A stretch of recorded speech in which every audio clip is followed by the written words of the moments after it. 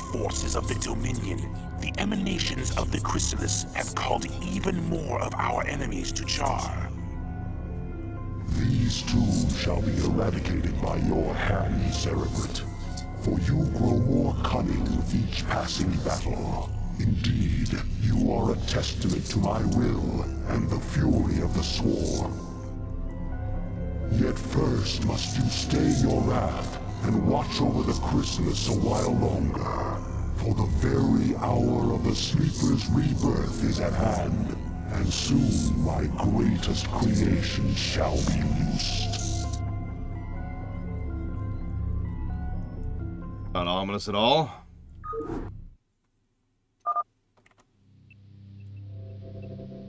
Cool.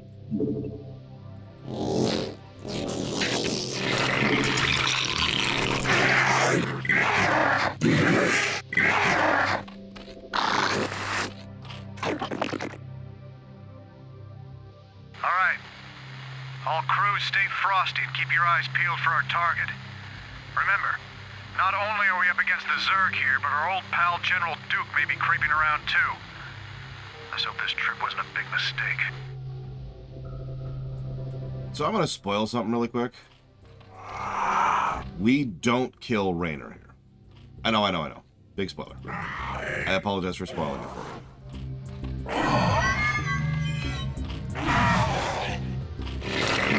But when I played this for the first time, I was legitimately afraid of that.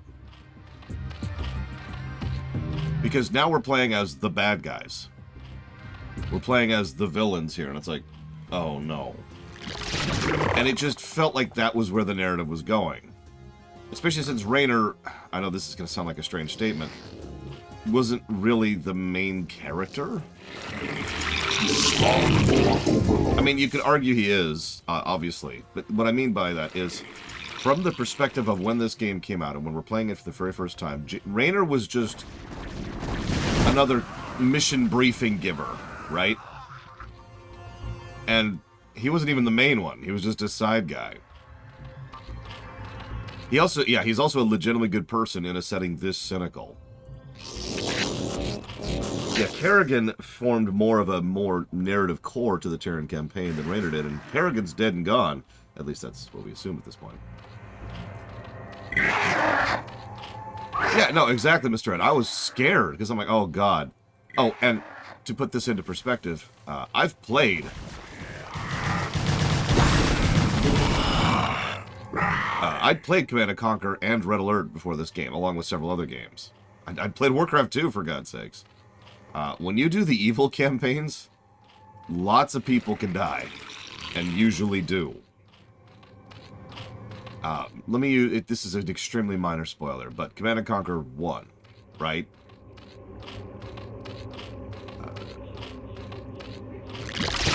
I am Seth, just Seth, from God to Cain to Seth. And I have a task for you. And then you fast forward like 3 missions. And then he's dead. Or look at Red Alert. I am General What's-His-Face. I don't actually remember his name. I'm giving you orders now. Fast forward 3 missions. He's dead. And I'm like, oh God. So that's the mindset I had going into this. Anybody can die. And... well, not to spoil too much, but this is StarCraft, and anybody can die. Yeah, Blizzard has absolutely no hesitation in killing off characters. At least they used to have no hesitation in killing off characters. So, yeah, congratulations on your promotion. You remember the scene. So yeah, I was scared for Raynor here, which I know sounds so silly, but I was just like, oh no, oh no, oh no, oh no. Like the whole friggin' time.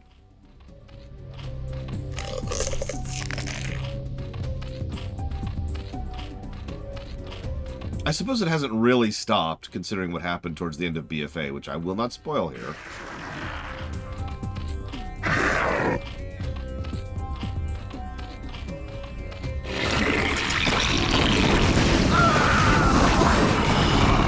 Notice the nature of the beginning of this mission, by the way. Near constant assaults. And you'll notice we're already running out of troops, the basic troops that they gave us. So we're already at a point where it's like, okay, we need to start stepping this up a bit. Like, if they attack again, I legitimately don't think I can actually stop them. Really, Darkrai? That's great. That's who I mean, Magister. Ironically, I would say that the expansion... This is going to sound funny. The expansion that has the least willingness to kill off its characters of WoW is Shadowlands. I know that sounds like a joke, but I don't mean it as one.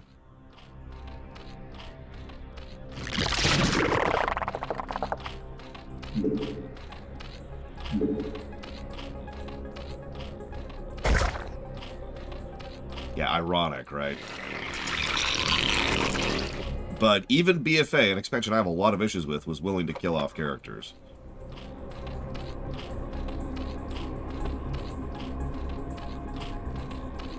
Of course, played Jamal. No! No! You may only demand that I not give negatives to beloved games. Oh, speaking of which, I got a comment this morning that said, don't consider my playthrough of a specific game to be normal. Normally, oh god, hang on, I gotta pull up the comment. I gotta pull, because this is beautiful the way he said it. Essentially, what he said was, you know what? I'm just gonna read the comment word for it. Hang on.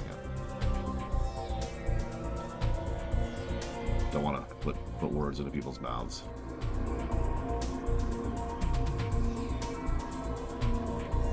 It's a better game to play through than I portray. The glitches are rare compared to what I dealt with. That's not what he said word for it. I'm readjusting it to focus on me. So, it's a better game to play through than lore portrays. The glitches are rare compared to what he dealt with. Now, if that doesn't bother you as much as it bothers me, please remember that I stream my games. Which means it's not like I can say, oh man, this game was so glitchy when it wasn't. I can't lie about it. I can't falsely portray a game. Because you can see the game right here. But no. The glitches are rare. Definitely.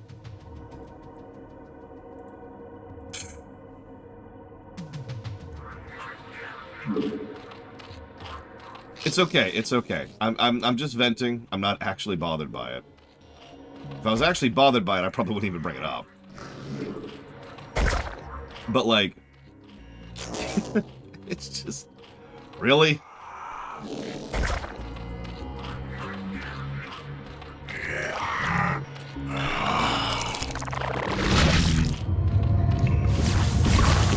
The Hive cluster is under attack.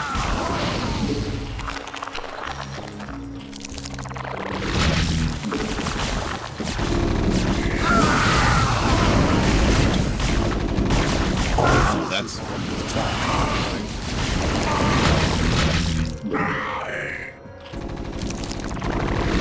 I do remember that glitch act.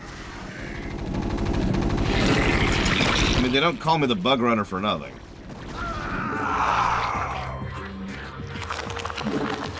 Seriously, that's actually one of my nicknames.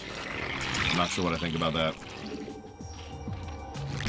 I mean, you saw me literally fall through the floor in God of War 5, right? That actually happened. On camera. In an otherwise very polished game.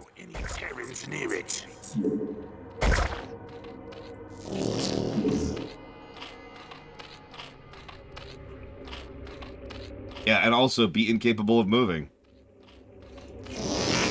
That happened too.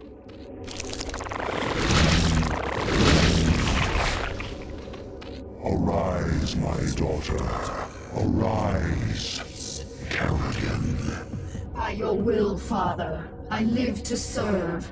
Let all who oppose the Overmind feel the wrath of the Swarm. Well done, Cerebrit. What I have wrought this day shall be the undoing of my enemies. Let not a Terran survive.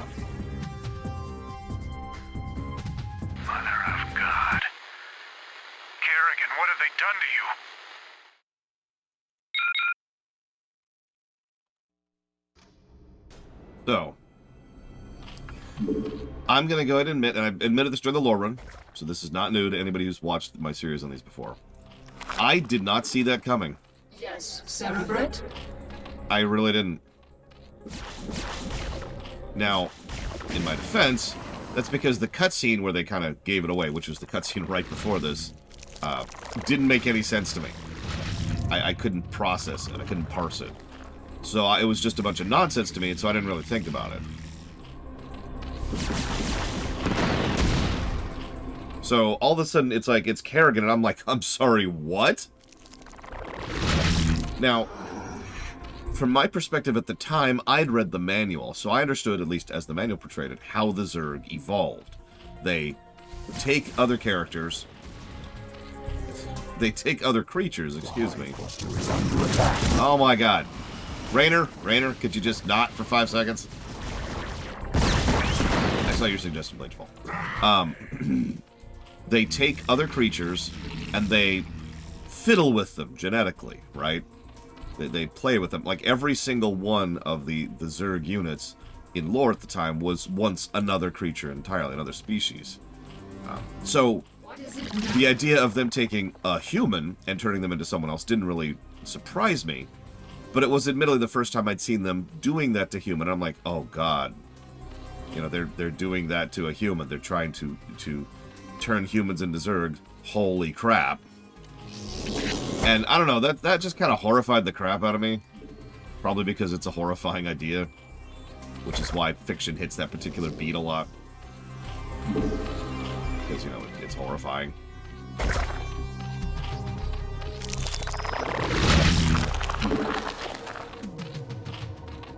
And then we... Thanks, Twitch. You know, Twitch... I know you're really trying to, like, emphasize your ads because you're stupid and you think ads actually get you a lot of money.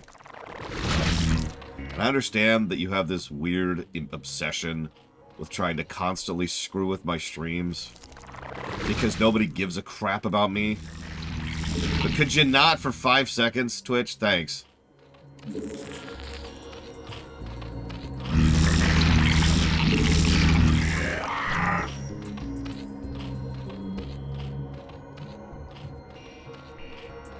So,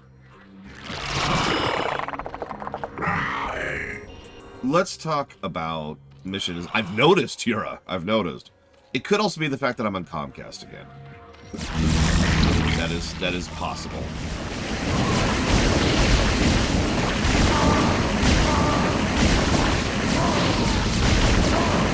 Yeah, they're fine.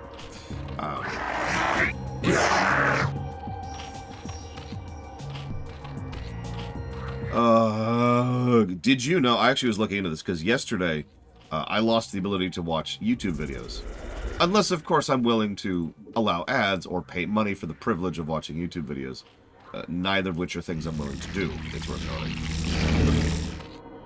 And I know that sounds unreasonable, and I kind of don't care. Because the concept that they're doing doesn't actually bother me so much as the execution, which is absolutely terrible. But I'm getting off topic. So, I saw Kerrigan for the first time, and I'm like, oh geez, oh geez, oh geez, because this is now, like, I figured this was the beginning of the Zerg's overall plan. Absorb humanity and move forward with it. We'll talk more about that in the future, but at the time, I was just freaking out about this. I almost didn't want to continue the campaign. As I've talked about before, I've never really been the kind of player who enjoys evil playthroughs. In older RPGs and older CRPGs where there was evil options to game, they weren't evil, for lack of a better way to put that.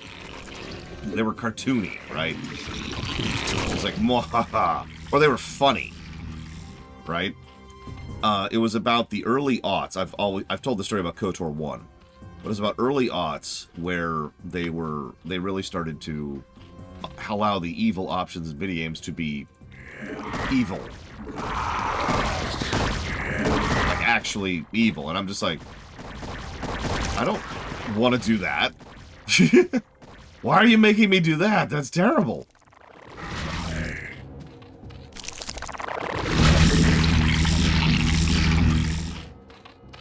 Yes, Stark Day.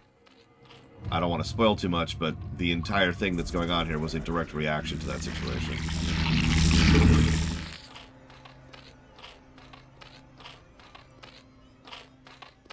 Yeah, most of Tor's dark side paths were just, ha ha! But then they started letting you do, like, messed up stuff, and I'm just like, okay.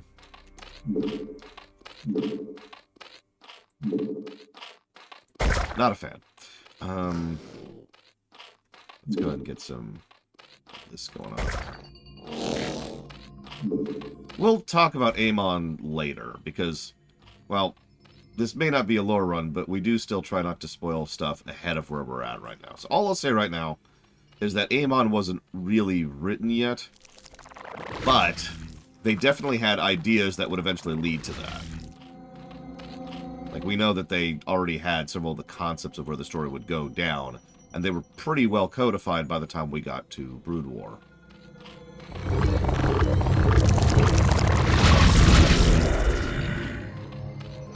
So I know this is going to be shocking, but we're going to make a lot of mutilisks here. Oh, god dang it, Darkrai. No!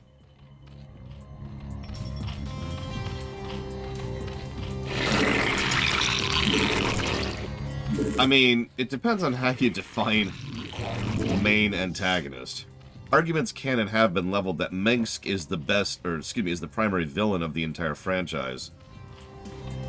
And considering the fact that he will remain a main character in this franchise for quite a while, in fact, for 4 of the 5 entries in it.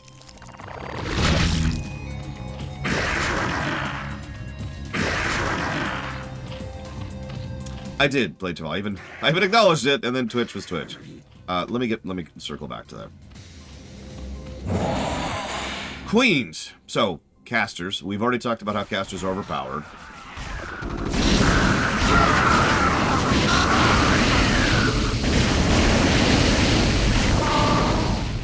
I mean, Amon is the Sargeras of Starcraft, but even the original, like I said, they definitely had some ideas in that mind. It's why they spent so much time talking about the Xel'Naga in the manual.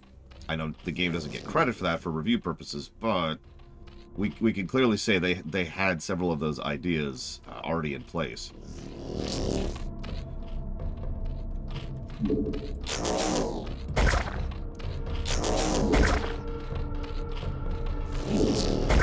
Just a little bit more of a cluster going on here. Don't mind me. It's enough to think about it. I need a lot more minerals.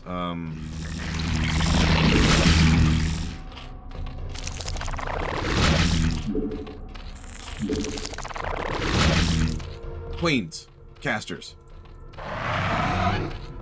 So, as usual, every caster is overpowered. We have Infest Terran Command Center, which is exactly what it sounds like.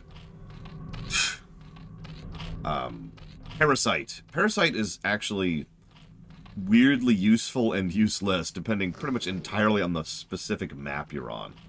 Parasite just gives you vision of another unit. There are some specific maps where that is actually great. In fact, I will be showing that off during Brood War. Spawn Broodlings. That's overpowered as crap. So Spawn Broodlings just kills a ground unit. Doesn't matter what it is, just kills it outright. And then spawns 2 temporary units in its place, which are basically mini Zerglings. So that big fancy siege tank or Reaver or whatever, it's dead. Broodlings are actually ridiculous. And Snare, ironically, despite the fact that it's something that has to be evolved, is the stuff we've been seeing them use all the time, and isn't really all of that useful compared to the other abilities. Although it's probably one of the better designed ones. It's a nice big slow. Ensnare is the kind of thing that can be used tactically, and therefore is only really situationally useful. Unlike Broodlings, which is useful roughly 100% of the time. Yeah, I much prefer how they do Queens in 2 over Queens in 1. Every caster has this problem in StarCraft 1. They're all too good and too bad at the same time. It's just... Come on! Oh, okay, looks like we have enough.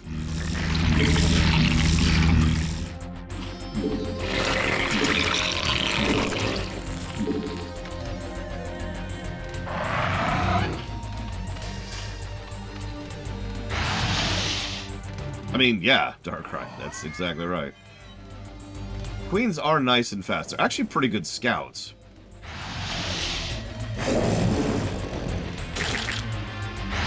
Especially since they can do things like that. And now we can just see what's going on there. This is also funny because if you're paying attention, we've been, as the Zerg, we have been paying attention to their comms and their goings-on the whole campaign. And we can now kind of see in practice how it is the Zerg have been able to tap into the Terran communications this whole time.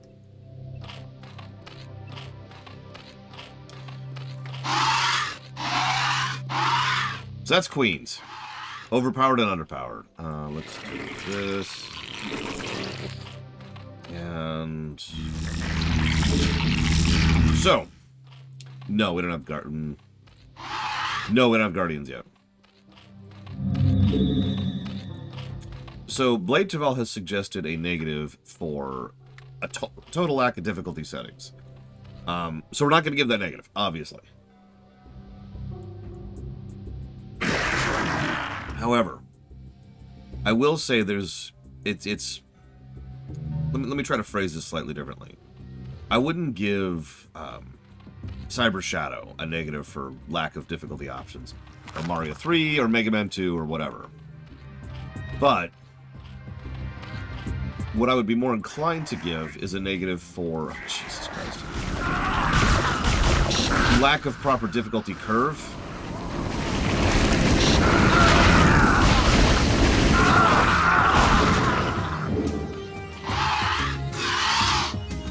Because there's lots of games, like, I know this sounds strange. If we start establishing a precedence of giving games a negative for not having difficulty options, that's actually most games, you know, percentage-wise. Which is why I'm a little hesitant to establish such a precedence. But I do absolutely think that we can give negatives for things like not properly designing the actual difficulty in question, which prompts the question, does StarCraft Vanilla get a difficulty curve negative? Because the mission difficulty can bounce absolutely all over the place, as we've already seen. Now, granted, I know what I'm doing very well. This is a veteran run for a reason. Evolution complete. And Lord knows every final mission for all 3 campaigns is just a teeth puncher. Like, there's a decent chance I will actually lose again on the final Protoss mission, for example. Yeah, it's actually funny. Overlords have all kinds of uses, but we're not doing anything with them. You just kind of put them over in the corner. Just go over there. Go away. I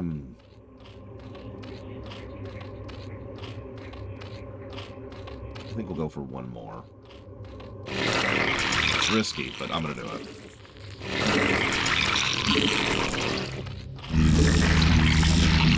Yeah, the final Protoss mission is ridiculous. It's also, go for it, Ek. It's also ridiculous specifically because of the fact that, well, this game doesn't really have the gameplay necessary to allow the player to do something like, for example, juggle multiple different types of bases simultaneously. Limitations in unit selection and squad size and hotkeying and how you can interact with the map and being able to lose workers and being able to lose individuals and blah, blah, blah, blah, blah. It's relatively easy to just kind of not have the controls you need to run the game. So managing one base can be rough. Now imagining 2 completely different types of bases at the same time against an extraordinarily difficult enemy. Oh wait, there's actually 2 of them. And that's the final Protoss mission in a nutshell. Actually, there is, Yura. Once upon a time, there's a mommy Zerg and a daddy Zerg. And they were like, you know what? We want to eat the galaxy. And they were like, nom, nom, nom, nom, nom. Nom, nom, nom, nom, nom, nom. Any questions? I believe this is mission 4.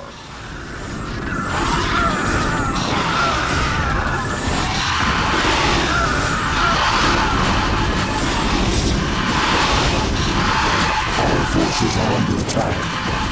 That's what I thought. Alright, so we're actually going to reload that. Alright. Yeah, way too much AA there. That's specifically why I saved right before that. Our forces are under attack.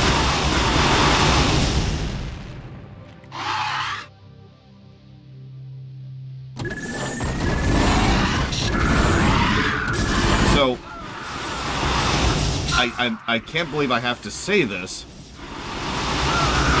because this has always been the policy. But we're trying to avoid spoilers, Stark Day. So you notice how I just described the final mission of the Protoss campaign without spoiling anything. You did not. Please cool it on spoilers. I'm getting a little irritable about it, if I'm just being completely honest.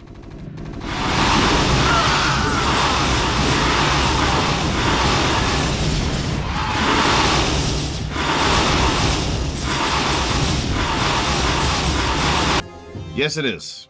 So, Blizzard games used to have this horrible flaw in their sound design, where there was music, and then there was sound. That's literally always been true, Yura. Okay, the policy is, and always has been, no spoilers for anything after where we're at. That's always been the policy. It has never not been the policy. That is a good question, though. Is that actually... I can check the actual sound options. Nope. So, yeah, let's talk about this briefly.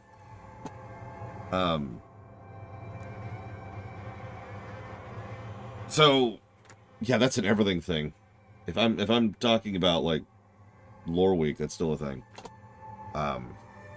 So, get some rest, aren't they? Yeah, that is the mission you were thinking of, though, by the way. So Blizzard had this problem where they would put all the sound on one channel and the music on another channel. Now, this made sense because when they originally started really coding and getting their stuff together, which was Warcraft 2, the music was actually, well, it was MIDI, but there was also the CD. So in other words, it made perfect sense that music and sound were the two channels, because sound was everything, and then music was just playing off the CD. So they really were two completely separate channels, and that made sense. The problem is that they didn't evolve past that until somewhere around 2008 or 9, which is well after this game came out. It was actually a huge irritation to me for many, many years in a specific game, which is World of Warcraft. For those of you who know, every character from BC onwards has voice acting in dungeons and in raids. Usually good voice acting, and always relevant. Well, I shouldn't say always. Almost always relevant, because dungeons and raids in WoW are main story content almost every single time. That's main plot stuff, MSQ stuff. So not being able to hear the voice acting under was a huge hassle and a huge frustration. They finally got their head out of their asses and separated the sound channels, but it took them way too long to get there. I am a little bit gobsmacked that they didn't bother to change it here, probably by virtue of the fact that they were trying to be as close to the original as possible, which I continue to not be in favor of. Having said all of that, I'm not going to ding it for the remaster not fixing it, but I am absolutely going to ding it for the fact that it exists at all. It's effectively an audio balancing problem, but it is still not good sound design.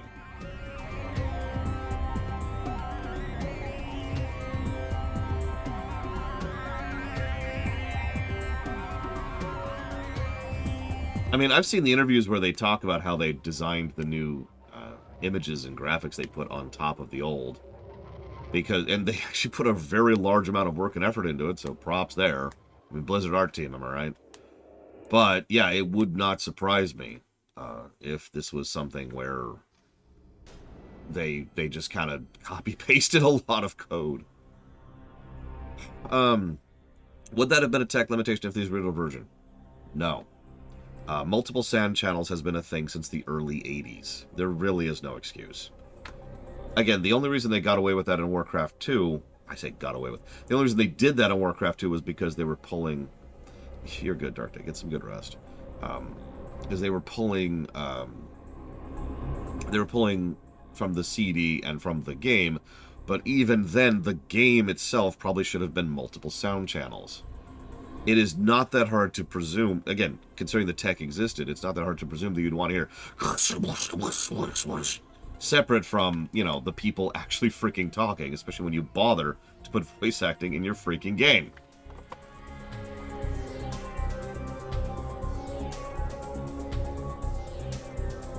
I mean, you've already seen me in this campaign several times where I'll just casually turn off the sound briefly just to get rid of some of the noise, because combat can be loud, or I'm trying to talk.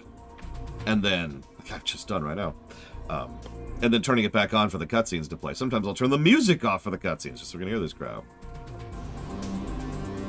So, anyways. No, they don't get a pass on this, and yes, it is a negative. Okay, so now that we've covered that,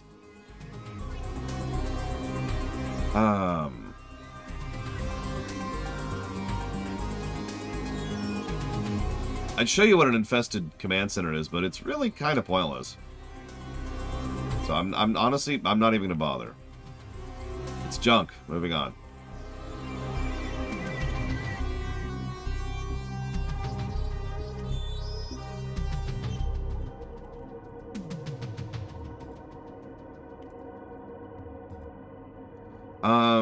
I mean, obviously sushi is the objectively better option there.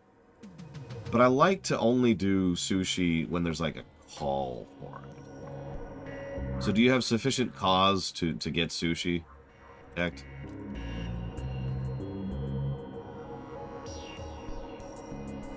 If you do, then yeah, go for it.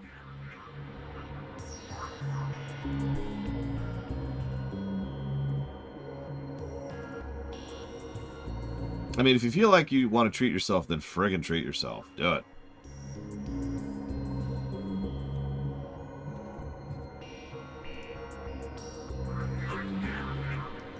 My favorite thing about Parasite is the AI functionally can't acknowledge that it exists. Oh, right.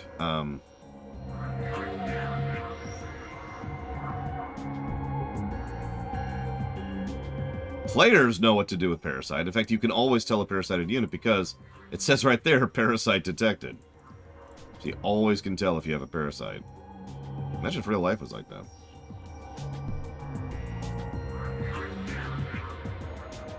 I can't even imagine that, Yura. Sushi every day.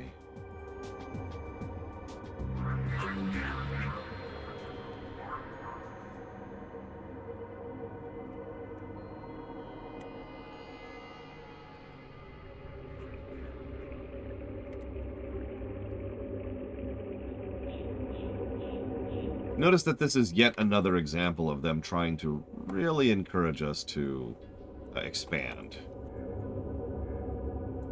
We start off with pretty limited resources and a reasonably well-entrenched enemy, which we cannot reach by the ground by default.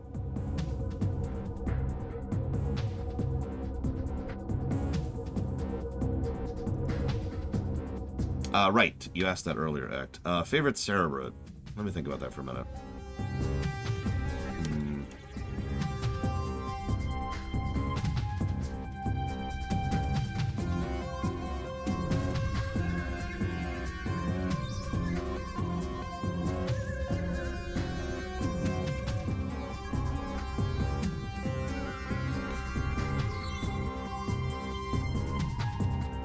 Overlords are food, vision... Oh, jeez. Food, vision, transports, and detectors. We have talked about it several times, Starcraft. What would you like to bring up? Like, we've essentially already reviewed the Terrans in their totality at this point.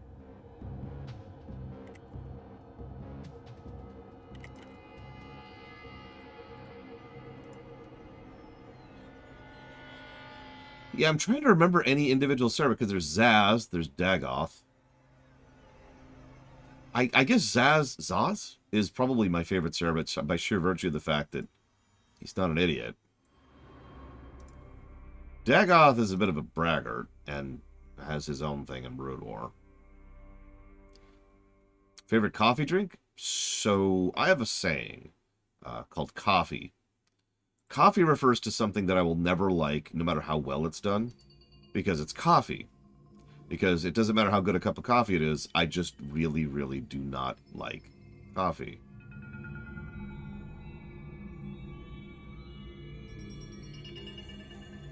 So I suppose that's my answer to you. Whoop. I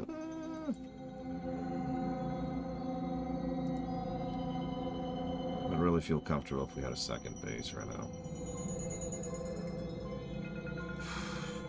We got some minerals going again. Let's set some stuff up. Wait, already? Oh my god. We are just Vespine starved on this map, too. Jesus.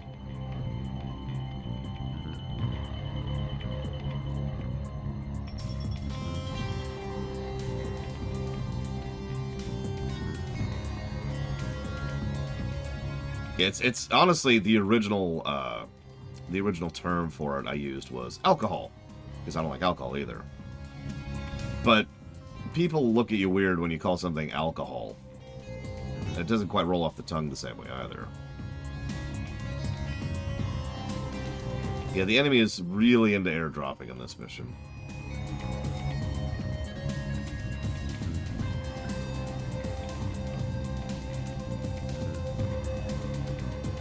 Problem is, there is no actual land bridge up here. You have to push a beachhead in through air power. So we're gonna build up to that a little bit.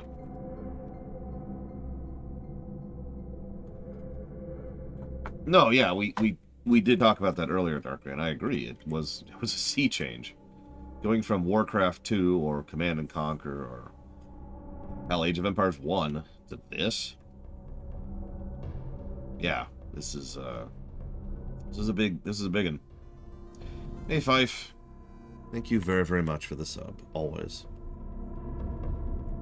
appreciate you. That sounds terrible, Zactef. It sounds desperate, actually. Here's hoping that is not true.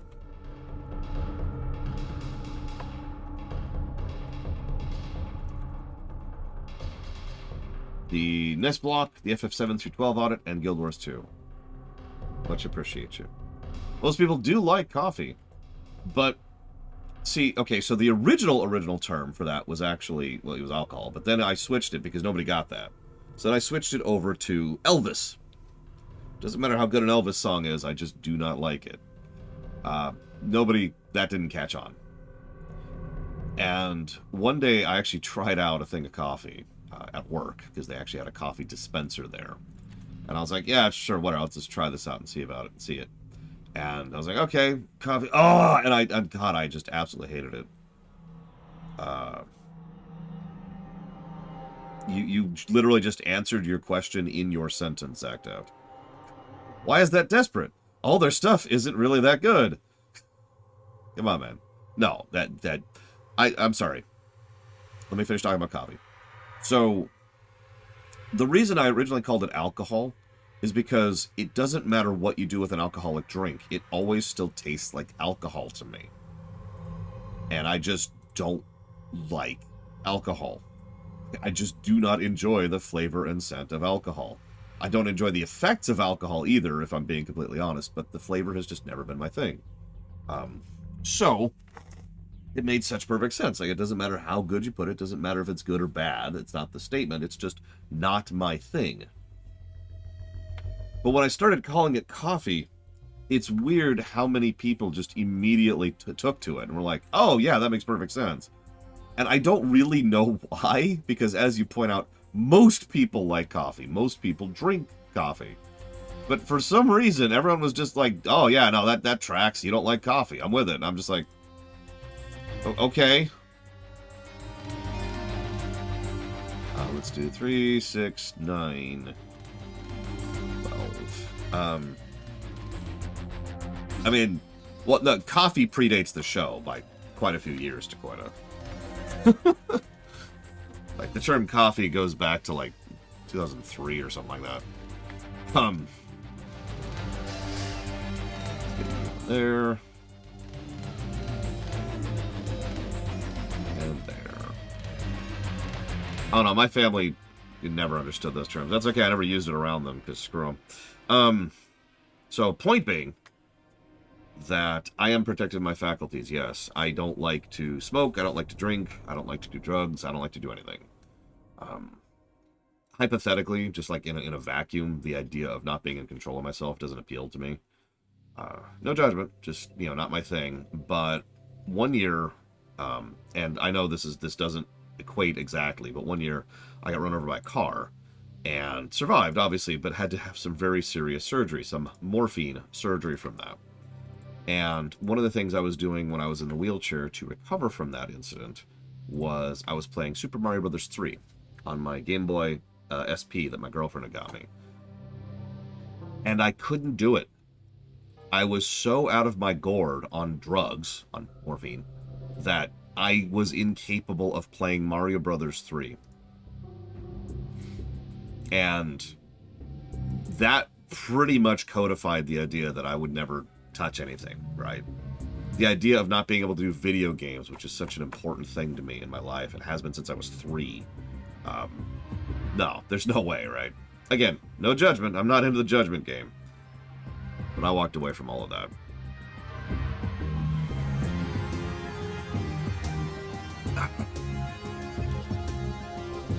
So, I do want to mention something to the MCU thing.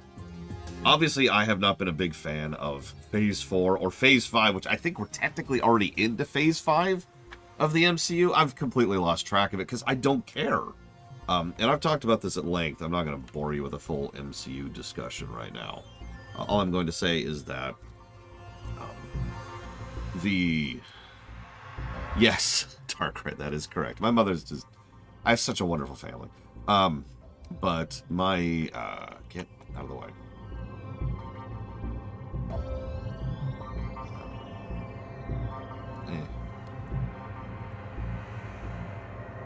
But, the MCU isn't exactly perfect, but it's managed to at least retain some level of groundedness up until Endgame. And I know that sounds strange, but I stand by that statement, and I can back this up with anecdotal comments from other people as well. Not just people I know, but people on the internet, interviewers and reviewers and stuff like that. I say groundedness, that's actually the wrong word. I think believability is probably actually the word I want. There was a cohesiveness to the MCU. That's actually a better word. That's gone. Endgame really did just kind of end that. And yeah, they've just been branching up. Verisimilitude, that's another good word. They've just been branching off into doing whatever the hell they feel like, whenever the hell they feel like it, without any real rhyme or reason to it. And Phase 4 has been very throwing stuff at the wall and seeing what sticks, which can work, but hasn't been. Now, I can't tell you why it hasn't been working, why that particular stratagem has just been... But it has been, demonstrably.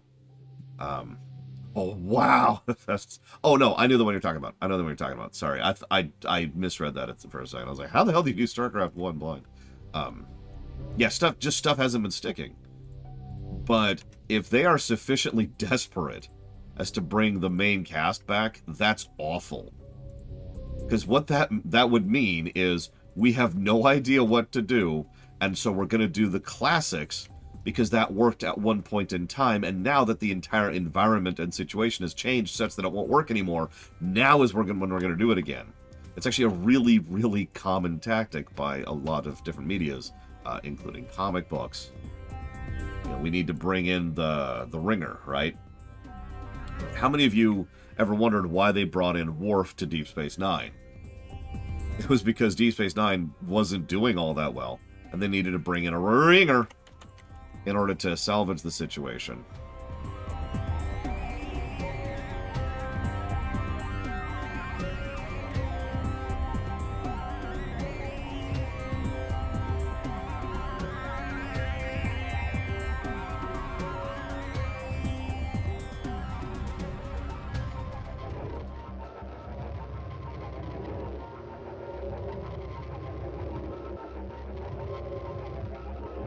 Now, you're probably thinking, but the Worf thing worked out. And yes, the Worf thing did eventually work out. But the whole thing reeked of desperation because it was. They got lucky in the fact that it worked out, but you see my overall problem here? Fan service can be good or bad. It's just fan service until it is good or bad. Okay, let's do this really quick. I can afford this.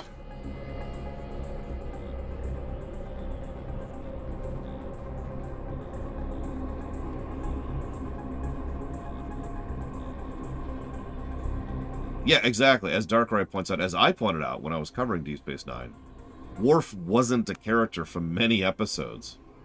He was just there. Now, credit to the writers, they did do their best to actually make Worf-centric episodes and to make him a character on the show. So they did stick the landing, and I'll stand by that. Do you trust the current crop of MCU writers to stick the landing on bringing back Iron Man?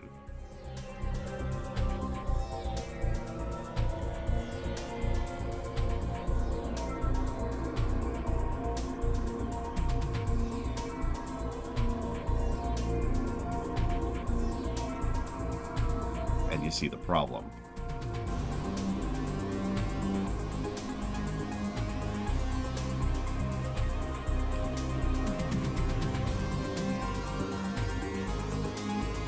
Only 4 more contests? I thought they were all up to like 50 at this point. Okay, so do I want to knock over the southeast base, or do I want to just push for it? I once again have 2 groups of Mutalisks, but we've already seen 2 groups is not enough. We could try to make a beachhead up here, which is probably where they want me to land. I only have to deal with 2 turrets up there. No, I agree. I'm sure most of you are aware of... I know I just said no spoilers, but whatever. The death of Superman, right? 80-something? I can't remember. That was a while ago.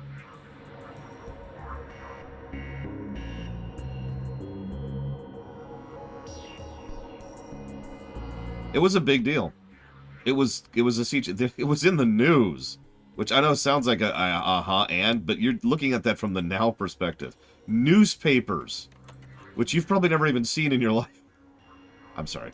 Showing my age. Showing my age. Newspapers ran articles about the death of Superman. It was a big deal. And then they undid it.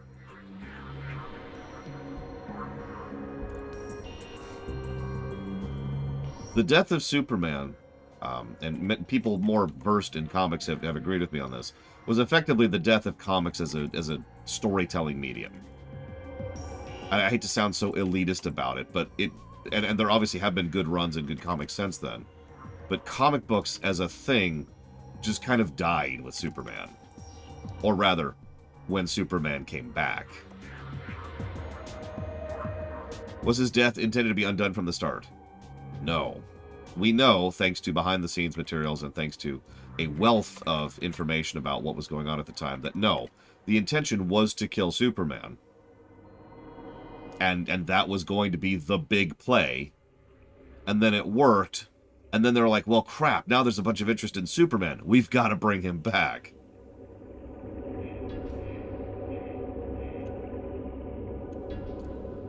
And so they brought him back, and that was already a mistake. And then they did it in the most face-palmingly way possible. And the whole thing just flunked hard. Yeah, apparently he got punched so hard he went into a healing coma. Which looked exactly like death. Don't worry about it, don't worry about it. I know it looks like death. They even had a comic where they tried to do a autopsy on him. And they had issues with that. Because he's Superman. Don't worry about it. Don't worry about it. He's alive. They even had a whole Sirius arc about who's going to take up the torch after Superman. And started all these other characters. And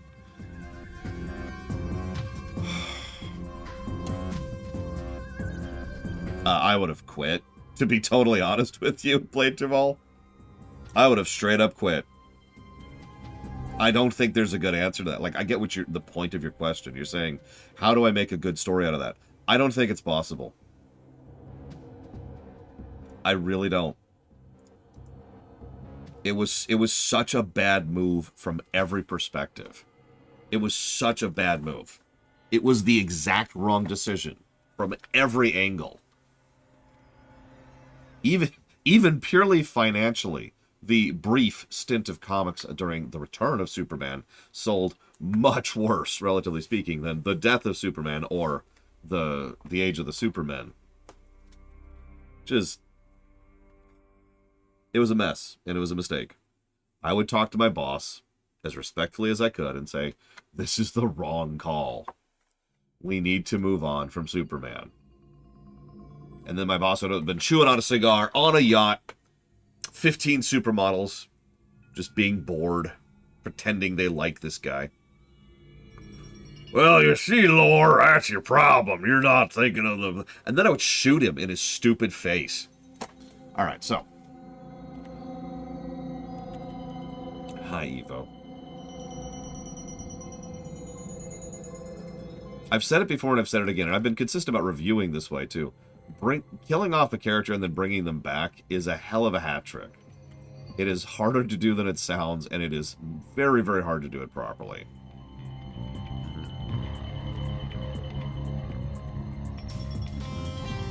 I obviously don't want examples of this because that gets into spoiler territory, but the number of things I can think of, the number of settings I can think of that have pulled off death and coming back properly is pretty small.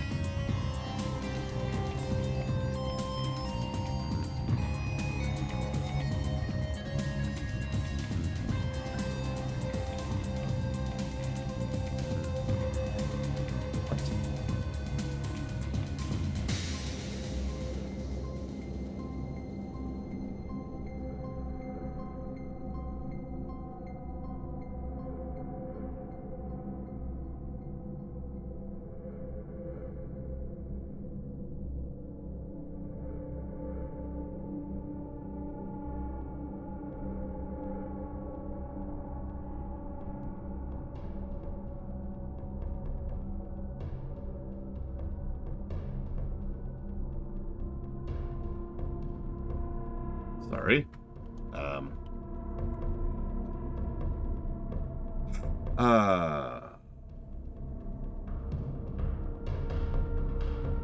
Yes, act. Although, if you're always changing everything, then you don't really have, like, you're not really revolution, right? You have to have some status quo for there to be a change to the status quo, right? I actually follow a 3-point system, act. Establish, develop, change. And that's pretty much how I write. Here's how things are. Let's really talk and analyze and examine what's going on and the consequences of how things are. Let's change how things are. Let's establish how things are now. And then let's really talk about and acknowledge how things are. And then let's change how things are. It's not completely patterned, but that is pretty much how my mind thinks when it comes to story construction. Okay.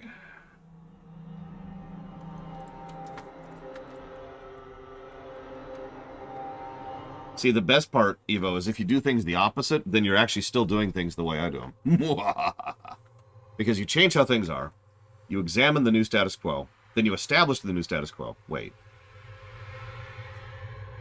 How do you establish after examining what's been established?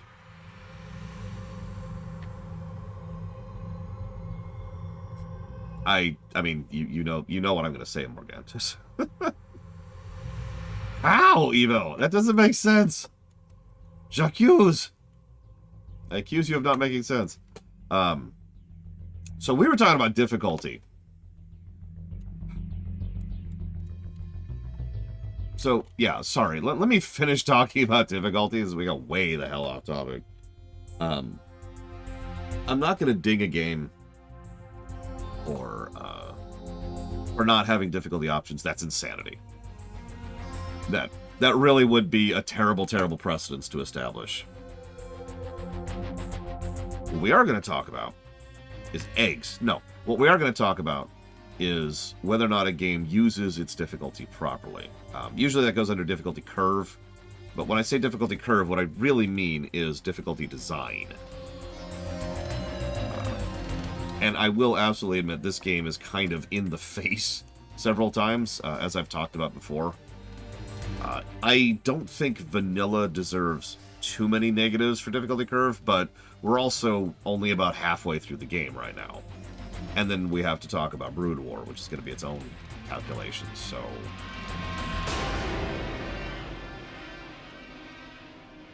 Yeah, there's a lot of... I mean, you saw earlier, we actually save stated in order to just test a strategy. That strategy, turbo, did not work. And then we moved on. Speaking of which...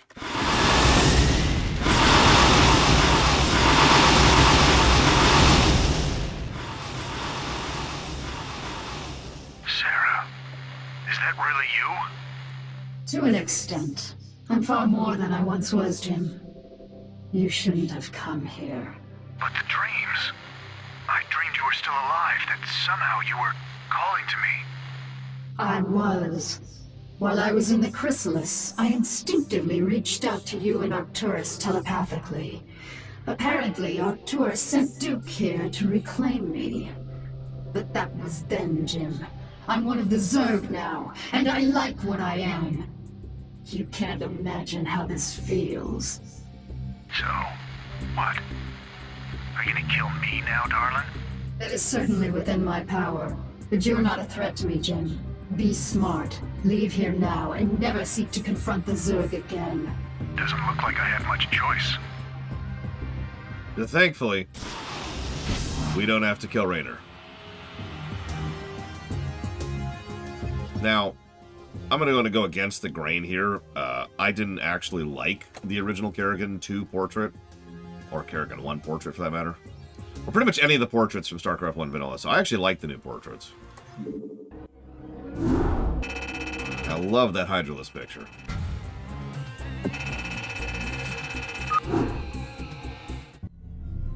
Kerrigan, the newest and most powerful agent of the Overmind, has arisen from her embryonic chrysalis, but her formidable powers are still not fully functional. Kerrigan must now seek to unravel ghost conditioning that keeps her powers in check. Once done, she will lead the Overmind's minions to complete domination over the unsuspecting Protoss.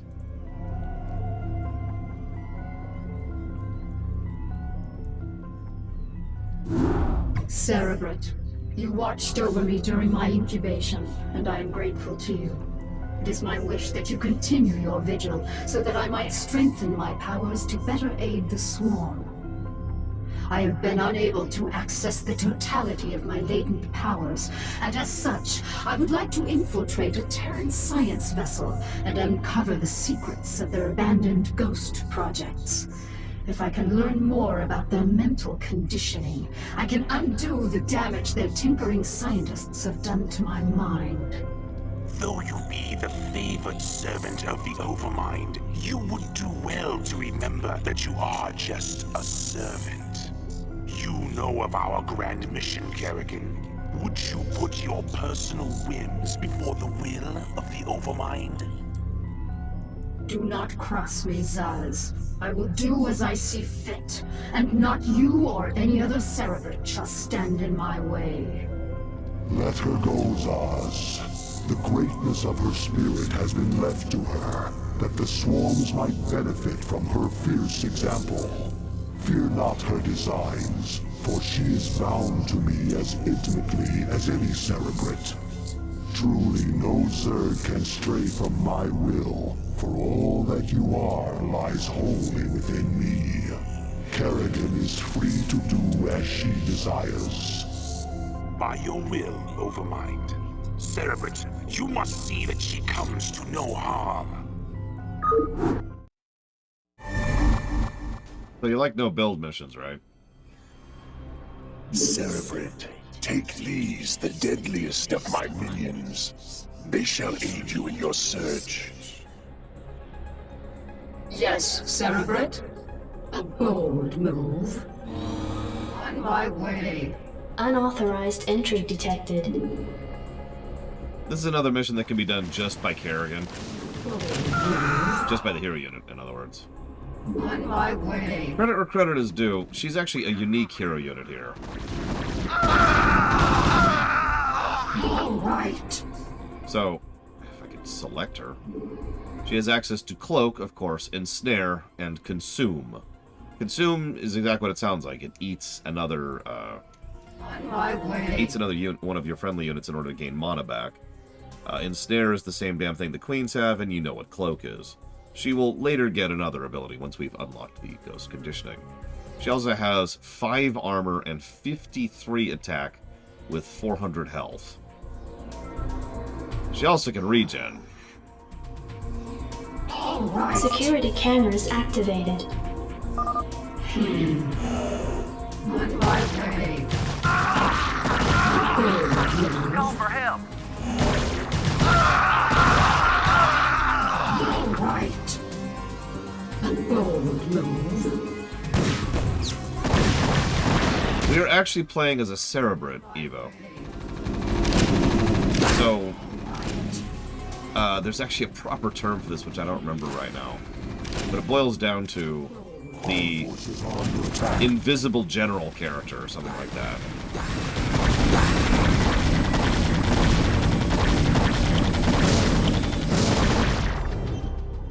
In other words, we might as well not be a character, even though we are.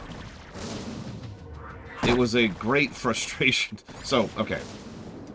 Back in the day, in Warcraft 1 and a little to an extent in Warcraft 2, the main character you played was just nameless general, right? Whether you were the Horde or the Alliance or whatever, you were just a nameless person. This is true in Command & Conquer as well, right? What Blizzard started doing was they started making it so you play as a nameless, gormless, whatever. And then, like, in the expansion, they would be like, or the sequel, you'd be like, so you were playing this guy. And that person was now actually a character. Like, for example, in Warcraft 1, we play as Orgrim Doomhammer. And then in Warcraft 2, well, that kind of varies, actually. But the point being that there was some variability to actually turning the faceless commander type into an actual character. In Starcraft, with one notable exception, they decided to skip over that. The Magistrate, canonically, just goes away at the end of Starcraft 1 Vanilla and is never heard from or seen from or mentioned ever again, and is totally not Matt Horner, wink wink. Even though Matt Horner was a former Confederate officer who decided to defect against the Confederacy and then later against the Sons of Korhal alongside Raynor during the events of Star... Anyways, point being...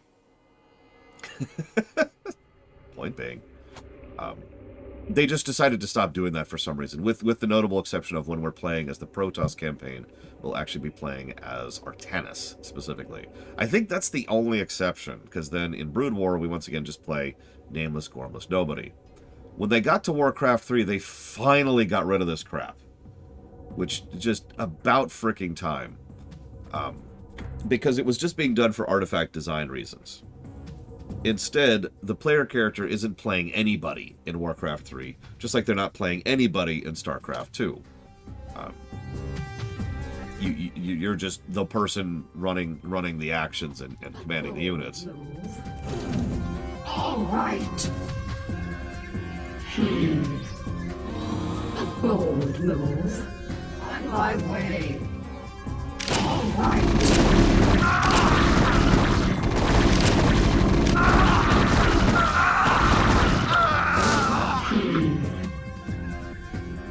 Yeah, and in StarCraft 2, you're usually playing as either, Raynor or Kerrigan or Artanis. On my way. So yeah, there's a bit of logic to there always being a leader type there and present in the missions. But anyways, again, getting off topic. A bold move.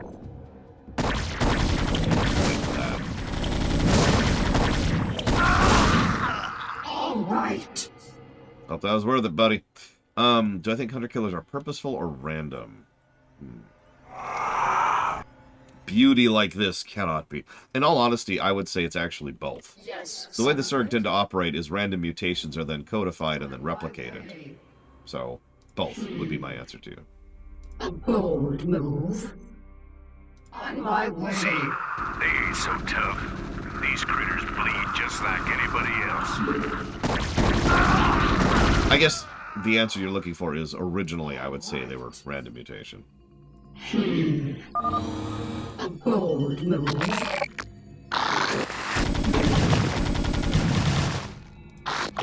One thing I do like about this mission, it's not very engaging from a gameplay perspective. Not really.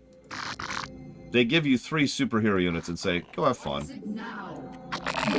But what I like about it is this is more of a narrative mission. You notice we're already over halfway through this, by the way. Alright, let's wax these critters.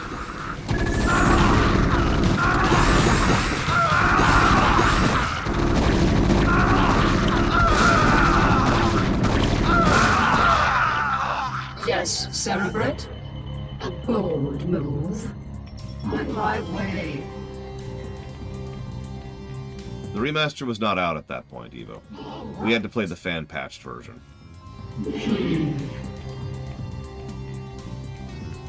On my way. No, I think the Supreme Commanders would qualify for the same thing, Plutonium. But I think that's it. There's the Supreme Commanders, and then there's Crush, Kill, and Destroy. On my way. I mean, no, Gum Gum, that's silly. Bold move. All right. No, we know why they decided not to make Matt Horner a character. It's because they're idiots. A bold move. All right. A bold move. All right. Bold move. On my way. Listen, people being stupid never happens, Gum. Don't be ridiculous. All right.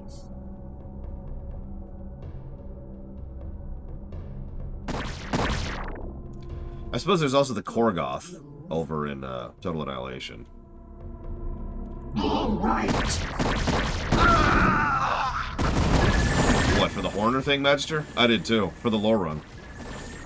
I did a lot of research for this series for the lore run, as I often do.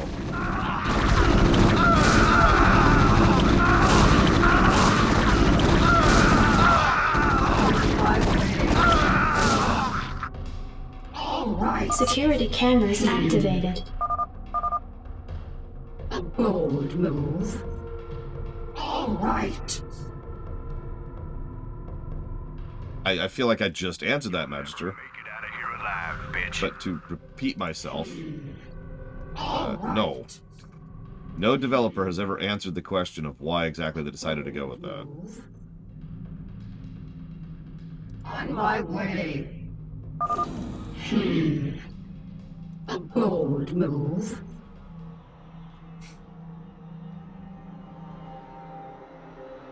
Hydralisk, hit the any key. Bonk! Now here's the question, does it count? Where's the, there it is. On my way.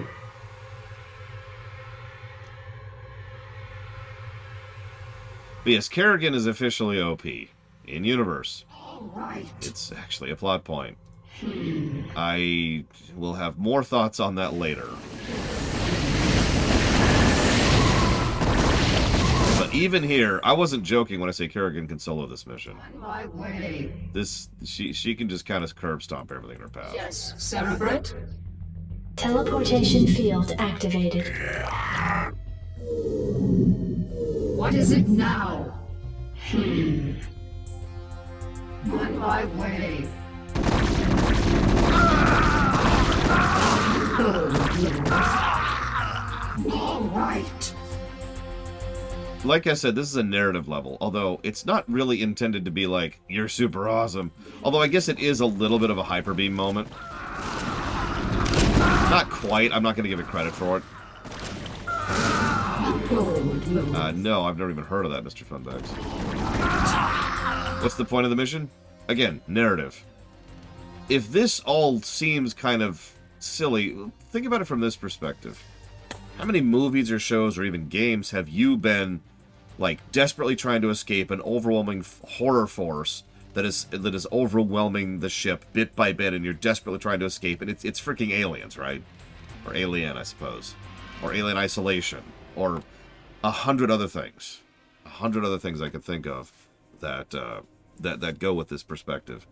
It's just, we're on the side of the xenomorph. On my way. That's the point of this mission. This will be made abundantly clear in the follow-up to this.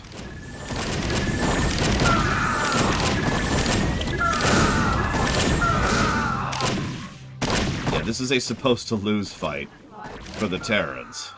All right. What is it now?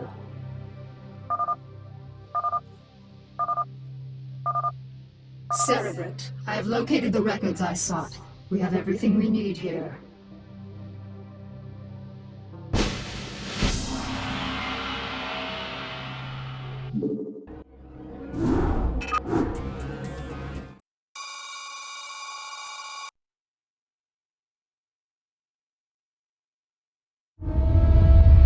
Well, they're not a hive mind, so that helps. Good, good.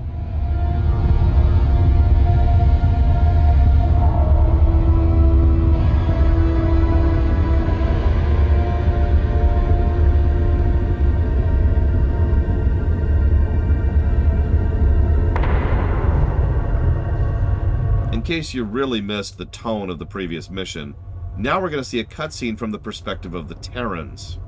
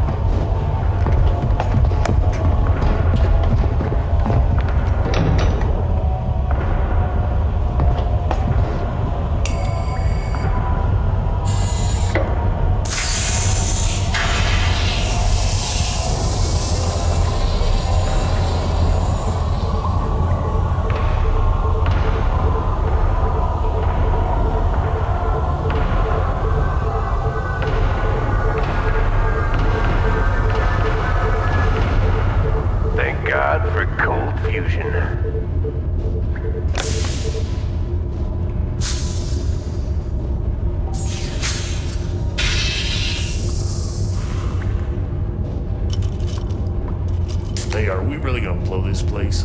Only if we see a Zerg. Yeah, I got your Zerg right here.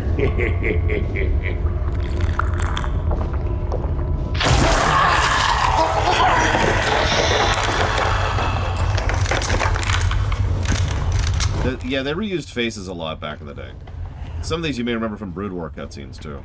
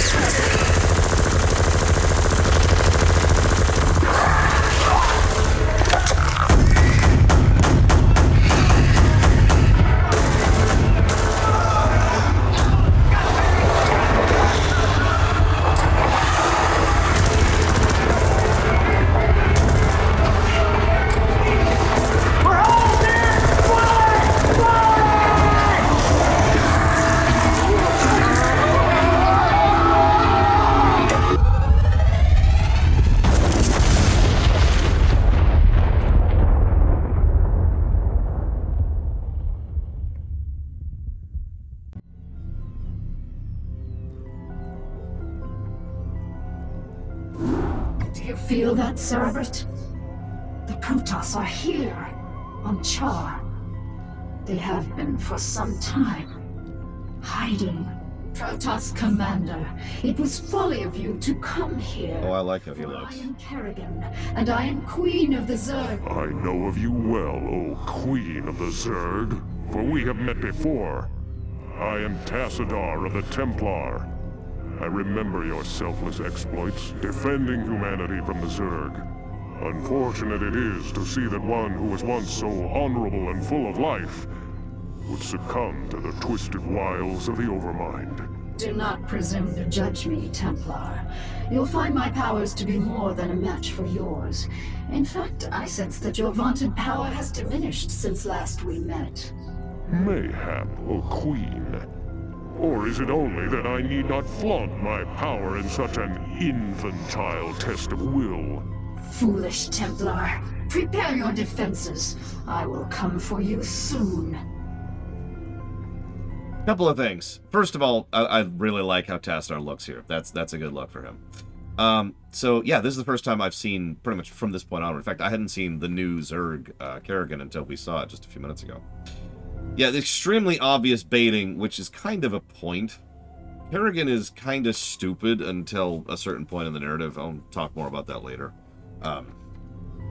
But the idea here, this is the first time we've actually seen the Protoss. The Protoss have been kind of ever-present, but in the background. And you'll notice they're repeating the same trick they just did, right? So, the Terran campaign was all about the Terrans with the Zerg as a slowly increasing swarm in the background. But behind the Zerg was an also increasing swarm, like another storm past the storm. The analogy's breaking down, but bear with me. There was another storm on the horizon. That was the Protoss. And there were even more in the background. Again, we only fought them once in the entire Terran campaign, and we have yet to fight them in the Zerg campaign. So now the Zerg campaign is going to repeat the trick. Now we're going to start building up the Protoss in the background. But I just wanted to comment on something. So you like Tassadar's voice actor, right? You may have heard a couple of other voices he's done over the years. Roughly every Nord in the entirety of Skyrim. Seriously, it's like 30 characters in Skyrim. It's ridiculous. He's voiced... he does the voice of Shrek. No, not in the movies. In everything else. You may or may not recognize him from Xenosaga. He plays Jin Uzuki. But I think we all know his most famous role, which was, of course, as Gopher in Kingdom Hearts during the Winnie the Pooh sections. I'm not making that up. You can look it up. He's actually a fairly prolific actor. I'm being a little facetious. He's done a lot of stuff over the years. Usually kind of smaller roles. Oh yeah, he also voiced Kane. As in Deckard Cain.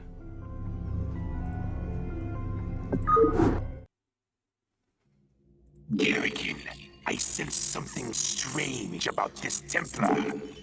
Perhaps you should reconsider your attack. For the last time, Zaz, you question my motives and authority at your own peril. You dare threaten a Cerebrit? You'll be the doom of us all. So, Guardians. Guardians... Let's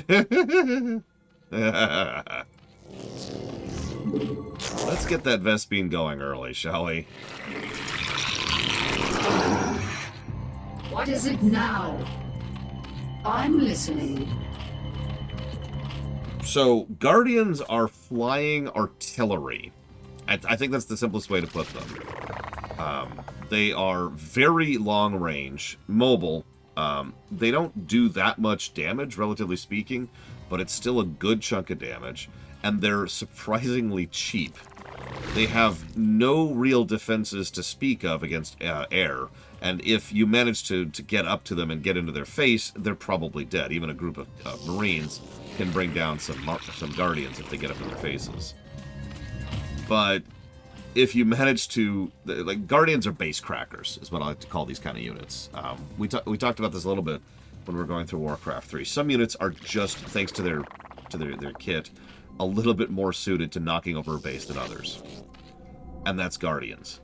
You send in the Mutalisks to deal with the army, you send in the Guardians to deal with the base. So, our strategy just became Mutas and Guardians. Now, Guardians are a little expensive, and we'll talk more about that once we get up to them. For now, let's go ahead and do some build-up. This is yet another mission you could accomplish in, like, 5 minutes if you know what you're doing, by the way. I suppose that's a lot of missions in Starcraft 1 Vanilla.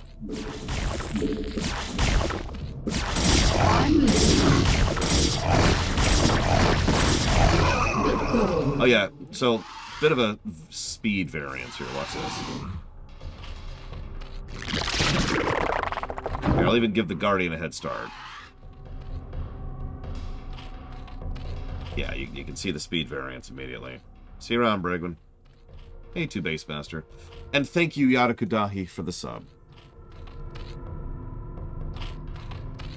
I'm sorry, you subbed in the middle of the cutscene, so I didn't say thank you at the time, but very, very much appreciate thank you. If you want to put that towards up to 3 things, please let me know. But much appreciate. So, let's start getting our resource going. Not you. Back here. Well. Oh, sorry, actually, one other thing. Now we have our full powers unlocked. Our stats don't really change, but now we have access to Psionic Storm. Psionic Storm looks like this. It's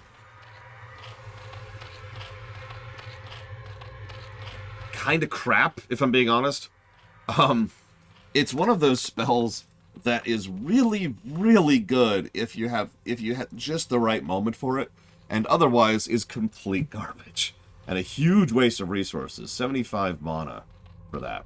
The thing is, it does very high damage, but it does it for a very short area, and it does it for a very short period of time too.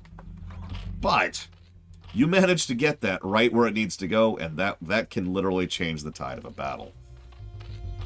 I generally don't like leaning on Sonic Storm if I can avoid doing so, just because I dislike it that much.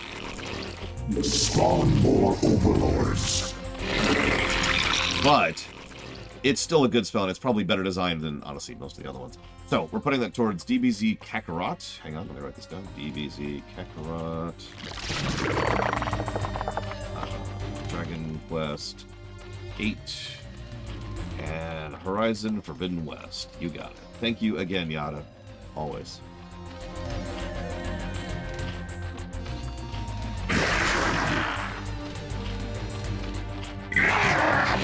So, Guardians and Mutas. That's a... Why is that even a question, Gubnum? Would you rather be shot in the foot or given a hamburger, is what you just asked me. I'll take the hamburger, thank you. No, you're right, Blade Jamal. Kerrigan is honestly very stupid in StarCraft 1 Vanilla. Excuse me. I actually need to be correct about this. The Queen of Blades is very stupid in StarCraft 1 Vanilla. She is a little bit smarter in Brood War, and we'll talk about after later. But the Queen of Blades, I agree that it's probably deliberate, that she isn't exactly an intelligent person. Between the power tripping and the fact that she literally has a mental slave yoke attached to her brain, and the fact that she has been designed to be primarily ambitious, and it's not like Kerrigan was ever particularly smart to begin with. So yeah, she's a tool, she's a newborn, and she's like, kill! No, it honestly makes a degree of sense that she is this stupid. It also kind of helps things for a few upcoming missions, which we'll talk about as we go, including the one we're in right now.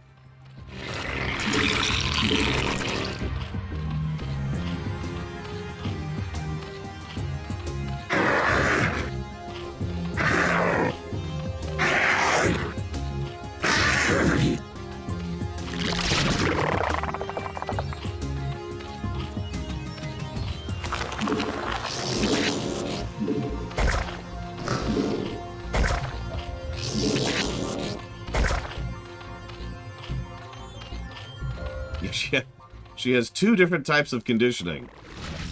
Messing with her.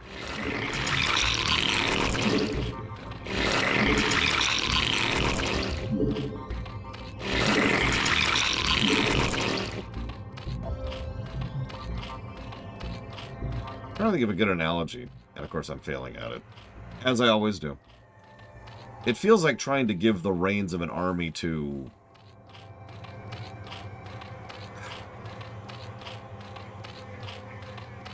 I was going to say Artanis, but that feels too unkind. The Hive Cluster is under attack.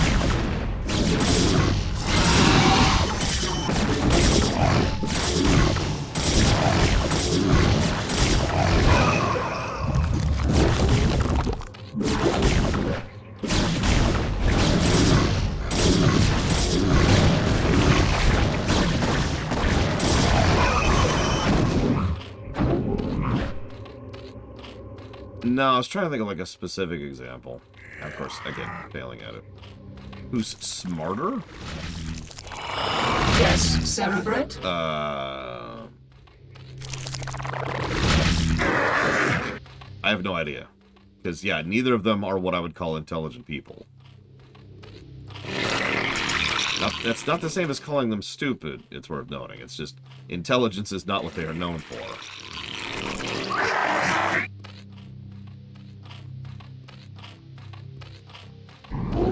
What is it now? Oh yeah, pissed sounds. Yes, Cerebrate? What is it now?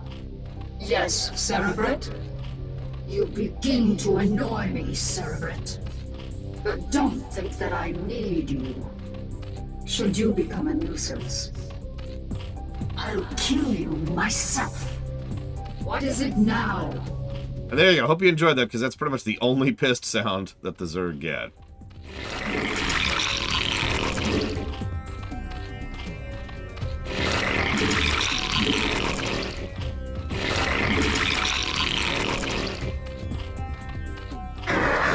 Actually, I have no idea if this is true or not, but I've always sort of assumed that the actress was told to sound like she's constantly in pain, because that would make sense. Well, there's a reason I call her the Queen of Blades and not anything else, Crazy Horse.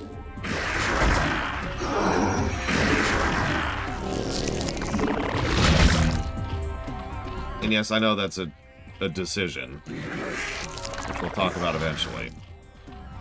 And assuredly a retcon. Unlike some things which they definitely had planned out, the Queen of Blades is definitely a retcon.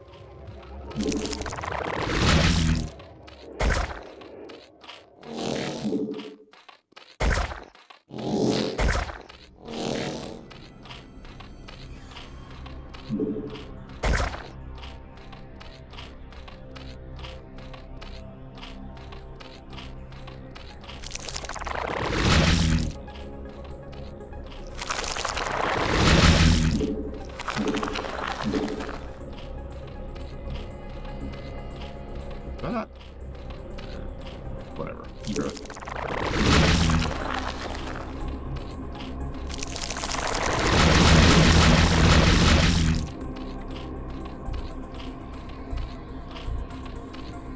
I mean, I don't know if that's a past tense thing, dum-dum. Blizzard has always had this weird fascination with, okay, you're evil now. Something they get from Star Trek. No, really. How many of you have ever really looked into Star Trek like I have? Well, the answer is none of you, of course. But the point is, Star Trek has this weird fascination with, okay, so, congratulations. You have gained some kind of power. You are now evil. Because for some reason, Star Trek took the incorrect quote of power corrupts and just ran with it. And uses it as like a model of existence. Yeah, I'm evil now. It really is a form of vampire ego syndrome. It's just they gain some semblance of like you remember when Barkley became super smart and then he became evil. Or, TOS did this all the time. TOS is actually the worst defender here. Anytime anybody gained any kind of power, whether it's like the mental powers or the mental powers, or my personal favorite, when they gained mental powers. And what's best is, I just mentally thought of 3 completely separate instances of that. They became evil. Just instantly. And they keep talking about how, like, oh, they were such good, decent people before. If only they never gained power, then they wouldn't be evil. We have to let little girls wearing pink die, otherwise we'll be evil. Don't think about that sentence too much.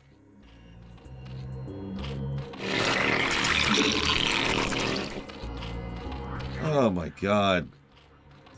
I'm sorry. It shouldn't bother me as much as it does, but they just hammer that point over and over. Yeah, actually, yeah, all of the people who are genetically engineered across Star Trek, evil, with like one exception.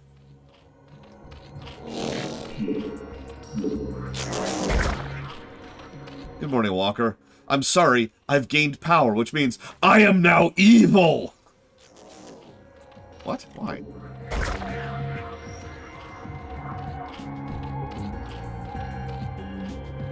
Getting back to the point.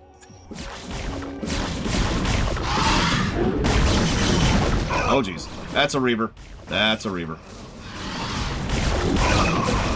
Death to the Reaver. Death to the Reaver. Death to the Reaver. Our forces are under attack. Okay, we're cool. Yes, Cerebro.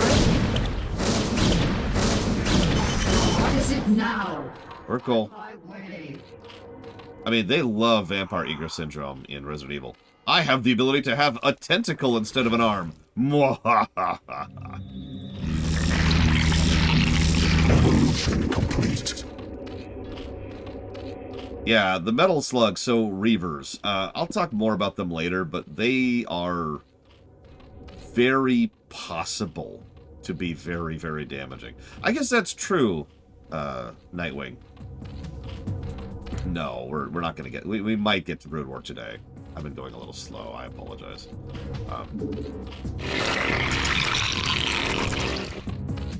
So that brings us up to a grand total of 2.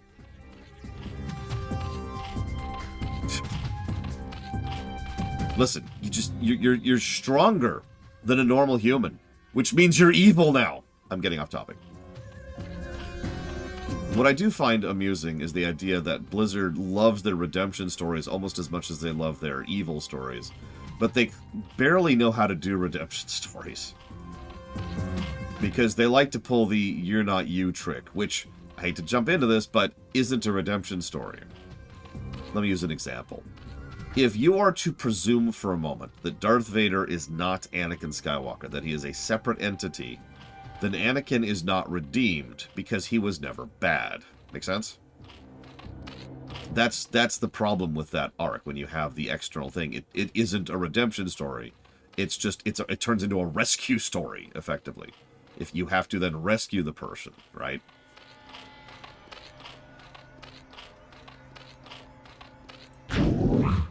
You have to free them from the external influence. And once you do so, woo! Evolution complete. Evolution complete. Okay. So I want that.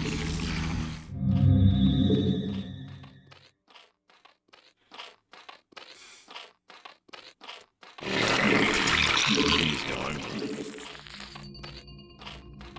A rescue story can be a good story. I will even argue this when we get to Starcraft 2.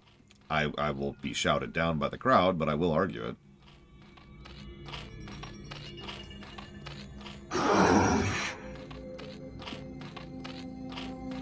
But yeah, so Metzen was pretty much the Blizzard writer. He actually, a better word is he was the Blizzard mainliner. My own terminology, in the absence of any pre-existing terminology that fits. So, Metzen, his signature style, he likes big sweeping numbers. He likes to turn characters evil.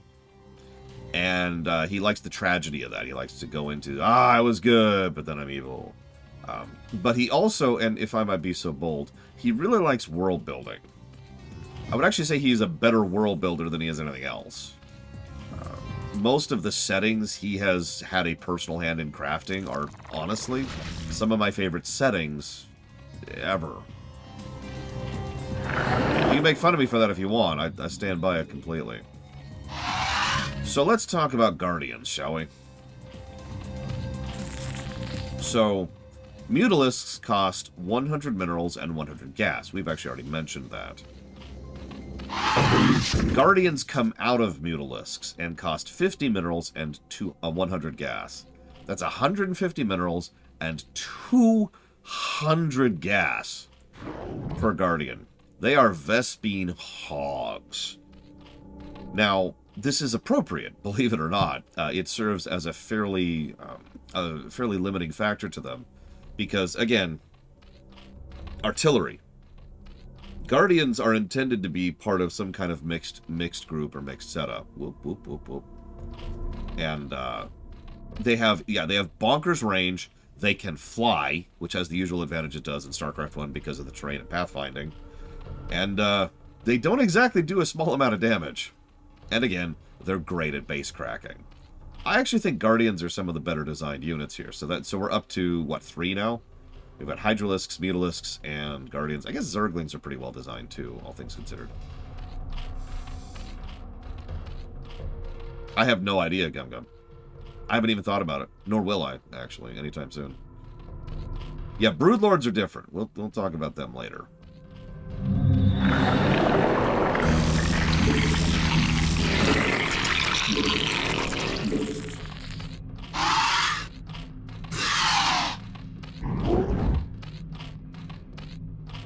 Thing is, while they only have a little bit more health and a little bit more armor,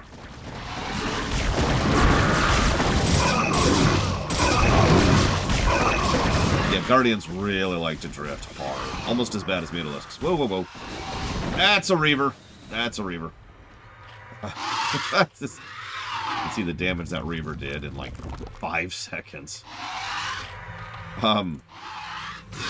The real benefit of Guardians is because of the fact that the Guardians can just kind of handle the ground side of things. They serve as great multipliers, ironically, to Mutalisks.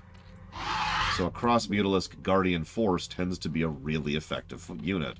And you've just seen the entire rest of this campaign, by the way. Mutalisks and Guardians. There will be a couple of exceptions to that. Literally 2, I believe. But yeah, you're going to see a lot of this. Just going to be honest. I know a couple of challenge runners who get tired of the Zerg campaign because so many of the missions, it's just optimal to do Guardians and Mutalisks. And you get access to them relatively early, too.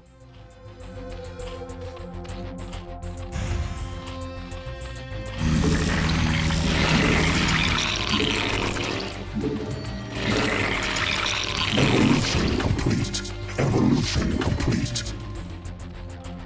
Devourers... we'll talk about them later, because we don't even have access to them yet, I don't think. I could be wrong. Maybe we do. Oh yeah, they also get +2 per damage upgrade. Which is not exactly shabby. Unlike the +1 that the Mutalisks get. So let's do this. That. Apparently we do actually have Scourge, but no, my bad. Okay, so we'll talk about Scourge in a minute.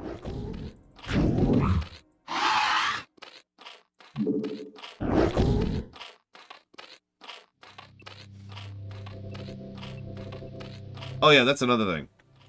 So, Brood War's different, but for all intents and purposes, we've already met the capital ship of the Zerg. We had the battlecruiser for the Terrans, the carrier for the Protoss, and is the Guardian for the Zerg. That's obviously debatable, and again, Brood War's going to change this up a little bit. But this force right here should be sufficient. But let's talk about a couple things. First, let's talk about Zerg. Queens? No, Scourge. Scourge. Nothing to do with the Scourge over in Warcraft. Ignore that. Ignore that. gonna scout a little bit here.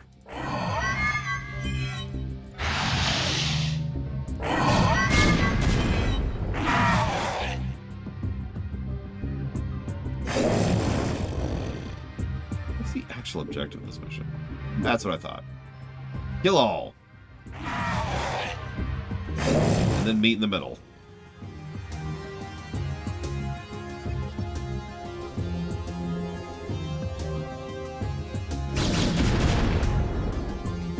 Yeah, that should be sufficient.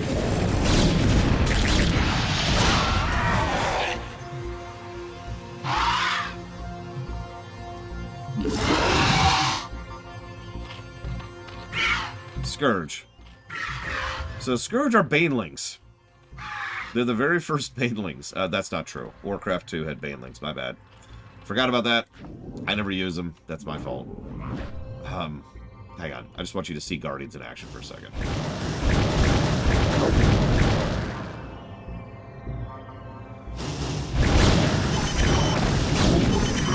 And that's Guardians in a nutshell. Like I said, artillery. Did you notice that when they first started attacking the Dragoons ran away? It's not because they were running away, it's because they couldn't physically reach the Guardians attacking them. Because the Guardians were attacking from so far away over the cliff, the Dragoons could not get far up enough in order to attack them back.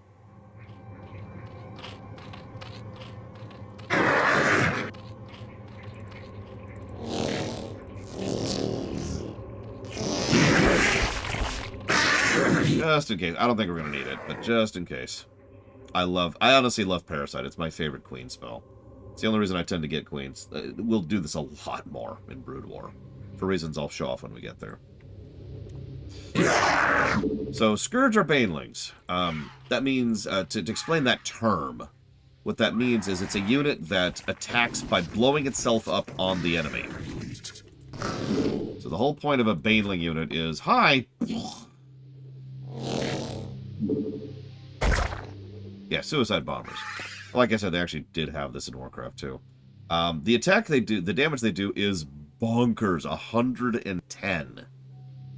Which is crazy. You'll notice they do not benefit from damage ups because they don't really, that's not how that works.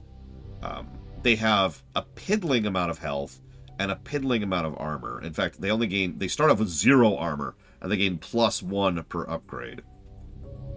However, you'll also notice that they are reasonably fast. In fact, I believe they have Mutalisk speed. Don't quote me on that. And they can only attack anti-air. But every time you build a Scourge, you actually build 2. So every Scourge, every single thing you design, or maybe it's 3. Hang on. Actually, I forget if it's 2 or 3. It's several. So they're very cheap. Actually, sorry, I should actually tell you the cost. 25 minerals, 75 gas. So a little bit gas heavy. Go figure. But they are relatively cheap. They can be produced en masse, and they can be produced very quickly. In the time that I was saying that one sentence, we now have 2 new Scourge. So if you have carriers or battle cruisers charging in, hey, what do you know?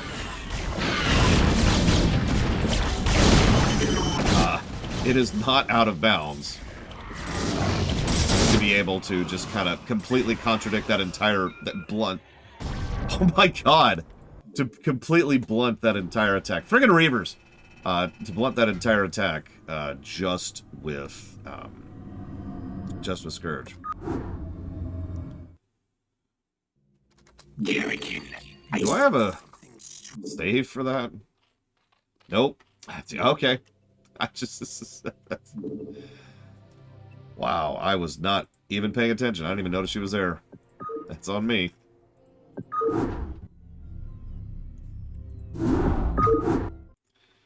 God damn, I already had the fleet going and everything. I sense something strange about this Templar. Perhaps you should reconsider your attack. Well, For the last time, Zaz, you question my motives and authority at your own peril. You dare threaten a Cerebrate? You'll be the doom of us all. yeah, we just lost about half an hour of our life there. So let me talk about something that Warcraft 3 did which was a, let's call it a universal improvement to the game. When a hero unit dies, they go back to like the altar of hero resurrection, and then you can pay resources to get the hero unit back. It's not the end of the freaking mission. Yes, Cerebrate? Honestly, Kerrigan is so beefy, I'm legitimately not sure what killed her, but then again, I was not paying attention. Wasn't looking at all. So that's kind of on me there. Yeah, Dawn of War also pulled a similar trick. Oh my god. I'm gonna go deal with something really quick. I'll be right back. As soon as these guys get built. Go make minerals happen. I'll be right back.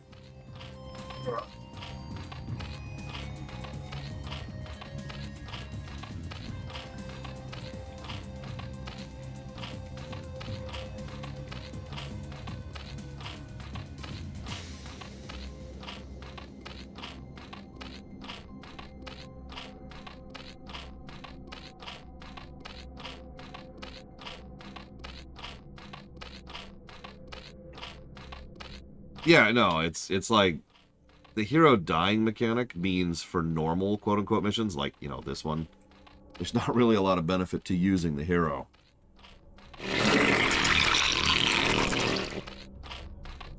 So difficulty, am I right?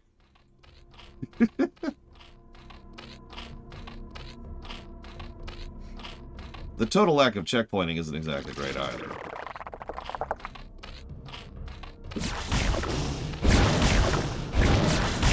Well, okay, Gum Gum.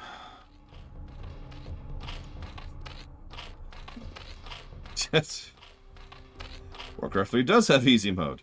Normal mode. I'm joking. I'm joking.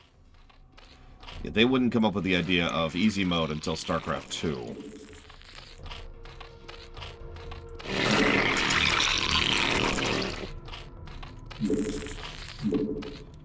Okay, sure, I'll pay attention for a minute.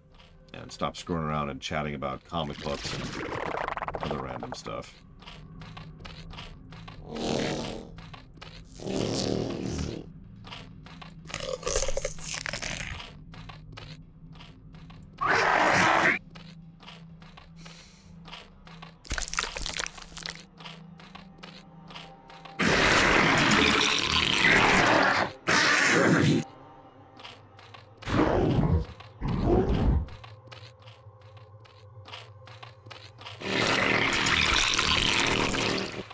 You know, it's interesting. Warcraft 3 doesn't actually have hard mode in what you would call the traditional sense of the word. Oh, it has a hard option, a hard toggle. But it's one of the best examples of difficulty design I've seen. Not the best, but one of the best, like top 10 range. Because what they did was they made each map twice.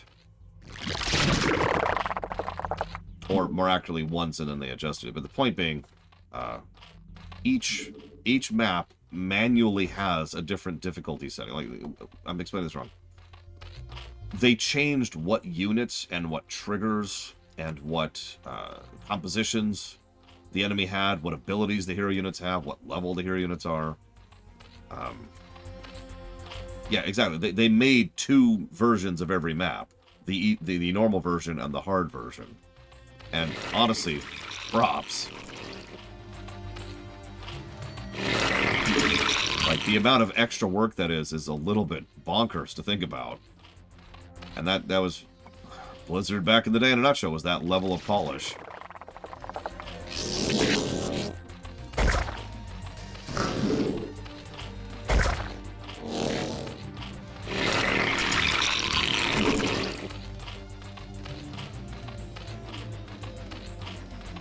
Looks like 3 more will do it.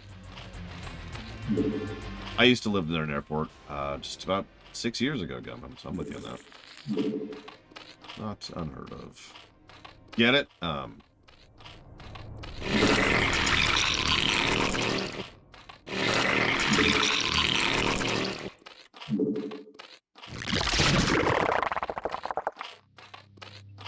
know, right, Silent Fox? I mean, what really irritates me most personally, on just a non-objective level, is how much game development used to be How do I phrase this? Like, saying it's better is kind of disingenuous. It's more like the investment industry hadn't really gotten involved in gaming yet.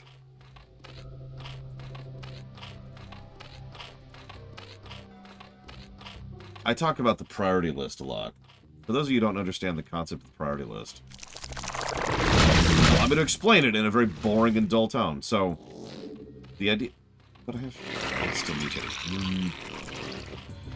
The idea of the priority list is you want two things. You want both of these things. But if there's any kind of conflict, you need to decide which one is more important than the other.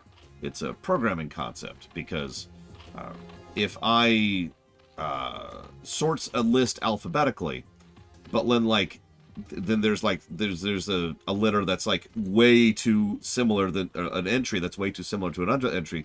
It needs to decide which entry goes first in that alphabetical. It needs to decide based on that priority. If I decide to A move in Starcraft,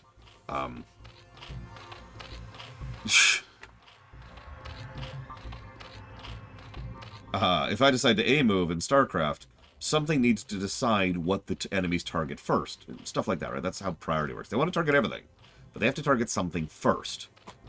That's the concept of priority.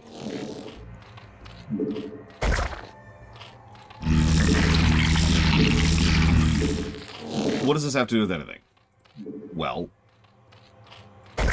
if you have two priorities, and one of them is make a good game, and the other one is make money, and the make money is the higher priority, then if there's any conflict between the two, what are you more focused on?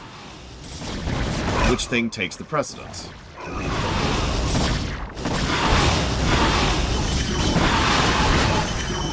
Gaming has always tried to make money, and corporate has always been involved in the equation.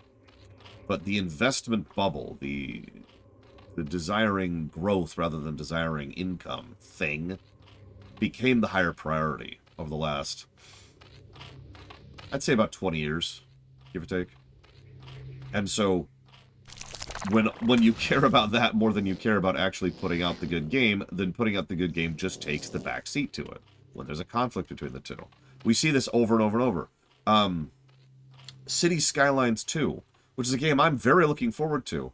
The developers have already put out a release, a notification saying, hey, this game is buggy and has graphical performance issues on PC. Just so you know, we're still releasing it at the intended date, but it's not a complete product. Yeah, exactly, Holtbolt. It's exactly right. You get it. It's like I said, the priority concept is a very, very, very common one. It is a programming term, but it applies for just everyday life, too. Baldur's Gate 3 pulled the same trigger. Now, in the case of Baldur's Gate 3, they kept their nose to the grind wheel and have been churning out patches to improve it. I'm not sure if Cities Skylines 2 will do that. We'll see. But you get the point. I agree with you, Sub-Zero. The developers are being forced to push out an unfinished product because the priority is making the money, not making the good game. They still want to make a good game. It's not like they don't. It's just that has taken a back seat.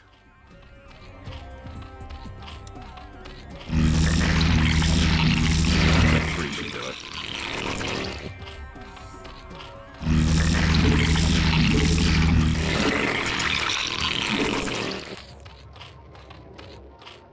What game I feel that I played this year that did difficulty best? It's not an award category, so that's a valid question. We're actually probably going to keep the awards categories a little bit less than last year, because there were too many categories, so many so that we had to run multiple polls because I can only have so many entries per poll.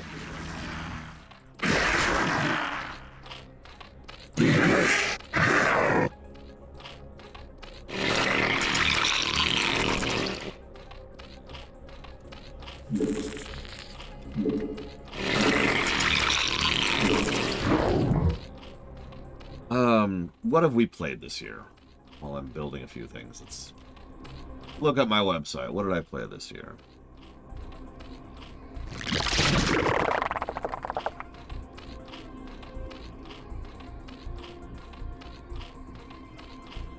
Okay.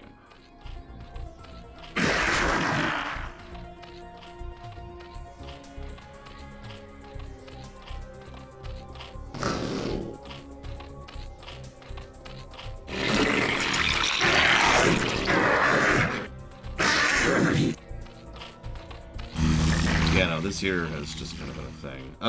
So we have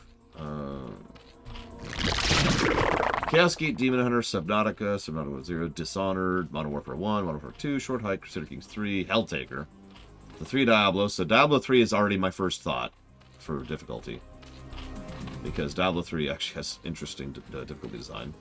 Total War, Thomas Was Alone, Evolution Complete, Misadventures of Ton Bon, Last Guardian. A lot of these don't even have difficulty options at all. XCOM, Dragon Quest, Luigi's Mansion, Shovel Knight, Bloodstained, Ori, Shantae's, Baldur's Gate, Dragon Ages. So actually, Dragon Age Origins probably takes that one for completely overhauling the AI and scripts and manually changing certain encounters based on your difficulty. So I'm going to go with Dragon Age Origins, I think.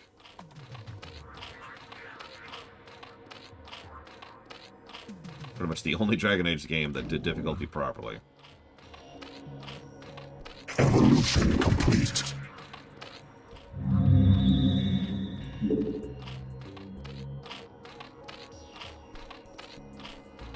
It's like I'm just sitting here waiting right now anyways.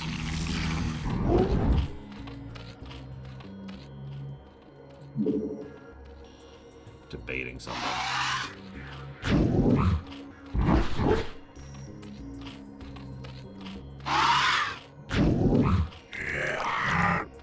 Evolution complete. No? See you around, Dira. Yeah, D3, I would say, had good difficulty, but not great. Better than it could have been.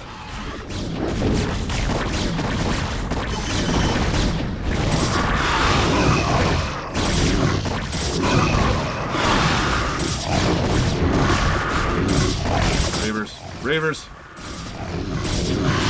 Our forces are under attack.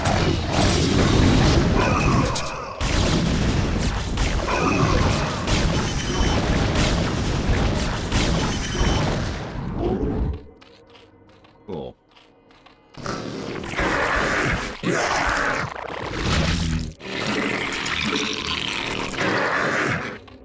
Kerrigan's up here. I'm listening.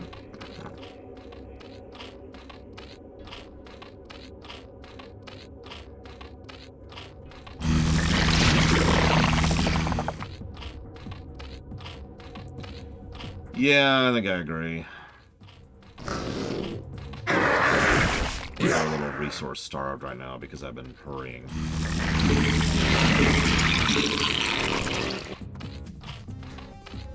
Clearly, Tassadar has failed us. You must not.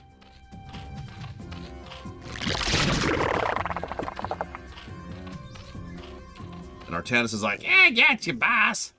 Because that's Artanis' voice. He's not voiced by Patrick Seitz or anything.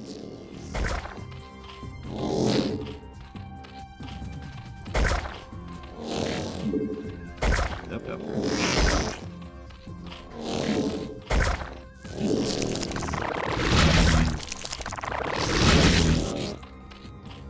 I can't do a full honeycomb. Whatever.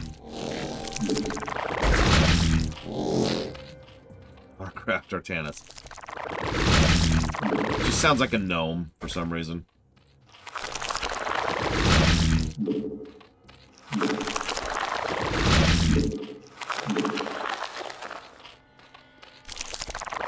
Yes, canonically, we actually... It's not a Matt Horner situation where the writers are stupid. We actually do play as Artanis in Starcraft Vanilla.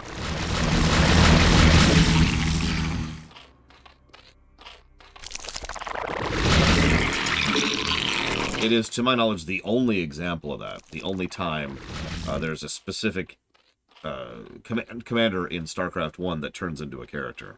Because the Magistrate pisses off, the Cerebrate dies, or becomes the Cerebrate of Brood War. That Cerebrate dies. The UED commander dies. And the Protoss commander of the Brood War campaign, like, barely exists and is barely acknowledged. So...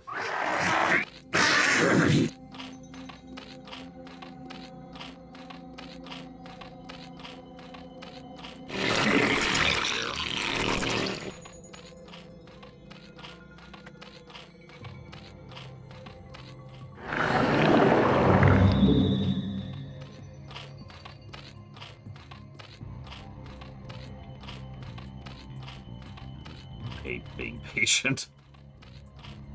That's not true. I'm actually really good at patience. I hate waiting. Especially when I've already done this. Oh, speaking of which, save.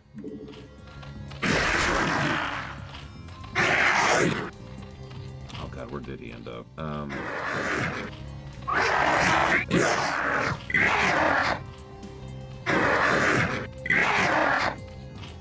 I mean, it's mentioned even in the game, Loke.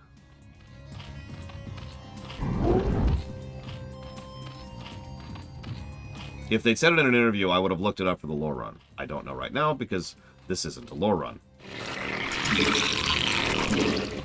If you want a lore run, go watch the lore run. It's already there. If I could remove one Batman villain from all media for 10 years...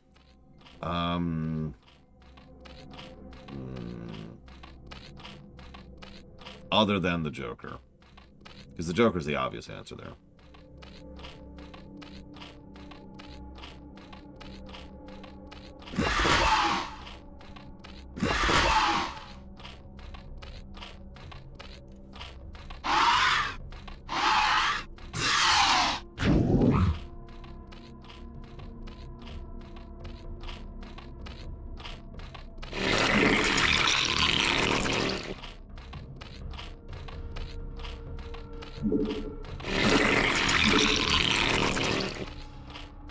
No, you're fine, Loke. I'm just thinking about the other thing now. I don't know. There's some other good options there, but it's just let's just get rid of the Joker. Was Celendus the Brood War commander? I don't remember right now. I can look it up because that might be a Captain Horner situation. The Hive Cluster is under attack.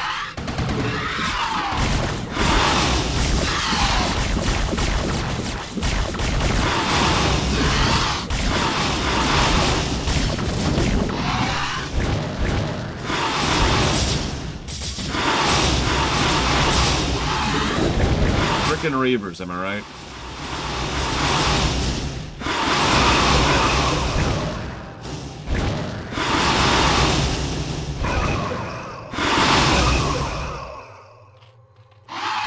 I think you know the answer to that.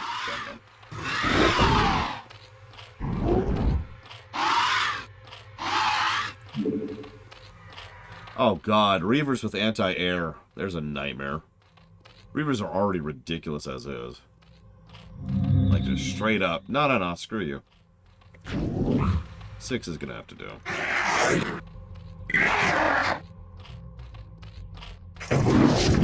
Evolution complete. I love the idea they just get in a cocoon that just hovers in the air for a bit.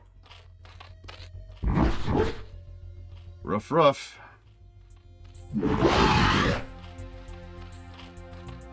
Now we're just going to sit on our resources for a little bit.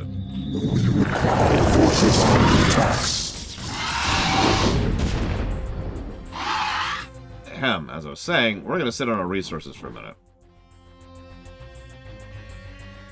See you around, Silent Fox. Have a good day at work.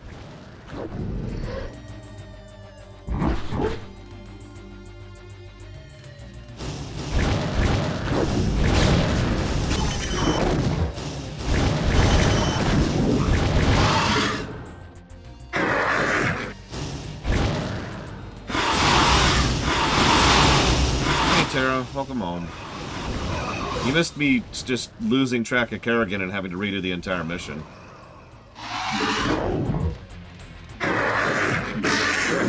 Literally just completely lost track of her. And then the game was like, mission failed. And it's just a moment of, sorry, what?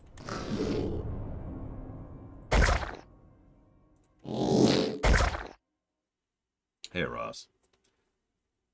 It is functionally my own fault, but I do think the game deserves some negatives.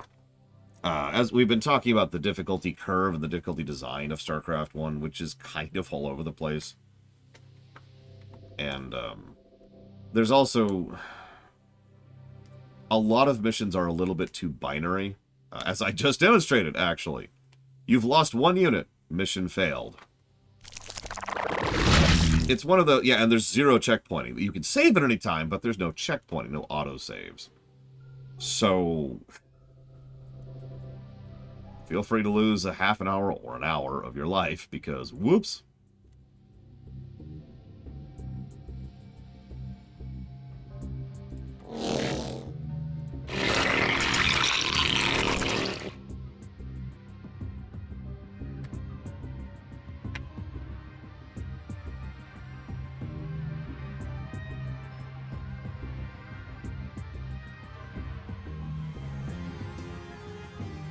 I mean, the Covenant didn't deal with the Flood very well, although the Flood are higher tier than the Zerg, obviously.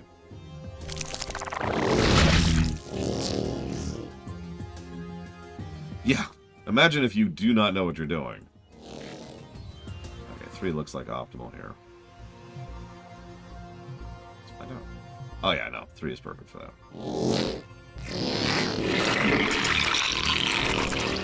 Yeah, respawning heroes at mid-mission checkpoints. Yeah, StarCraft 1 certainly isn't scoring badly, but I stand by what I've said. StarCraft 2 is just going to pound it into mulch. In terms of score. Speaking of which... the rest of that nonsense going.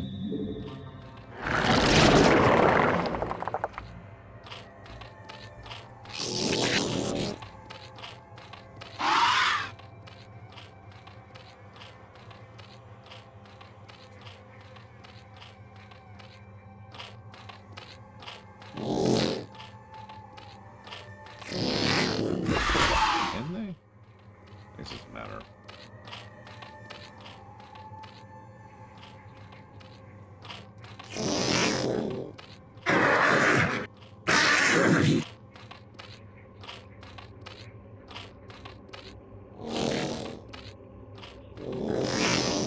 I don't know why. I'm suddenly reminded of the flooding lava mission from Wings of Liberty and also co-op.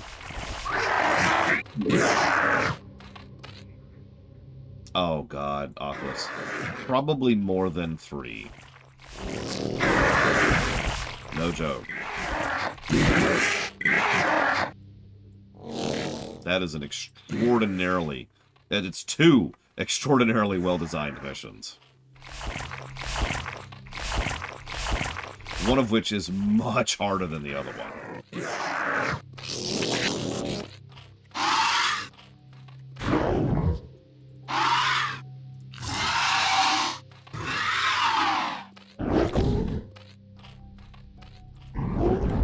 Hey, Kay.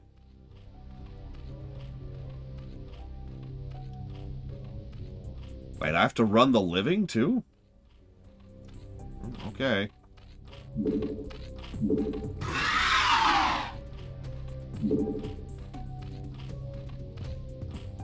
Really? Von Falkenstein. Any reason why?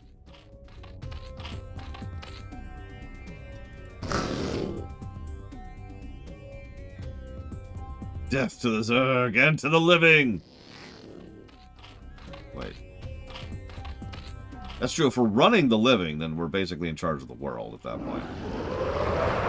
Okay, so we're back where we were last time. Let's try that again. Our forces are under attack.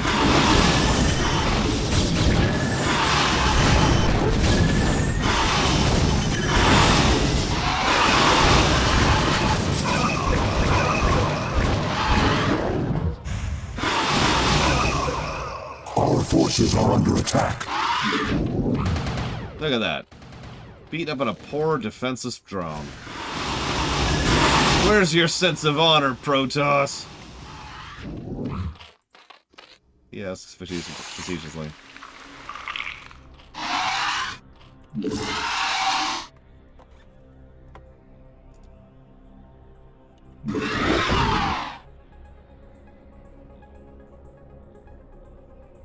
Now you're around here somewhere.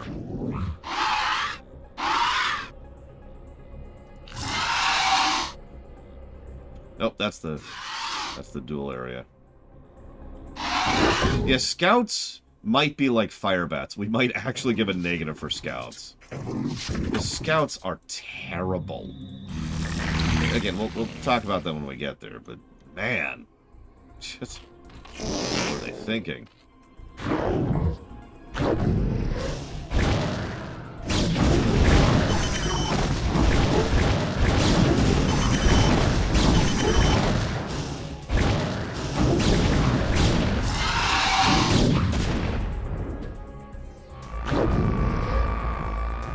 Yeah, there's better than scouts at air.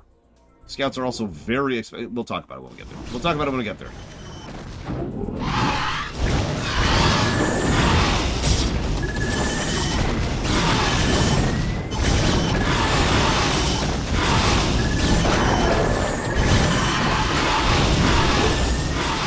Our forces are under attack.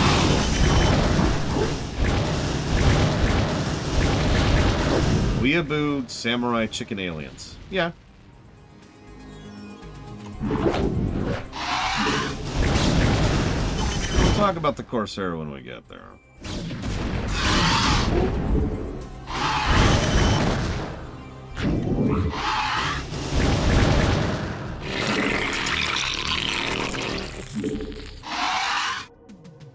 Well, we're actually a little dry on resources, believe it or not. We can afford one additional wing of mutas right now. We did, in fact, give a negative for fire bats. We did decide to pull that trigger. It was kind of a precedence establisher, too. And I was thinking about it at the time, because the fire bat is kind of like the case study of how not to design a unit. So, if the fire bat qualifies for a negative, then several other units are going to be in question for that, too.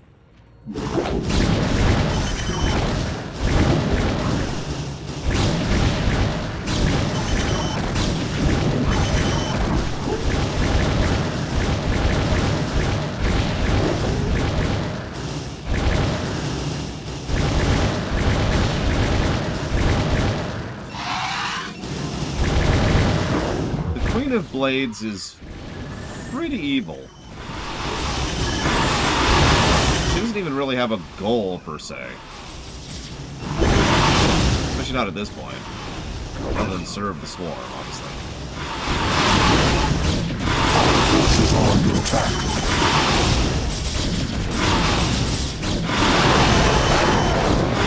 That was strange. Did you see that?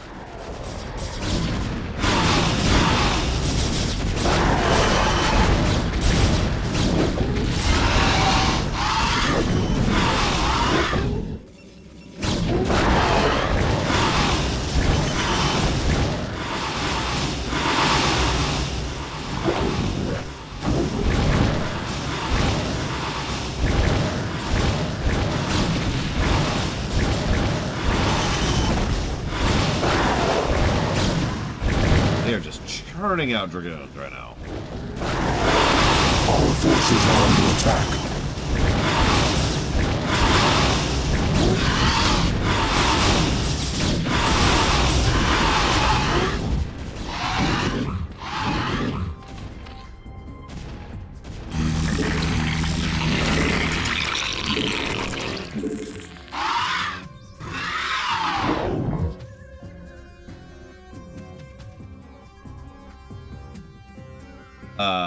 Five, six, Loner? We're about to fight Tassadar. We're currently taking down Tassadar's forces.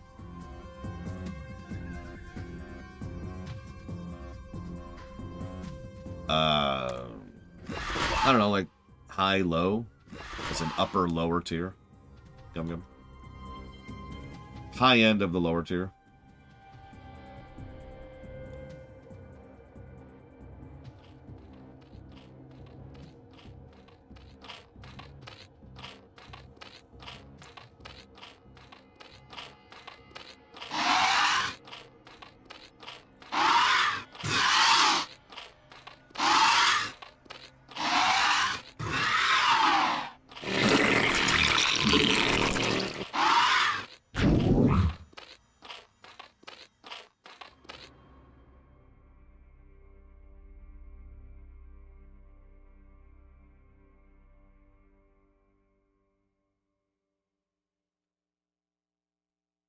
We did to Homeworld, Loke.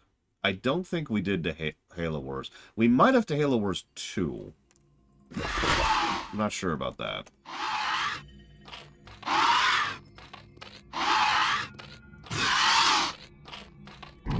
The Hive Cluster is under attack.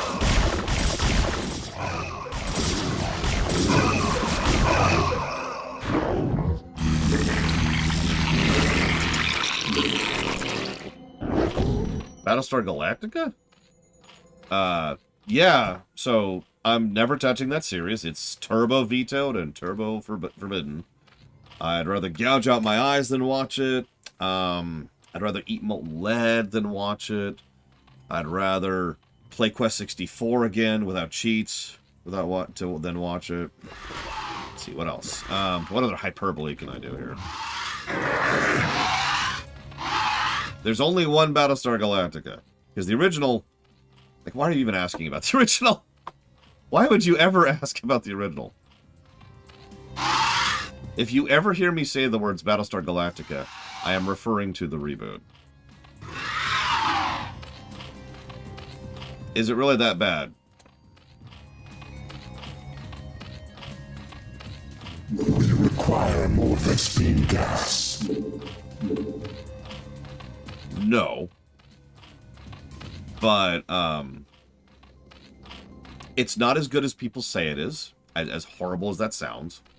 I think too many people were a little bit too infatuated with the idea of a show that took itself seriously, had very strong, serious string continuity, and was much more grounded than what science fiction television was used to at the time. In fact, the Battlestar Galactica reboot has been and can be safely called a direct reaction to specifically Star Trek Voyager. That's not a joke, by the way. I can't think of his name. The mainliner, the showrunner, who worked on Deep Space Nine and who very briefly worked on Voyager, and also was someone who was a TNG. Yeah, Ronald D. Moore, that's him. Ronald D. Moore. He was so disgusted with how Star Trek was being managed that he basically said, fine, I'm going to do my own show with blackjack and hookers.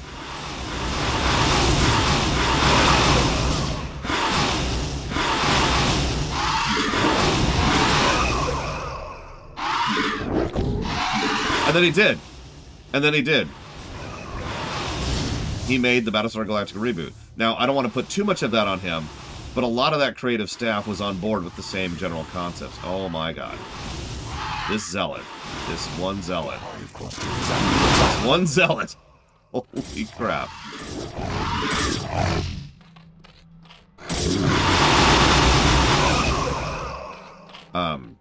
It's garbage rust! No, so the show had a unified theme, had a central plot, very strong continuity, a lot of character focus, generally did a whole lot of good stuff. So you're probably thinking, why am I hesitant to say it's good? Because it's obviously coffee. That's duh. I don't have any problem saying it's coffee. It's a little bit too gross, and a little bit too squick, and a little bit too bleak is the word I want to use.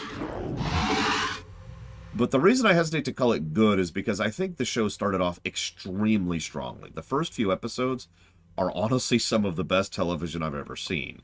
But if I were to actually rate Battlestar Galactica, it would probably be more or less a non-stop downward spiral of quality.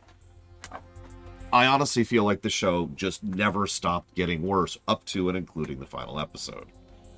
With a couple of obvious bumps up here and there with regards to like an individual episode was like, woo! Yeah, 33 seconds. Oh my god, 33 seconds was so good. Water, you know, great stuff. But then, and part of the problem, and we know this now, thanks to behind-the-scenes information, part of the problem is they really didn't know where they were going with it. For a show so focused on plot and story and continuity and central pillars and all that stuff, they didn't have a plan. Look at all these dragoons! Look at this nonsense!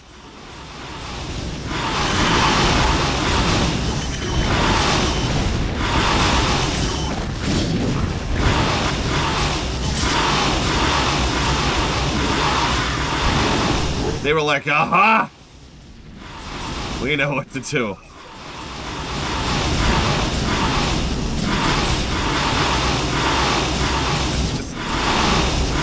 Thank God their pathfinding is bad. I know, right, Kay? It's just irony at that point.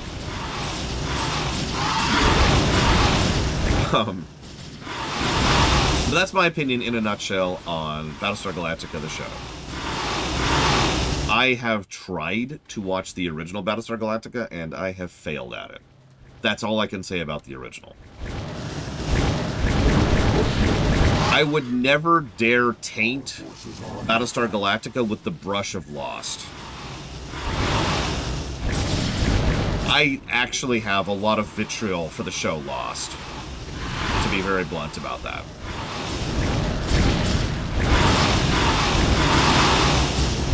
No offense.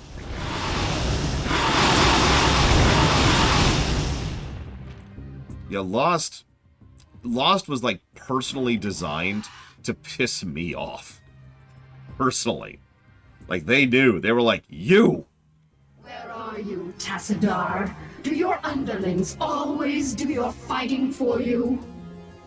This shall be our battleground, O Queen. Face me here, and I will defeat you myself. Well, something that is a fairly common trend is when Colgrim shows up and fakes us up. Now, something that's a fairly common trend is when Abrams and Abrams' writing staff. So it's the Abrams team, right? Abrams' team are really good at premises. In fact, they're really good at a specific type of storytelling, which is essentially short stories. Short stories don't need to worry about continuity or world building or long-term consequences or where the story's going. They just have to be interesting for a short period of time. So, Lost was interesting.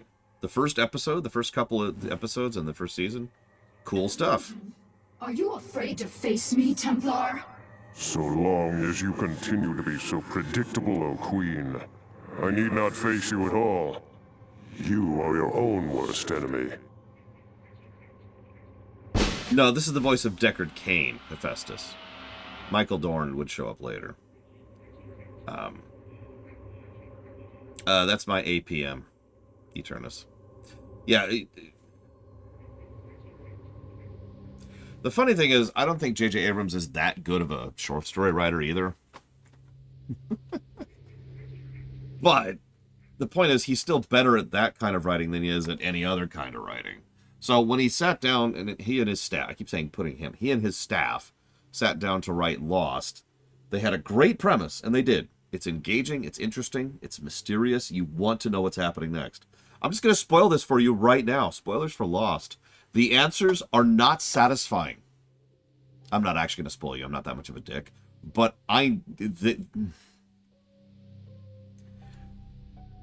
yeah, they had no idea what they were doing and deliberately didn't come up with what they were going, where they were going with. Sounds familiar, doesn't it? But Lost is still in a whole other category than Battlestar Galactica.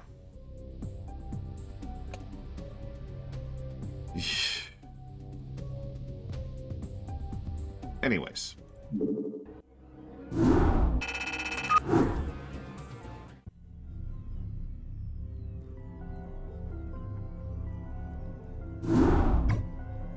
Insufferable Protoss coward. Tassadar cannot evade my wrath forever.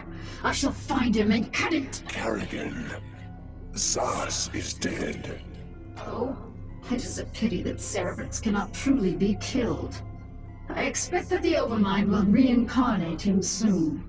No, he will not. The Protoss have devised some new attack. An attack powerful enough to nullify our reincarnation and give pause to the Overmind itself. So, Tassadar's plan was merely a diversion. I should not have underestimated him so. Without its master, Zas's brood has run amok, and even now threatens the Hive Cluster. Cerebrate, You must eradicate the rampaging brood and stem any further damage it might cause. I shall deal with the Protoss myself.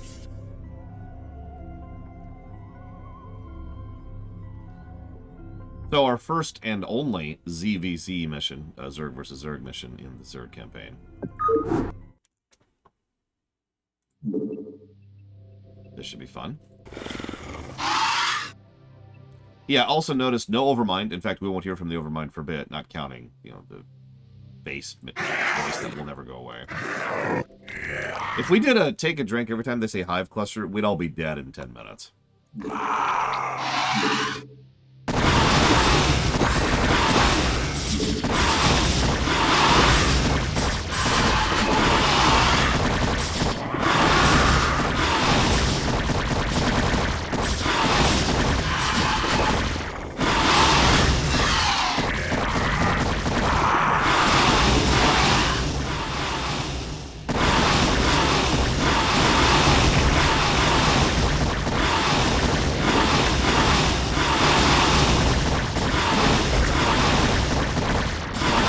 The Overmind is stunned, Blade Javal. In a more literal sense of the word.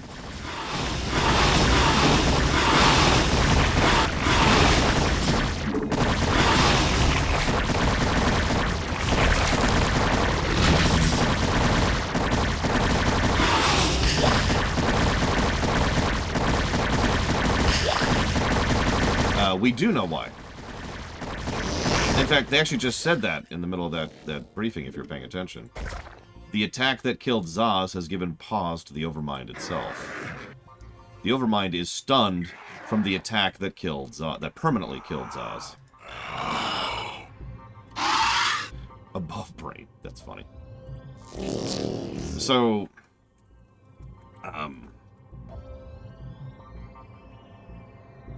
oh, my back. Stargate. Let me come back to that.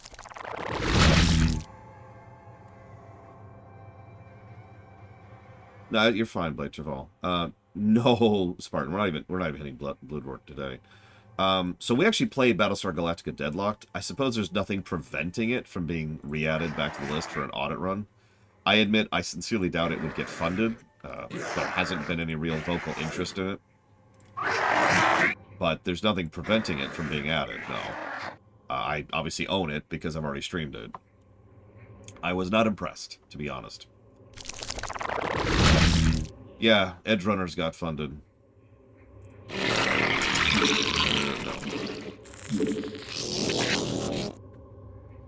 Okay, so now to answer...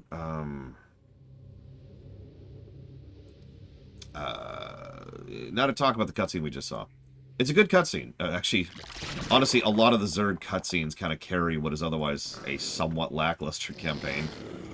Most of the Zerg missions are more experimental and a whole lot less well-designed, because they were trying things and didn't really know what they were doing. There's actually going to be another example of this, I believe, in the next mission. So there's several things where it's like, what? What we did see, though, is the very nature of the quote-unquote hive of the Zerg. So, several people in chat a while ago mentioned, well, aren't the Zerg a hive mind? So, maybe my definitions are wrong here. Wouldn't be the first time. But when I hear hive mind, I hear we are all as one, right? We are all just a chorus, or we're literally one singular mind, right? Something like that. The Zerg are not that. The Zerg are a singular consciousness that controls a certain portion of essentially mindless creatures at a time. And they all have their own individual thoughts, concepts, personalities, preferences, etc. Yeah, they are literally not a hive mind. They're a bunch of individuals who are slave to the will of greater individuals who are slave to the will of the Overmind. There's actually it actually goes all the way. It's like queens and then overlords and then cerebrates and then the Overmind. This is all deliberate. This is how the Zerg were, for lack of a better way to put it, nope, we're actually pretty efficient, built.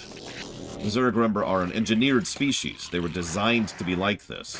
It makes them more easier to control by an external force. You just have to have that top slot, and you can control the whole rest of the swarm. It also means that the Zerg, as just default state, don't really do anything, because they don't really have sentience or sapience to speak of. Drones, Zerglings, Hydralisks, Mutalisks, they're just animals who can't really do anything unless given orders. So they can exist, they can eat, they can spread slowly, but they're just kind of there. The one big recurring element is that all of the Zerg have it built into them genetically to be very, very, very aggressive, like a wasp is the comparison I've heard before. So all Zerg, when loosed from the reins, just kind of like to kill anything that they see, up to and including other Zerg. Make sense? So this, the loss of a Cerberate with the loss of the Overmind, leading to a lot of Zerg just kind of going bonkers, actually makes perfect sense. And if you're paying attention, is actually good writing, because this tells the player that the swarm has a weak point. The idea that there is a way to knock out the control center, so to speak, which can then cause the swarm to collapse from within. In lore, what they do is they throw their wrench up at the vehicle and then catch it like a boomerang, and then they throw the wrench up again, and then it bounces off and they catch it. I have no idea. Yeah, exactly. The Overmind, if the Overmind wasn't knocked out, it could just go whoa and just assume direct control and birth a new Cerebrate. Cerebrate. I keep saying it wrong. Cerebrate. It's Cerebrate. It could birth a new Cerebrate in order to take over Zaz's brood. But the Overmind is stunned right now, and we need to deal with this immediately, so we're going to go and just chipper shred our way through their forces in order to remove the problem.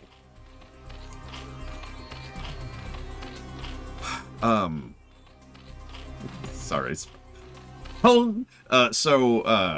This is actually a pretty good mission, narratively, and if you notice, well, that's kind of the Zerg campaign in a nutshell. Some interesting stuff narratively, and the rest of it is just kind of there.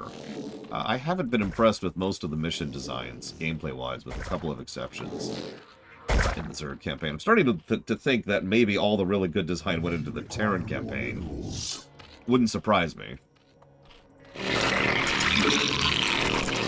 Yeah, the Overmind has never actually encountered death like this before. Because, if you lose a cell, right? If there's a death of a cell, you don't notice, you don't care. But if there's a death of someone you acknowledge as a living, sentient, sapient being, it's like, what? Speaking of which...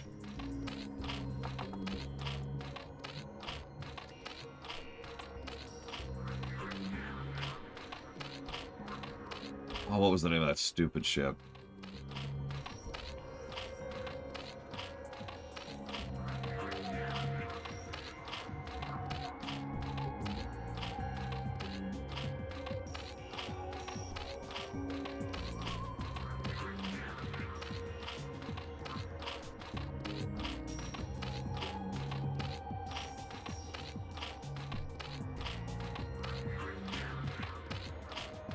I do like Secret Hitler.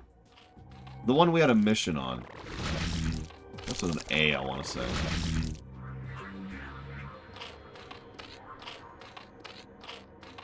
And I can't think. Amerigo. I kept wanting to say Amigo.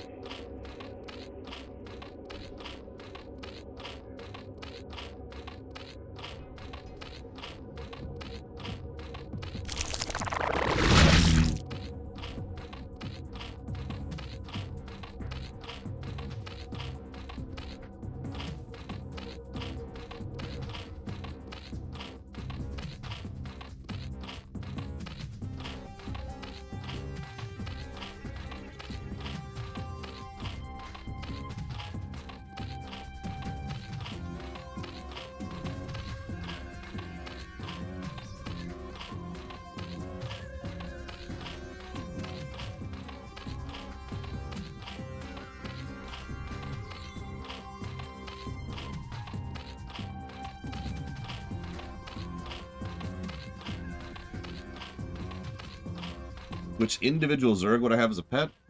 Well, I mean, obviously an Ultralisk. As if there is any other option there.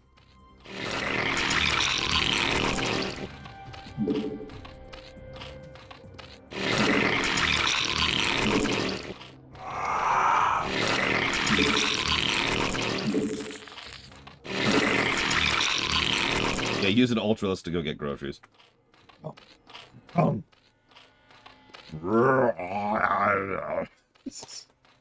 my god! Seltzer water! I'm actually out of seltzer water right now. I haven't had time to go to the grocery store anytime soon. Okay, so... I gotta remember my tech tree.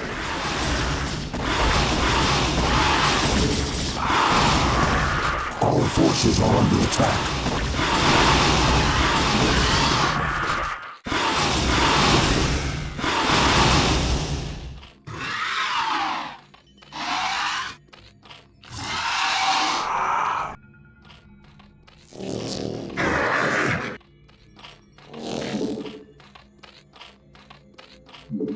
Our forces are under attack. Yeah, we get access to Defilers this time around. Arguably the most broken caster in the game.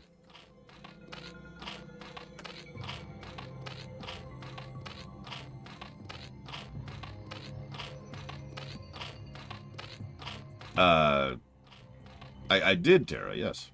And it's the most insane thing I've ever read.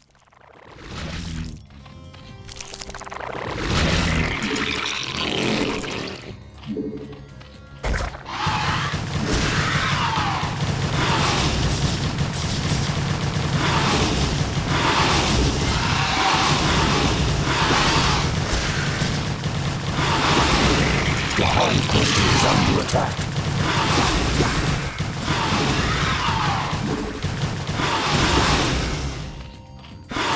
Well, I know they exist, Gum Gum. That's about all I got. Want more than that? I got nothing.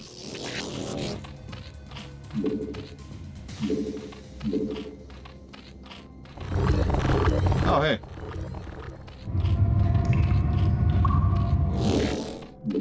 Did I not? I did not.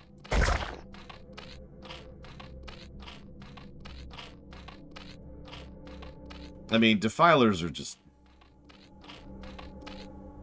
We'll talk about Defilers in a moment.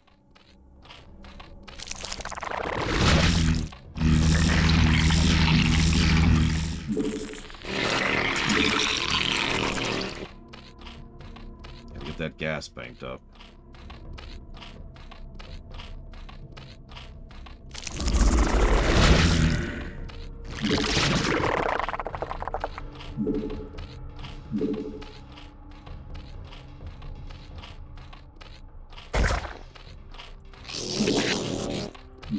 And just in case I decide to go air.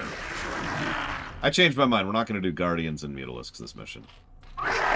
Just to be different and pretty much for no other reason. Why not?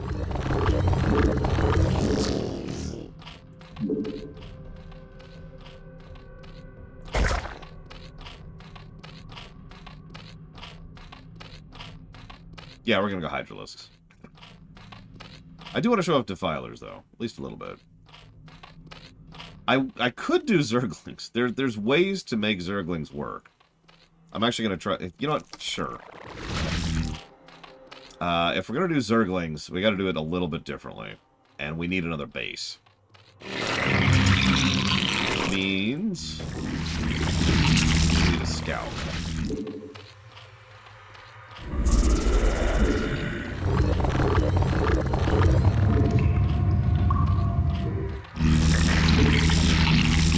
Welcome back, Evo.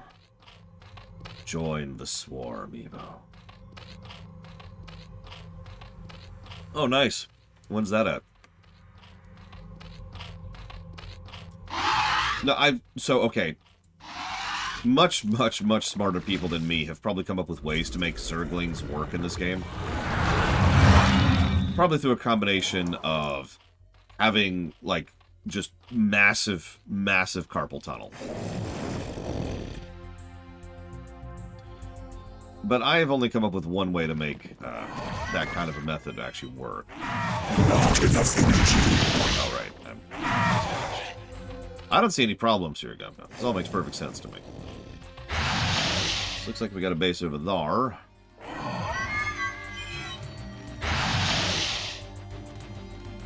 Evolution complete. Evolution complete. Yes, Terrans are actually originally from Earth. So what happened was Earth was a terrifying death, doom, dystopia, death, darkness, no parents! And as a result, things were not very good. There was a specific person who's totally not Samir Duran, wink, who decided to be like, all right, look, I've got an idea. We're going to make a better humanity. So we're going to wrap up all the undesirables. So they got 3 general categories of people and shoved them into ships and tossed them out into space, okay? Whatever. 3 categories of people. Criminals, political dissidents, you know, people who were not, who were free thinkers, revolutionaries, that kind of a thing, and mutants.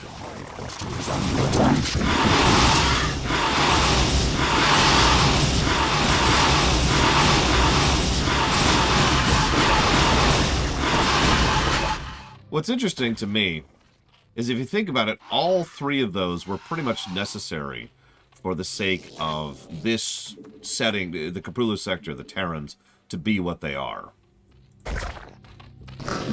You needed the mutants for the psychic power thing. Otherwise, you know, the Zerg and the protest thing doesn't even go the same way at all. Natural evolution, yeah, natural mutation might actually be a better word for that. So they needed the mutants so that they were psychic people. They needed the criminals so that they would be violent and bloodthirsty and survivalist, and they needed the political dissidents so they would have the ability to actually organize into something like a functioning unit to have, you know, a new state. There you go. Yeah, exactly. Considering this is space, if not for the humans being psychic, we never would have encountered the Protoss or the Zerg. I don't have the book with me, Ross. I suppose I could find it really quick. Because there's PDFs online you can just grab. What? Why?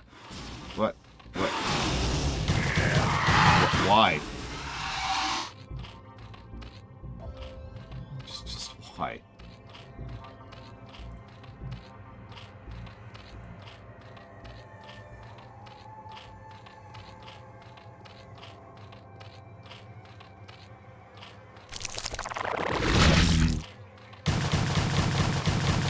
Do you mind?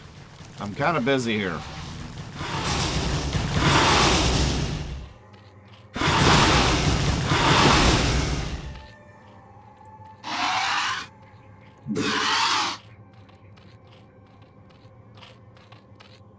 I'm looking for a population thing here. The UPL, the United Powers League, taking power from the defunct United Nations, controlled 93% of Earth's population. Oh yeah, here's the culling. 400 million people. Yeah, that's cute. And then they put them in these ships, and they tossed them out into space. And then they showed up here, and that's the Terrans.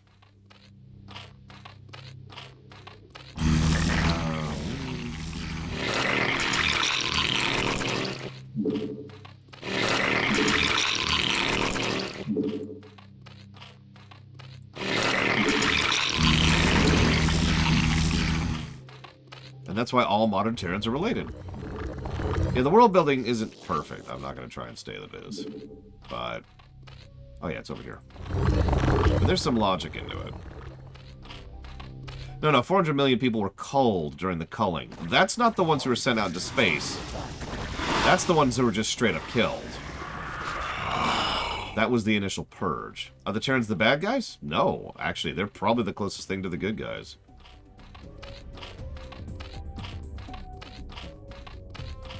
I mean that. Like, I'm not actually joking. Yeah, 400 million people killed.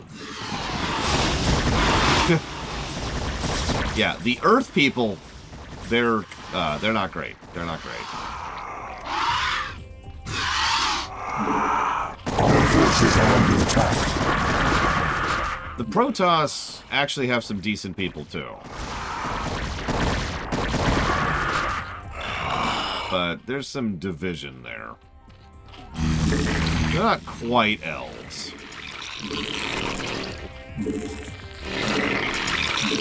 There are Protoss who would just as soon kill us as look at us. And then there's the rest. They're cool.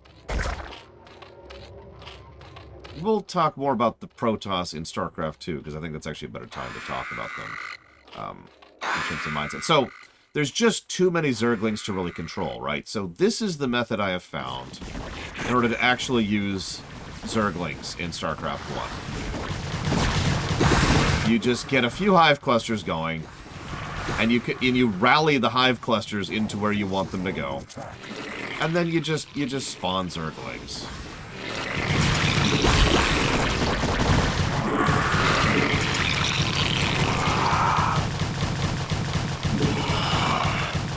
Yeah, you just build a whole bunch of hatcheries, and you just let them run in. And if you're wondering, well, wait, won't that mean they will run in and just move, not attack move? Yes! But there's just not really a feasible way to control that many units in this game. So you just kind of manually walk in and like, okay, hang on, let's take control of a couple of these guys here. Just kind of direct them in certain angles, try to do something while they're there.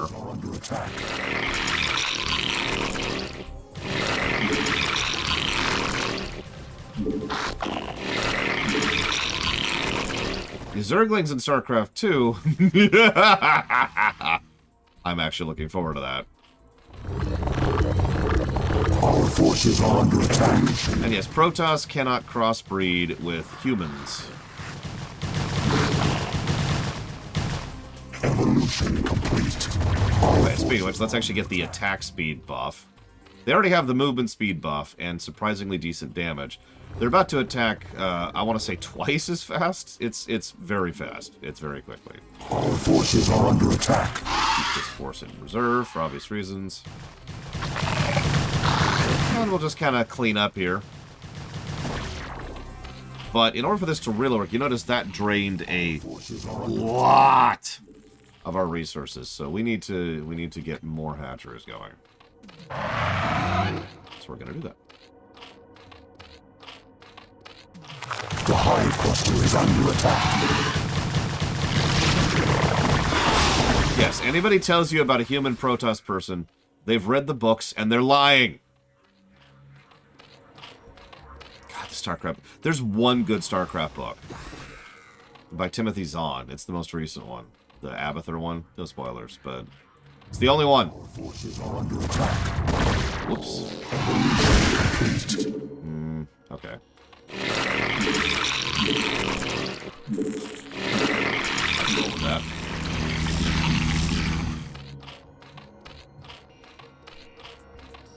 I really kind of hate the StarCraft books.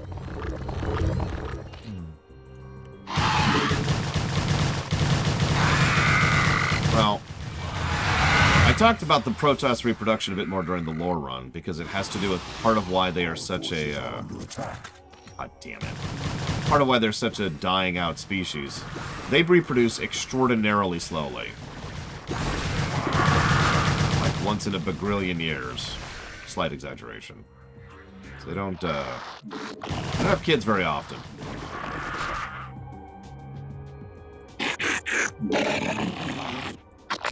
And there's like a stone involved. It's weird. Don't worry about it. Don't worry about it. Yeah, they were built to do that. Both this, I've talked about this, both the Zerg and the,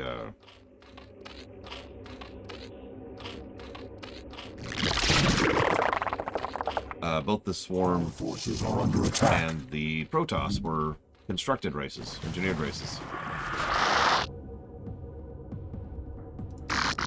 Protoss Daycare. We live for the Enclave. We die for the Enclave. Wait.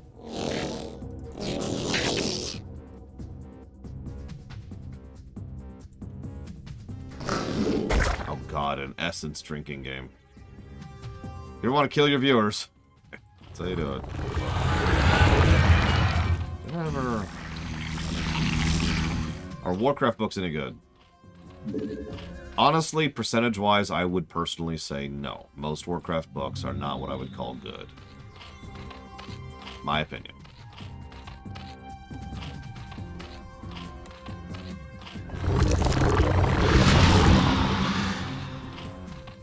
Evolution complete.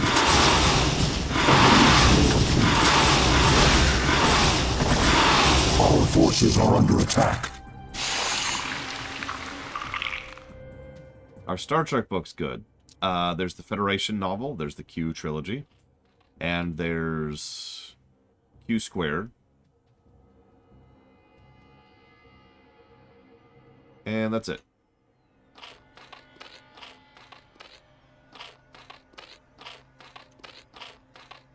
None else. Those are my personal favorites. I'm sure there's other ones. The movie novelizations vary in quality because, like, for example, the movie novelization of 9, Insurrection, is actually pretty good. But, like, it's I don't know. It probably gets credit for it, but it arguably shouldn't. Because the book versions of the movies are so different as to be different stories. Like, Generations is all about time, and the generational nature of time, and how it affects species as time moves on. Which has nothing to do with Generations. Insurrection really, really has to do with the deep personal story of family, and the kind of blood feud that can happen if you allow that kind of thing to poison you and cause you issues over long periods of time. Like, the main character of the frickin' Insurrection book is Galna. I can't even remember, I can't believe I remember his goddamn name, because he's such a non-character in the movies. Do you even know who I'm talking about as I say that name? Let's go scouting. And yeah, Nemesis is all about, what's-his-face, Shinzon secretly rediscovering his humanity and blah, blah, blah, blah, blah. So, they're pretty decent, actually, but they're really their own thing.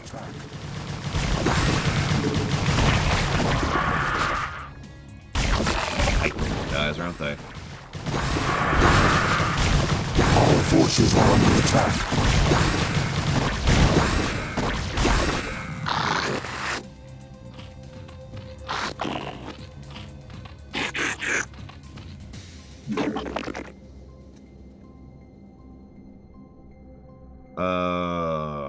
Maybe Mike Kamano? I haven't really sat down and read in like a decade. I used to read voraciously. And then I realized that video games are just better. No, I've talked about this before. I just don't really read the same way I used to. I used to read a lot of Star Trek books. The problem was, most of them sucked. I'll never forget the one about... There was a Troy-centric novel about going after a planet that brainwashed a Starfleet captain into being like an enforcer of intellectual stagnation, because their whole stint, this particular alien race's whole shtick was that they hated stories. And so they were trying to get rid of stories as a concept.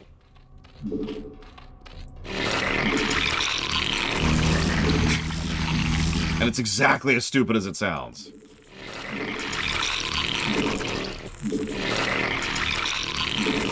I mean, I read a bunch, obviously. It's just that one, for some reason, that one always stuck out at me.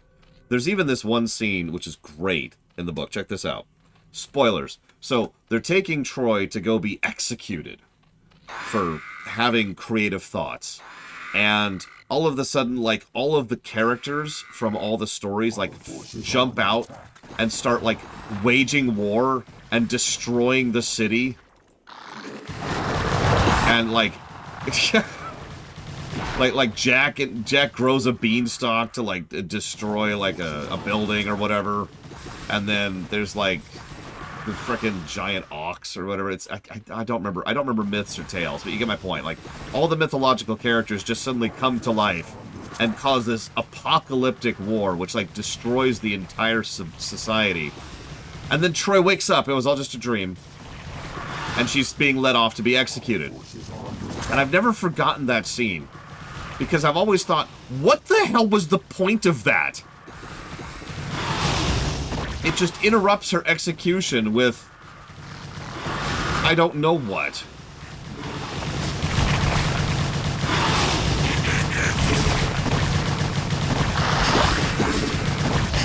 What were they, what,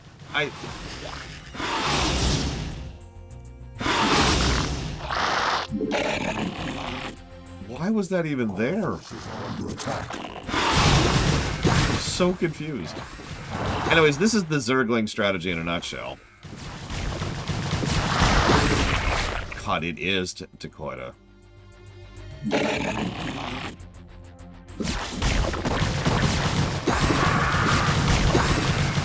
Drugs, Reggie. Drugs. She was drinking drugs, that's the problem. She took like a gallon of cocaine and just glug, glug, glug, and just pulled it right down. She was never the same after that. Our forces are under attack. I mean, Troy doesn't get what I'd call a lot of characterization, period, in TNG. Name a character trait for Troy that doesn't involve her being a psychic scanner for the crew. Go ahead. I'll wait.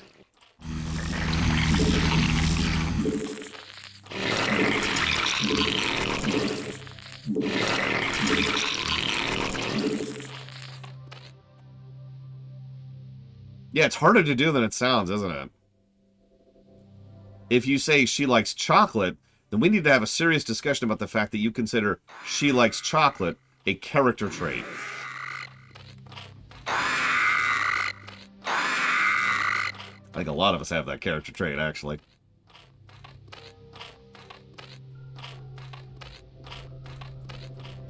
God, I love that line. Look at that line. Go, my minions.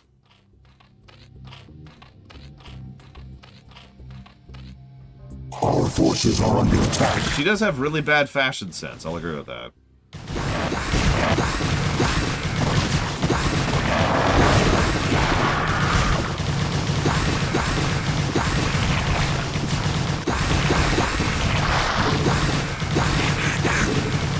Our forces are under attack.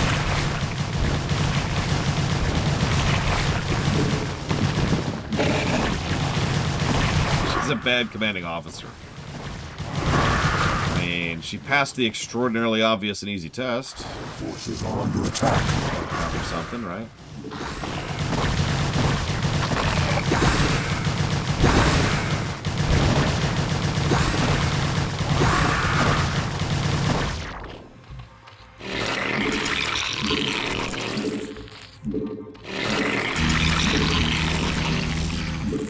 Our forces are under attack.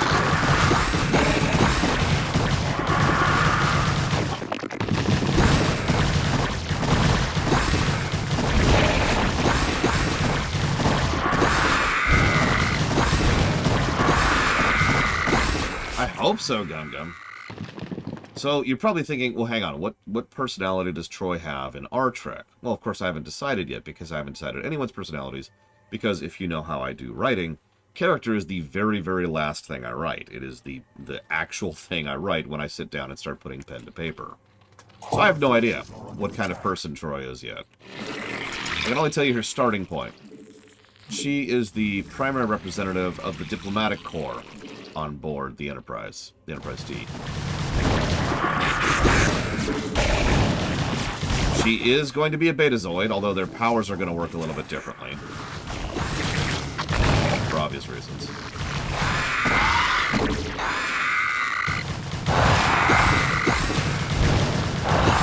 That's an interesting question I hear a lot, Roman Cure, but no. Generally speaking, that's not how that works.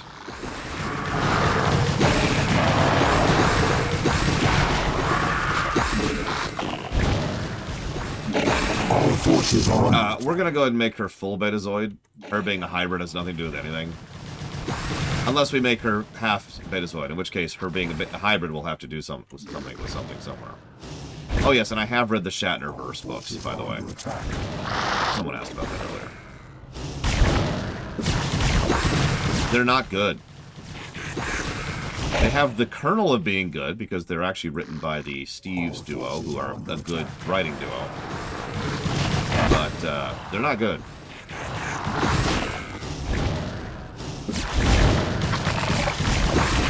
Our forces are under attack.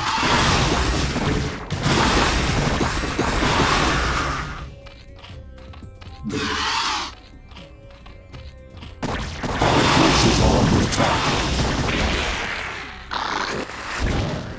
Is left. I know, it's a kill-all. What the?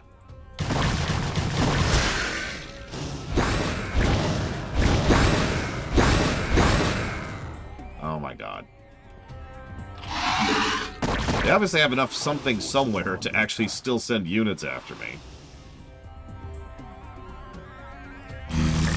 Listen, never go to warp inside a solar system. Don't ask why, just don't do it.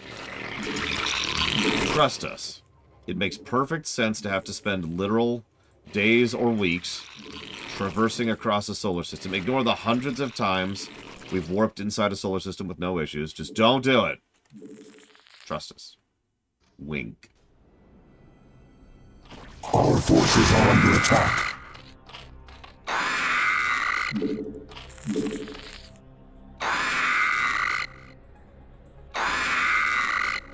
Yeah, don't question.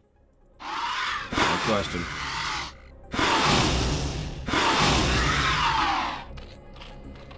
But yeah, can't go above warp 5.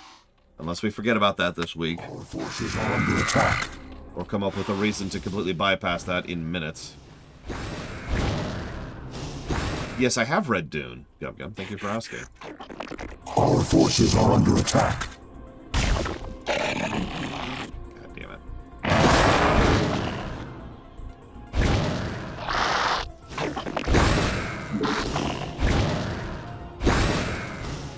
Our forces are under attack.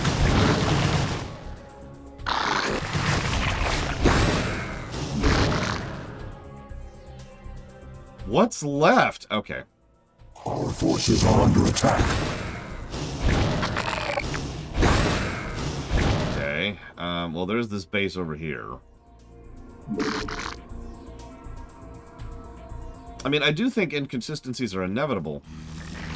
The problem is everything else. You made a goof is normal, acceptable, and understandable. What the crap are you smoking? But more so. There's a lot of examples of that, but my favorite example always will be shields, beaming through the shields. Oh, stretch. If you can or cannot beam through the shields, that should be a narrative point. It should be a major component of tactics, a strategy, of establishing the enemy of the weak and why they have to deal with them in a certain way. There's reasons why shields being up and not being able to beam through it should be a narrative point. So when the writers just decide to casually forget that because they feel like it, it completely diminishes that.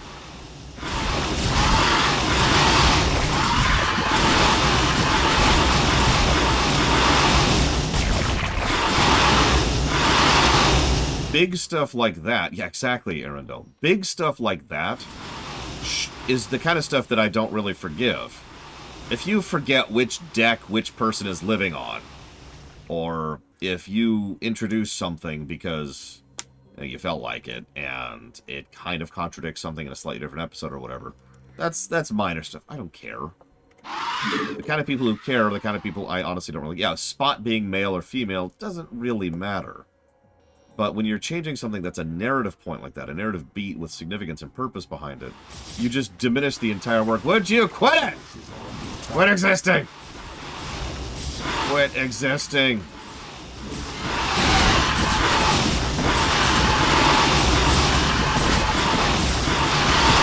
Honestly, even having Porthos being on the freaking NX-01 which, if we're being honest with ourselves, is effectively a plot point, or a plot hole, doesn't bother me that much, because it's whatever. God damn it, really? Would you piss off for 5 seconds? Yes, discontinue being alive, please. I have won this match, sir. This is why kill all missions suck, right here. I have already won this match. I have for a long time.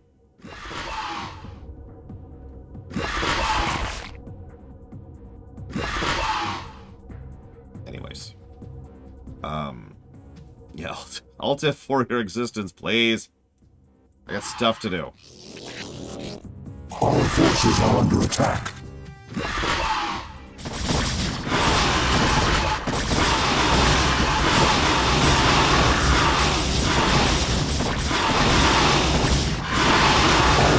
I tried to do Zerglings just to be different.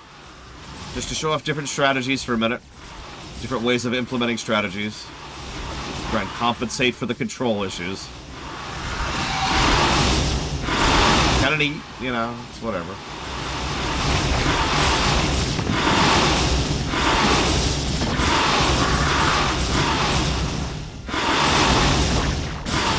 Our forces are under attack. You only have 10 control groups and 12 units per control group, Evo. And we're playing as the Swarm.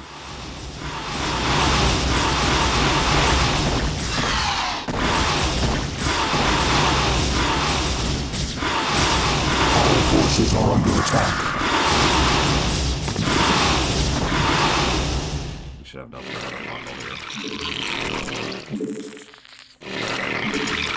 Our forces are under attack.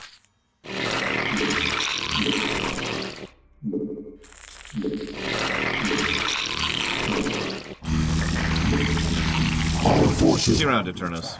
We also, if I'm not mistaken, yeah, we cannot multi-select buildings, which I know sounds like a minor thing, but really makes unit production a lot better in StarCraft 2, where you can multi-select and hotkey buildings. Our forces are under attack. Yeah, stuff like this is part of why I don't like to mass mutas. It's objectively the best answer, and it's just this. See you around, Eternus. Yeah, people who have custom key bindings and lots of muscle memory and way more practice than I do.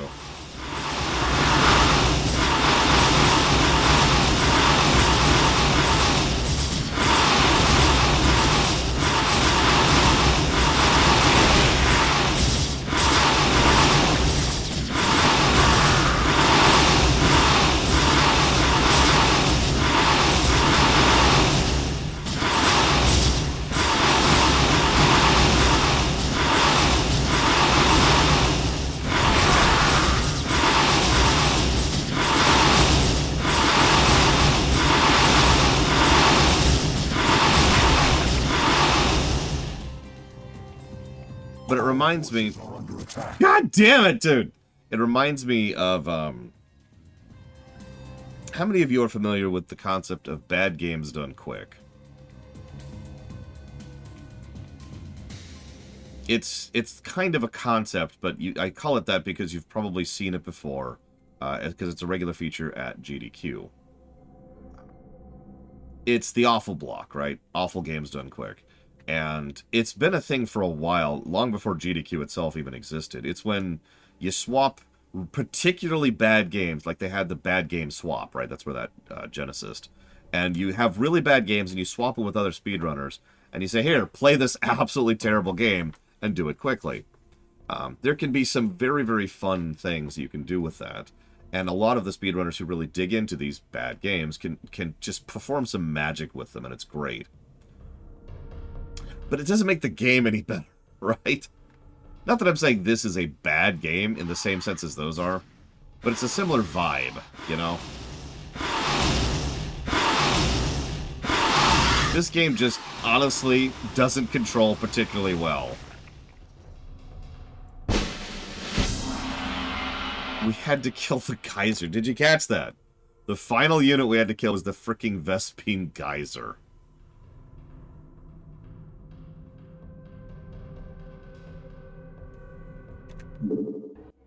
I still think it's wild you had someone who actually was at a GDQ, Ross. I'm jealous. I almost went to GDQ back in 2012. And if not for the fact that my health completely nosedived, I would have. I don't know, I wonder what that would have been like. 44 minutes! Jesus Christ. Kill all missions suck! Negative to gameplay.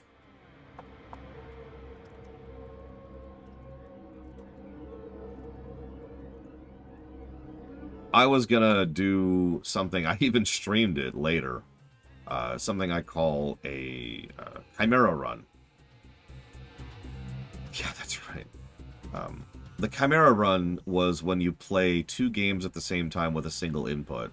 Of all the gimmicks I've seen them do over the years, I've never seen them do a Chimera run. I was practicing FF4, 5, and 6 simultaneously. I actually had a route and everything. Anyways.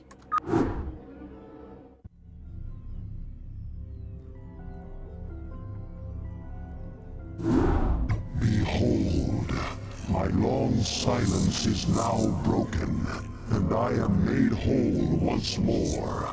The cunning Protoss have dared strike down that which was immortal. For the Protoss who murdered Zaz are unlike anything we have faced before. These Dark Templar radiate energies that are much like my own, and it is by these energies that they have caused me harm. Yet shall their overweening pride be their downfall.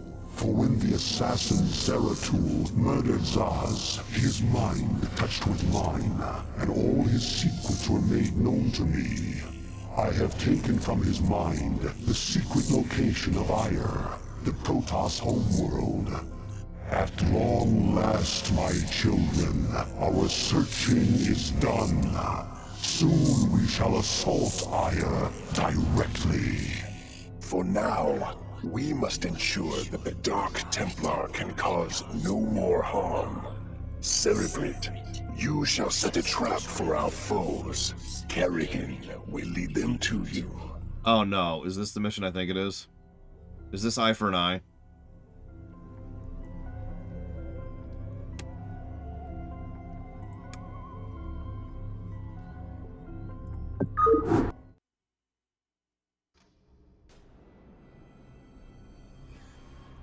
Okay.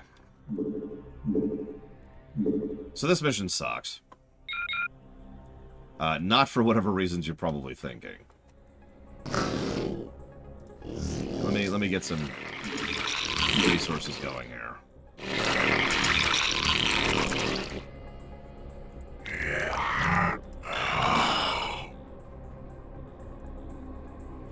Yeah, so this is a mission they would later take and run with over in Warcraft 3 to middling effect. And they would finally perfect it in Frozen Throne. I actually bothered to look up the... I bothered to look up the specific mission. It's called King Arthas. King Arthas is an awesome mission. It's actually one of my favorite missions in Frozen Throne. It's especially hard if you're doing any kind of anything, really. Yeah, the first Undead mission. That mission is brilliant and beautiful, and actually pretty brutal, all things considered. That is not an easy mission, and I love it. Is okay.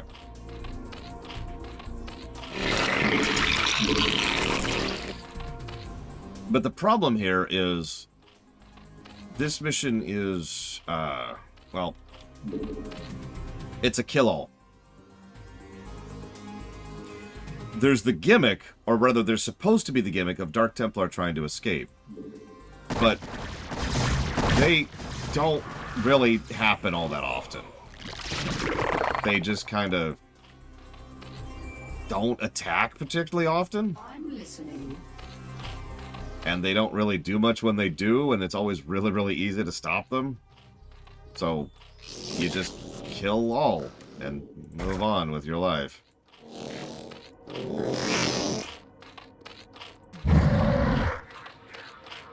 I don't know, we'll talk more about it as we go, because I'm now that I've talked smack about this mission, I'm surely going to fail at it.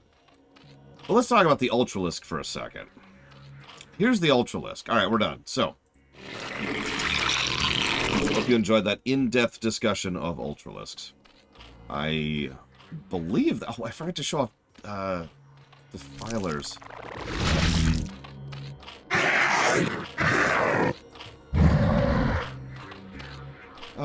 Sure. We'll do this and this.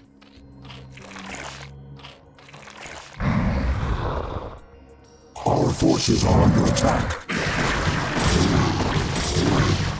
Zerg is the cutest? That's a good question, actually. A bold move.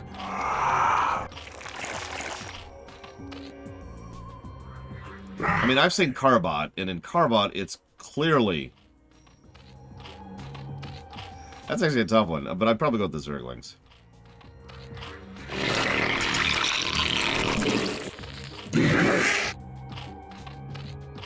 Drones are cute, but not that cute.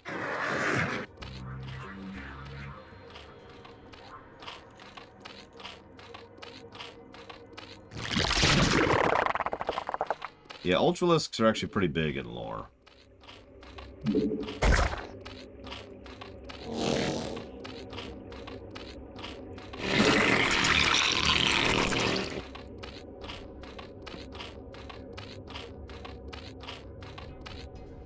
I mean, we will see an Ultralisk in the Heart of the Swarm cinematic. Yeah, Ultralisks are also much more... Most units are just kind of better designed in 2. The exceptions are the exceptions. To answer your question directly, Ect, I much prefer Ultralisks in 2. I guess we could try to do Ultralisks in this mission. I don't think we can even do that, though, properly, can we? I feel like the next mission is a better mission to do Ultras on. But they're so cute, Newborn! They're just hungry.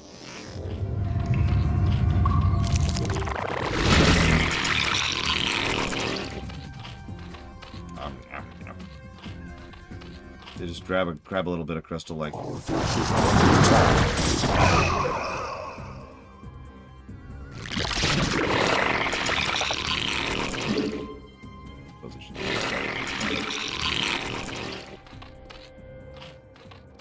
Well, that's a good question, Nero's asked. So I don't have specifics for you, but the generalized idea that I would lean into is I would make it so that the UED Forces are under attack. are much more focused on Require more minerals. requiring more minerals. I would make it so that they're much more focused on numbers. Like, okay, if you played as Stukov in co-op, kind of like that. They're constantly producing units pretty much normally. Yeah, they don't use Vespene, but they use minerals. Their units are cheap and utilitarian, and there's lots of them. They also produce them constantly, and also as they're being produced normally, so the more units you have, there would be some kind of detriment to that, right? I'm not sure of the specifics right now, because this is all very vague off the top of my head ideas. But there would be some kind of detriment to having too many units on the field at a time. So you would actually be encouraged to try and mulch your units into the enemy forces. Yeah, like if you ever played Command & Conquer Generals, Krakensan, that's kind of the direction I was thinking with that. Or, What is it now? I actually can't think of another example. I know there's other examples of that, but you get the general gist.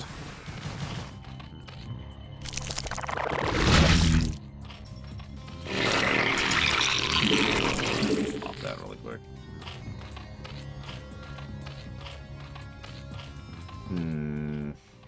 Oh, that would be interesting, Dakota. So if you want an elite troop, you're really going to have to pay for it. But if you eventually upgrade all your troops, they're going to be death rolling. I don't know, it's an interesting idea.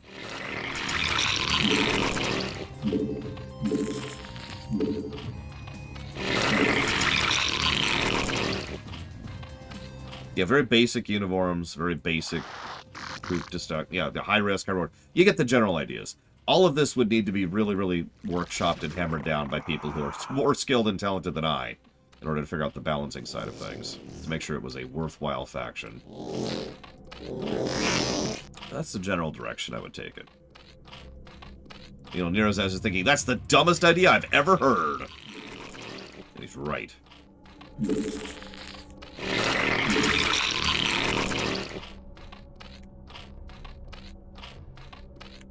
Our forces are under attack. Now there's an interesting idea. Maybe make a thing where... oh man, screw the 4th faction in Supreme Commander 1.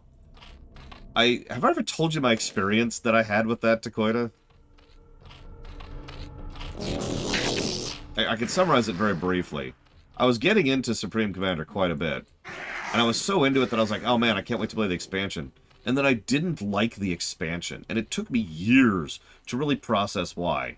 And then when Supreme Commander 2 finally came out, I was hesitant to play it because of my bad experience with Supreme Commander 1's expansion. I was just like, do I really want to? Our forces are under attack. Is that where I want to go with that? I want to waste my time on that.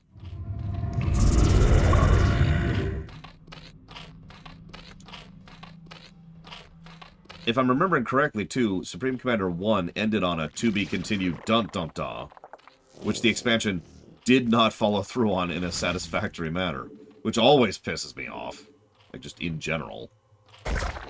Comic, movie, show, book, doesn't matter. Hate that crap.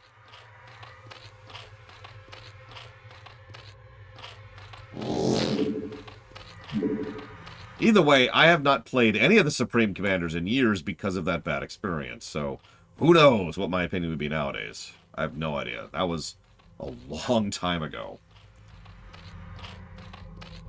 The Hive Cluster is under attack.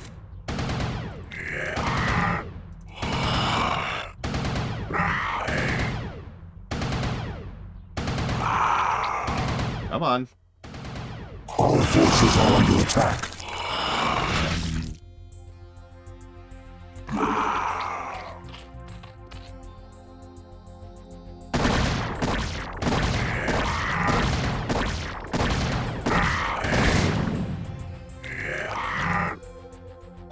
Starcraft 2 is substantially longer, Ross. I mean, it's 3 expansions instead of 2. I haven't built those yet. No wonder. Wake up, Laura. Wake up, wake up.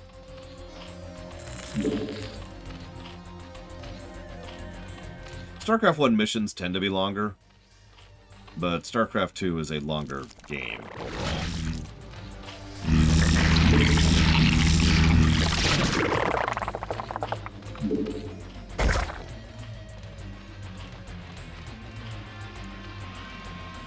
I mean, don't take my word for it, Big Chunk.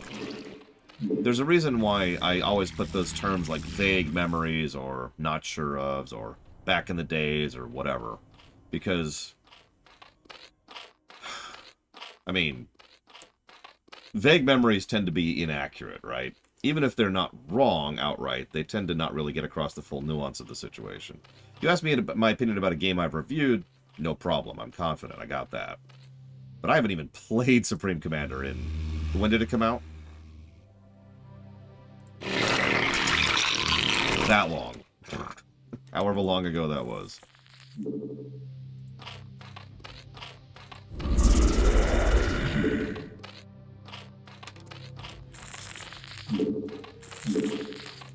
"15 years.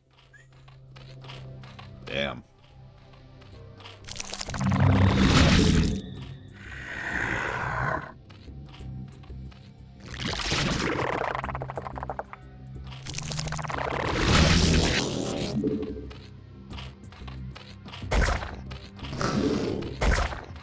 Our forces are under attack.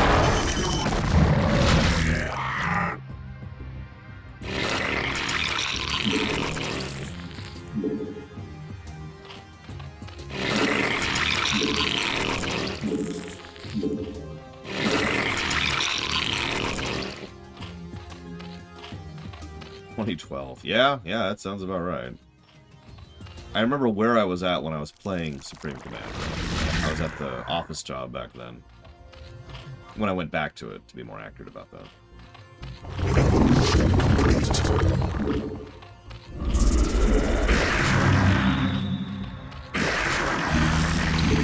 Our forces are under attack.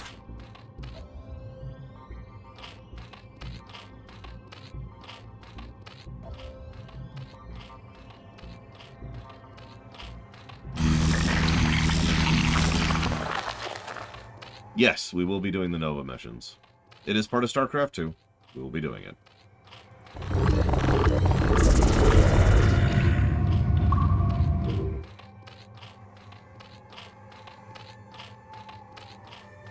Yeah, the Nova missions will drag Starcraft 2's score down a little bit. Which is a damn shame. That's how that works.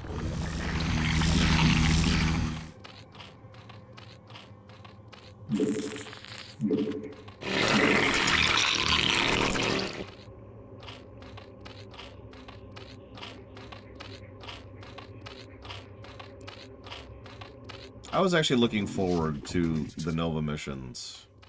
So, what they decided to do was they're like, okay, we finished StarCraft 2, now let's continue StarCraft 2 and a bunch of little, like, secondary mini-campaigns, right? The first one was playing as a character whose name is Nova. So the little mini-campaign was its own little additional story thing. It did some cool stuff here and there.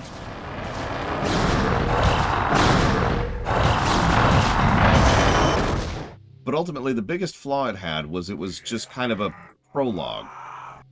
It was like a teaser, a taste of what could be with that kind of a concept, which they never actually followed through on. And yeah, the story was a prologue. It was a very just, and then the missions, and then the campaign begins kind of a vibe, right? And again, they never did anything with it. So, we'll see. If they followed through on it, I don't think the campaign itself would be better, because that's not how that works. But at least it wouldn't be so damn unsatisfying to be like, and here's the Nova missions. Okay, so anyways.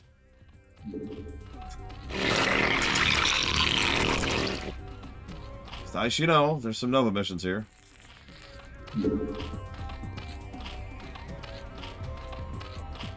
Yeah, then they started making money instead of games. We talked about that earlier. When the focus became more interested in making money than making good games, well, StarCraft 2 got abandoned.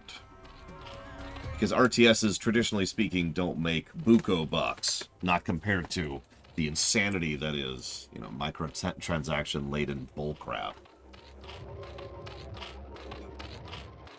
Well, we do know, we have interviews from pretty much the entire StarCraft 2 development staff that indicate exactly how frustrated they were with the whole situation. And yeah, that decision absolutely came down from on high. Because it's worth noting the Nova missions were financially successful. They made money. But the co-op commanders made something like 10 times the money, or something. Like, there's an interview that gives the exact number. I don't remember it right now. But the co-op commanders, which you buy, by the way, made so much more money. And they were just like, well, that's discouraging. And then they were told, make more of those. So they made co-op commanders until that return on investment went away. And then they just kind of shut it down. Said, no, we're good. And yeah, why make anything when you can make Diablo Immortal? Which makes money, by the way. It's a garbage pile, but it makes money. Yeah, it actually bothers me on such a deeply personal level that Diablo Immortal makes money at all. But that it makes so much money just makes it worse. Like, each additional $1 million that thing makes a month just makes that so much worse.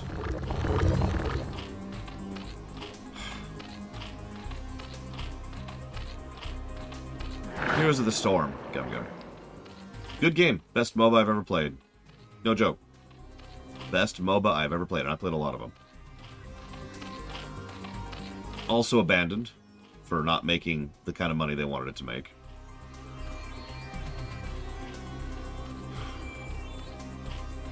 What's really frustrating is it's almost difficult to make the argument, right?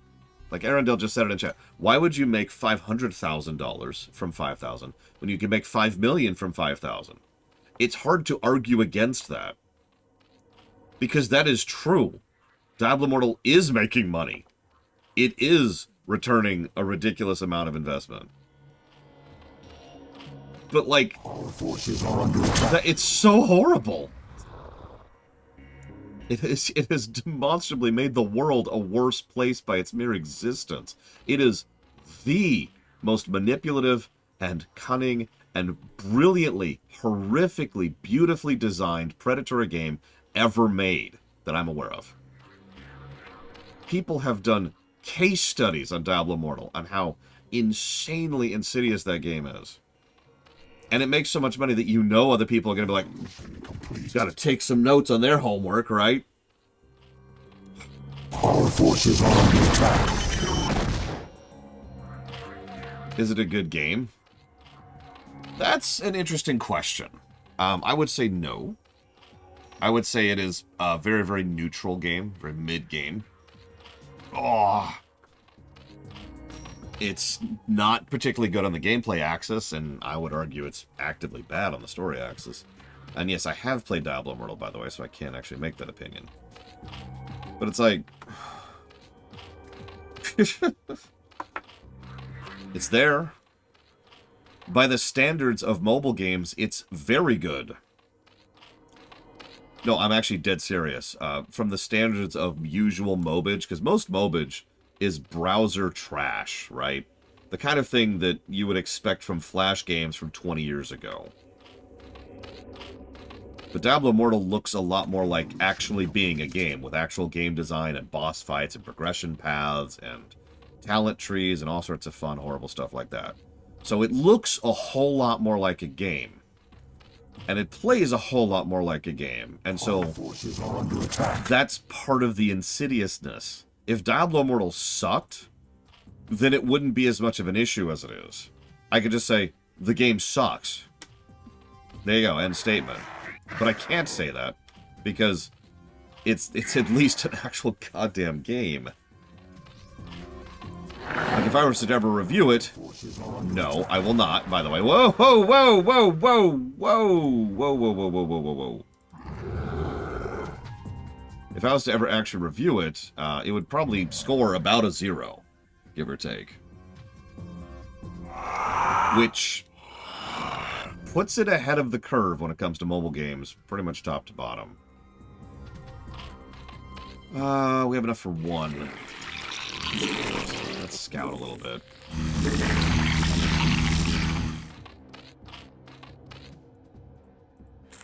Our forces are under attack. Huh. Okay, we're just gonna allow that for a minute.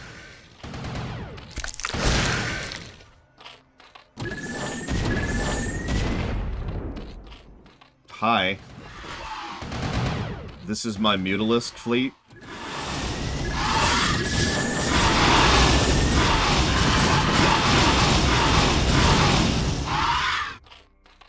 Anyways, how many microtransaction negatives would Diablo Immortal get?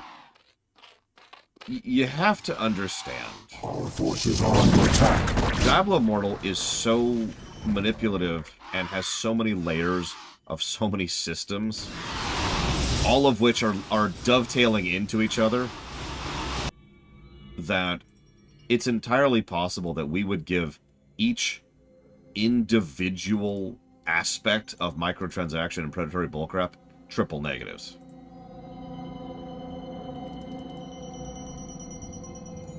It is that layered. There is so much that goes into exactly how terrible that game is. It's kind of hard to really process. Hey, could you stop attacking down here, please? So yeah, how many negatives for microtransactions? Yes.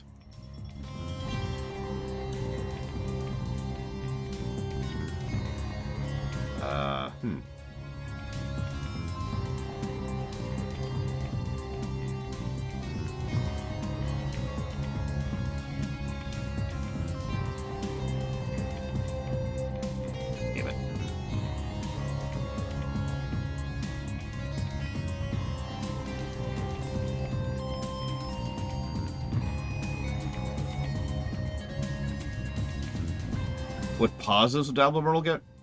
Probably 1 brickwork positive.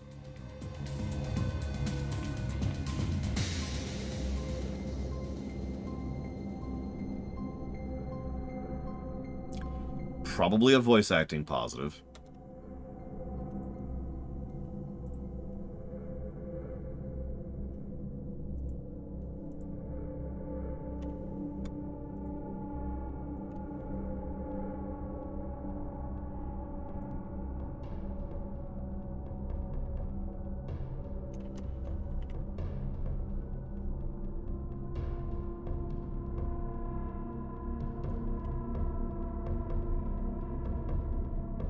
No, doodads aren't all that great in that game, honestly.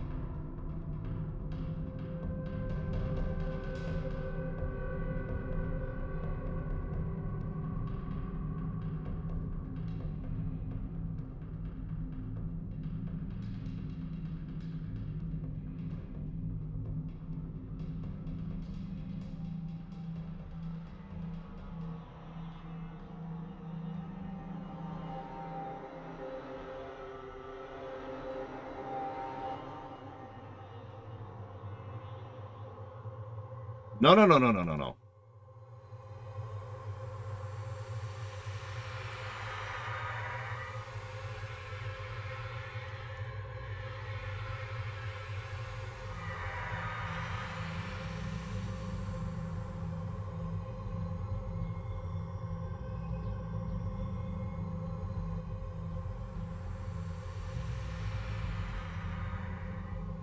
God damn it. Falling behind.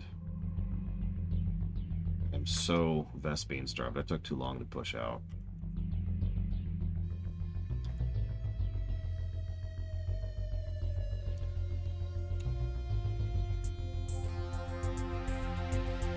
I may have to restart this mission. Let's do a desperation maneuver. See how that works.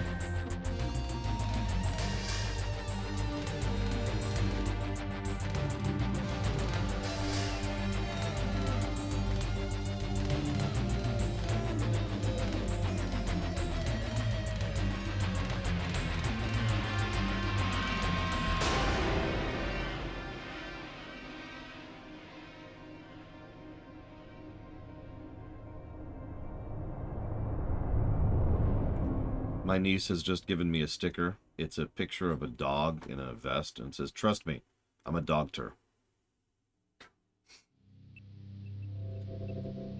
That's hilarious. Thank you for sharing. So.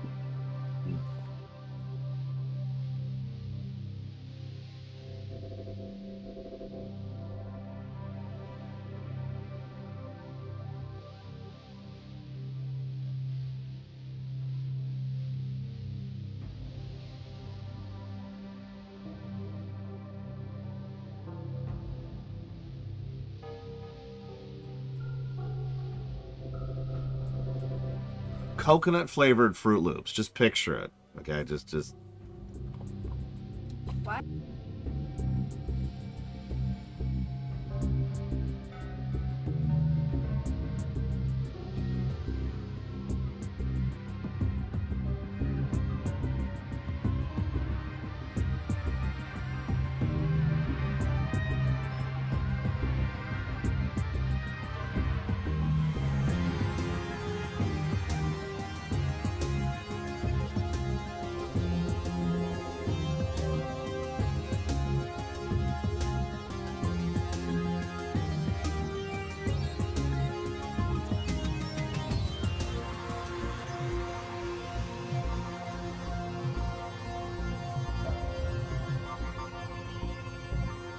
So now we need coconut-flavored chips.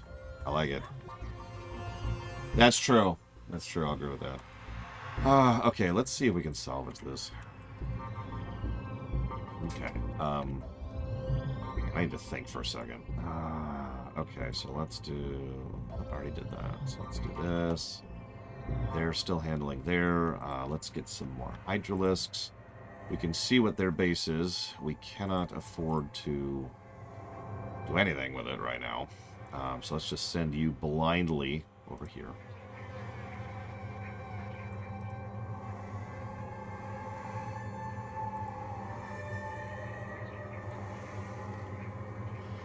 I mean, kill-all missions used to be the norm, and for weirdly good reason. It was because programming a script to end a mission is something that was invented after the fact. So, back in the day, the only real script for a mission ending successfully was, are they all dead or not?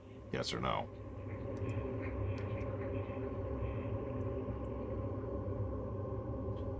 How did they turn out, Ross?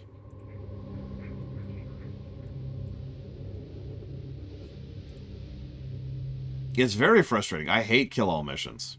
I have since they were the only type of mission. That's not a new problem I have. Okay. We're just gonna chill here for a minute.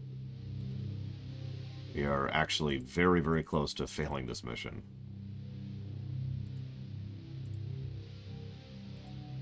I need to scout. I can afford it. Go ahead and send that guy out.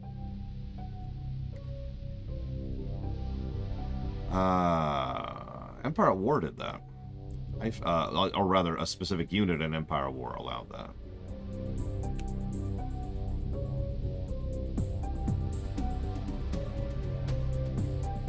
I really want to knock over this base. But I don't. Let's just save. Let's see if we can do it. See if we can manage this with 8 mutas.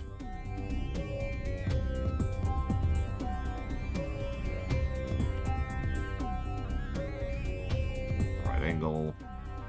Focus fire the cannon. They have relatively low HP. Pull back a little bit in case there's something else.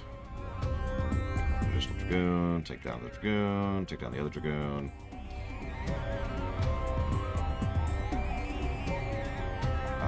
Okay. It's not too bad, actually.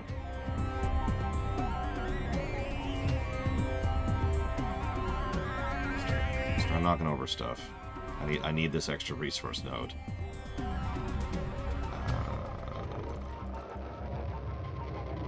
The cannon. Get this gateway out of here. Get the Dragoon out first. And the gateway. What do we got up here? Nothing too bad.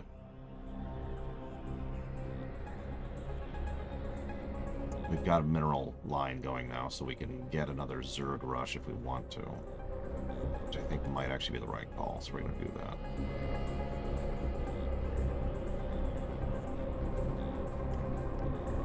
Back off, back off. Go back up here.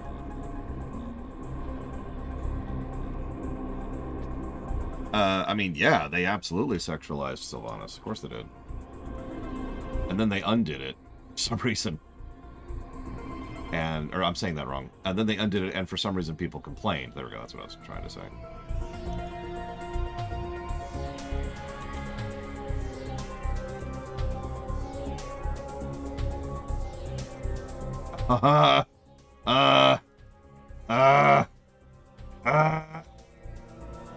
Okay, so my rally point was not set where I thought it was. Okay, I can roll with this. I can roll with this.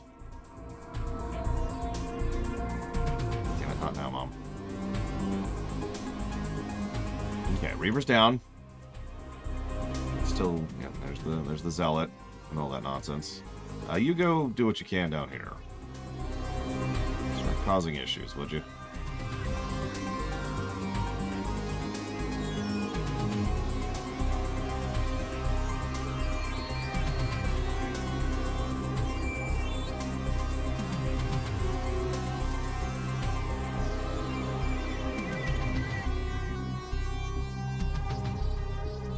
You two.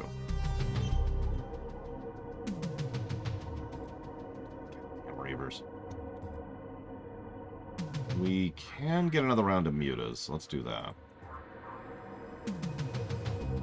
One round of mutas.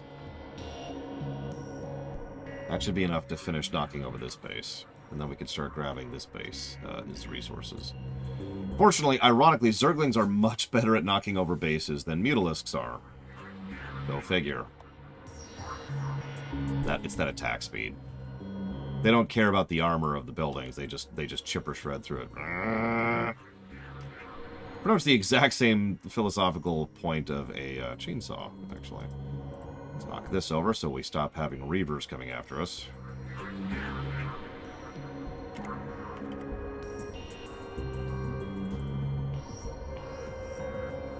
I'm going to send them over here. I'm not going to be overconfident.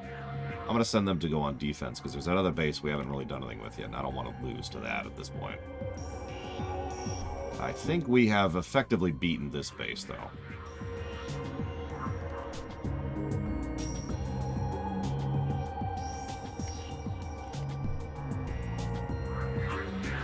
Yeah, no, this one's done.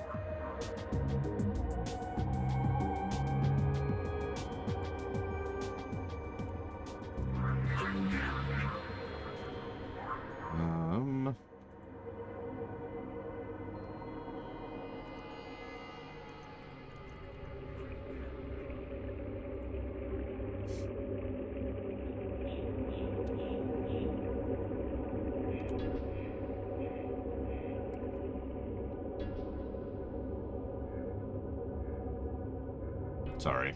Didn't realize we were about to trigger something. Spoken concubine of the Zerg. But though we strike at you from the shadows, do not think we lack the courage to stand in the light. You would do well to abandon this attack. You seem overconfident of your abilities, Dark One. I am no helpless Cerebrit to be assailed under cover of darkness. I am the Queen of Blades, and my stare alone would reduce you to ashes. You and your ilk cease to amuse me. Prepare yourself for Oblivion's embrace.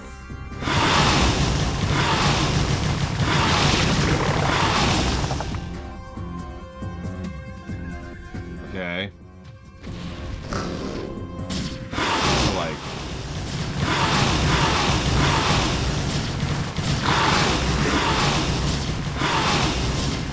And then what?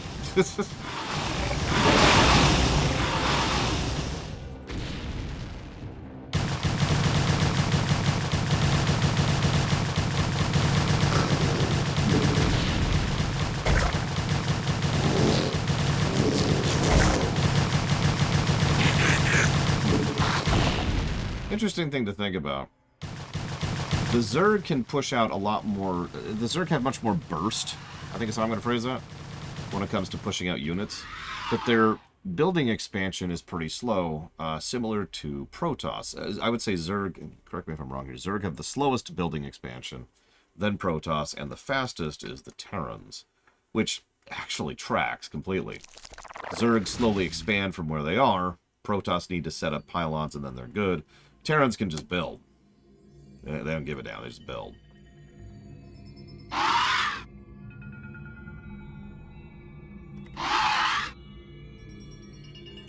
Okay. Let's go probe and see what their defenses are like at this other outpost, shall we?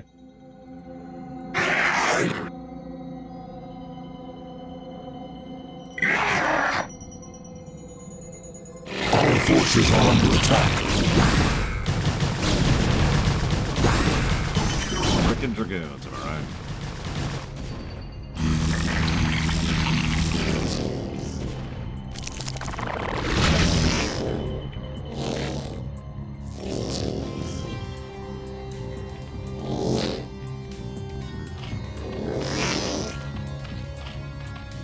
Look at those sweet, sweet resources. Is there nothing here? Oh my god, knock that base over. Just knock that base over.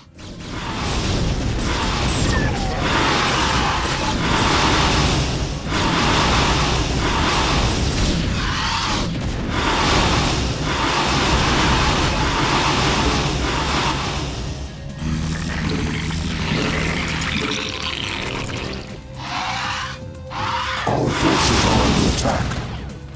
What?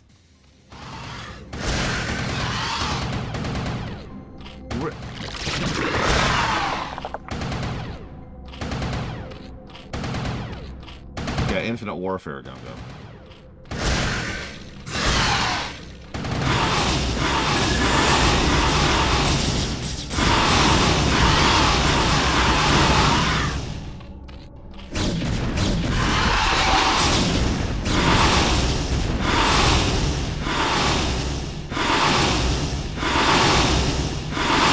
Yeah, I guess there's the Turians.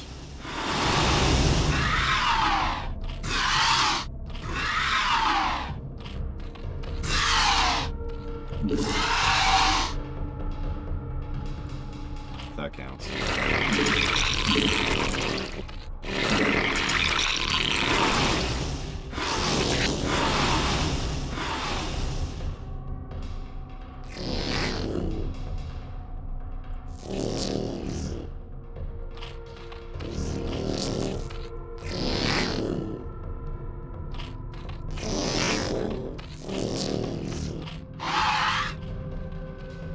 Listen, service guarantees citizenship, right?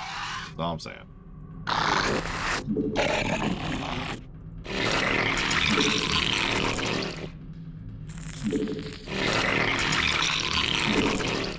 Our forces are under attack.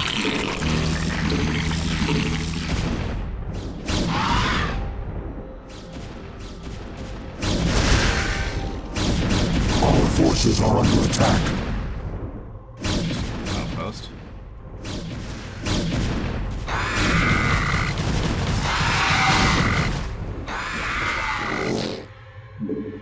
Our forces are under attack.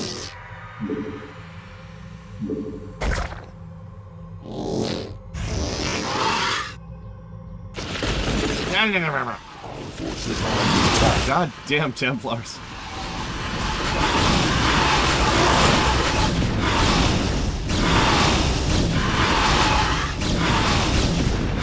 Our forces are under attack.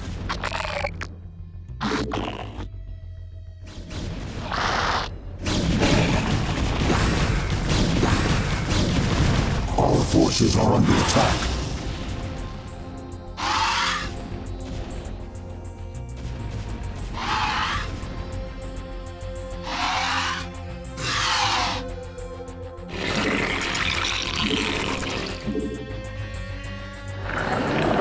Require more minerals. Yeah, I'm working on that.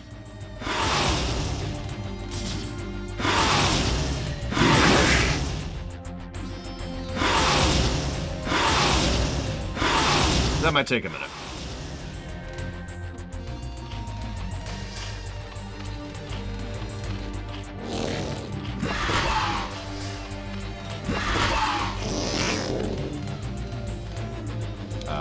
Hold up.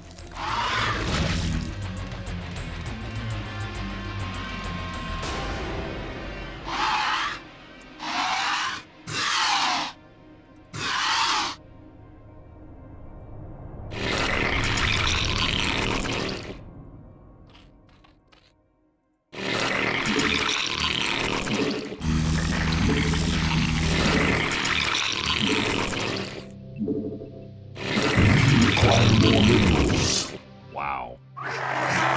We're actually dry on minerals.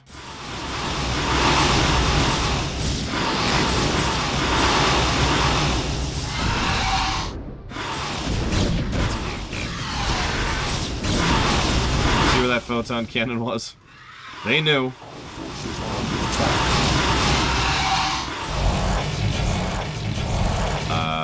Okay.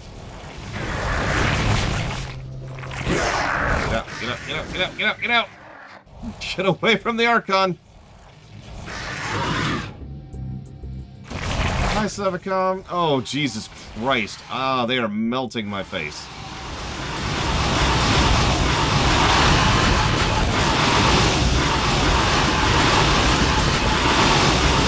God damn Archons.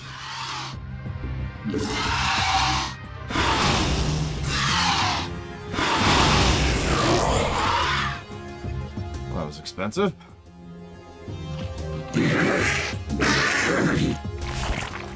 They are just really dragging this out. I love kill all missions so much.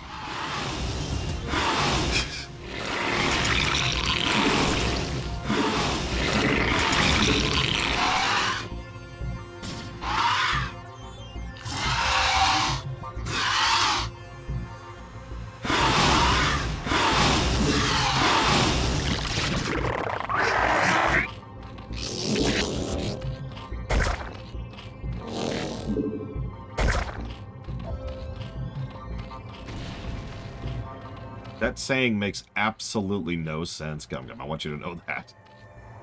That is the antithesis of logic. I want to be able to pee in my neighbor's lawn and get their help for it.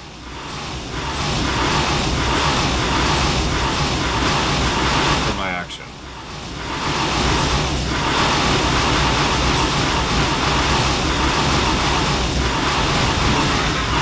What? Yeah, if you really gotta go, you got your own lawn. I mean, I don't have my own lawn, admittedly, because I'm old.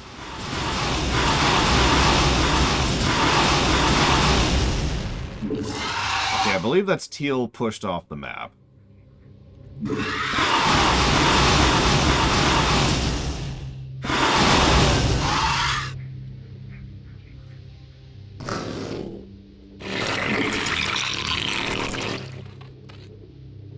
Yeah, I'm speaking as a guy. I'm not particularly fond of peeing outside in general. I'm okay with not doing that. I lost my nidus canals. Okay. So let's talk about Ultralisks. Ultralisks are not a particularly well-designed unit. They cost 200 minerals, 200 gas, and 4 food. That is absolutely insane cost. They're also at the end of the tech tree. They're the very final unit you can gain access to. You have to go all the way up the tree in order to gain access to them. So you're probably thinking, well, hang on. Battlecruisers were the same thing. But surely Savacom isn't going to donate a silly amount of money right now. She would never do that to you. She is incapable of doing this kind of a thing to you. She would never.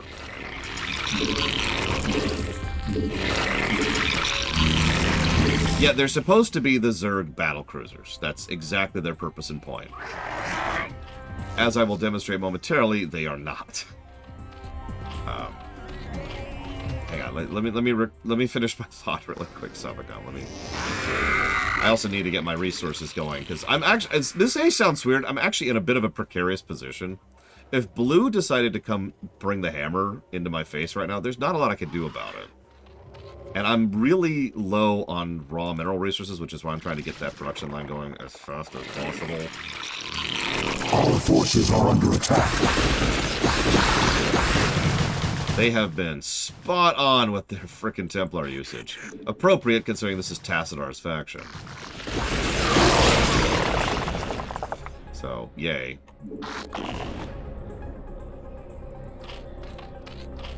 Okay. Let's do this really quick. Let's do this really quick. I don't actually need gas, I just need minerals right now. Okay. Let's save, because we are in possibly losing the game status right now, as long as I'm... Like, it is possible. It's not going to happen, but it is possible. Ultralisks would be... In a better game, Ultralisks would be a better unit. They're still not great. Like, they are extremely expensive. And again, you have to think of their expense not just in terms of the raw unit expense, but in the tech cost needed to even gain access to them. One moment, please.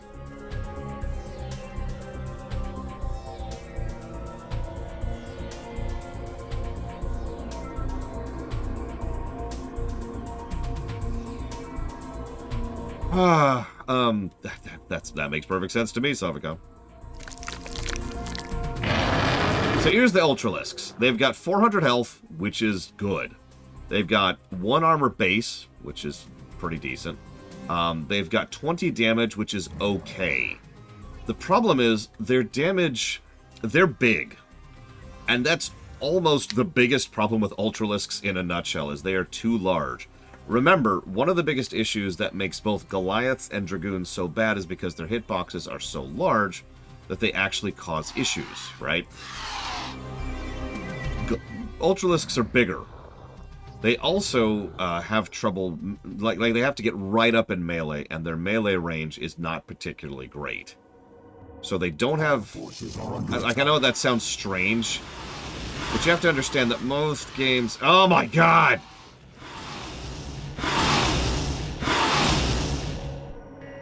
Come on. Most games, melee, you probably think of melee range, and you think, melee doesn't have a range, that's the point. But in coding terms, melee is a range. It may be set to 0.01 or 0.02 or 0.05 or whatever, but there is still a range to it. And the specifics of that range matter. Forgive me for pausing. But Ultralisks need to get right up on something's face in order to melee them. They also attack decently fast, but not fast enough to really, accommodate the other detriments that they have, and only so many Ultralisks can attack a single target at a time.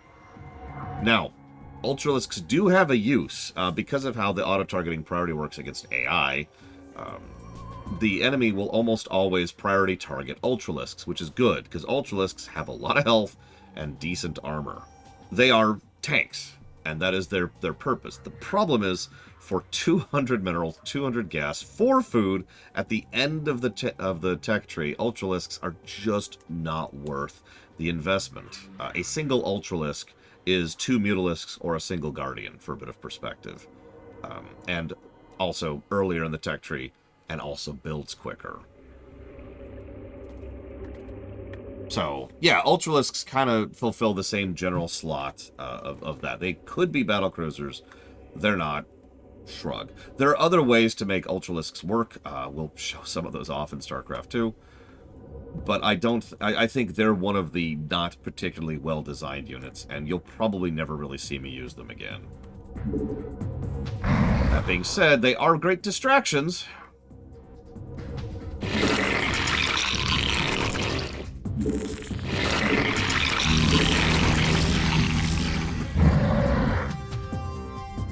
I like their look in this one a little bit better than the previous one. I'm actually going to hold them back for just a second. I've got a terrible idea.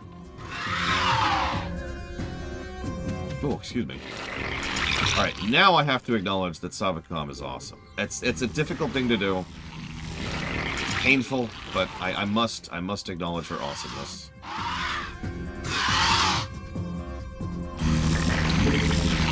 Give me a second to set all this up, because I can get another round going. I think I will.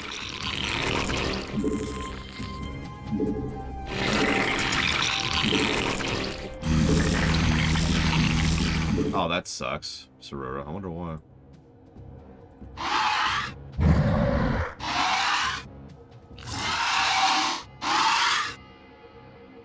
Now, ironically, since we're fighting Templars, I actually want that a little more spread out. Okay. You go here. You go here. You go here. Thank you, Savacom.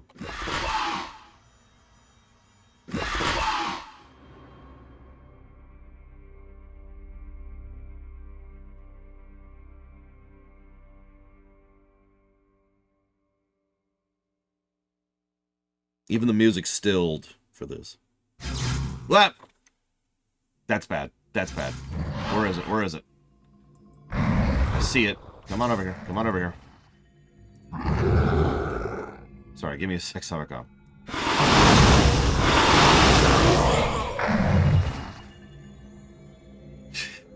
I know that sound anywhere. That's a Dark Templar.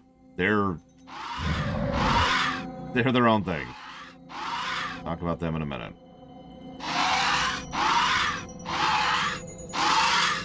Okay, hang on. Come. Back to bowing. Thank you, Savacom.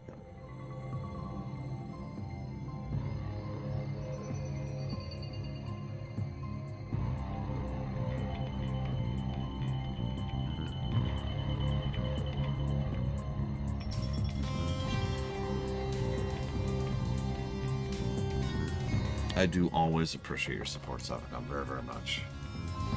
Thank you. Thank you very, very much. Now let me see what you actually donated for here.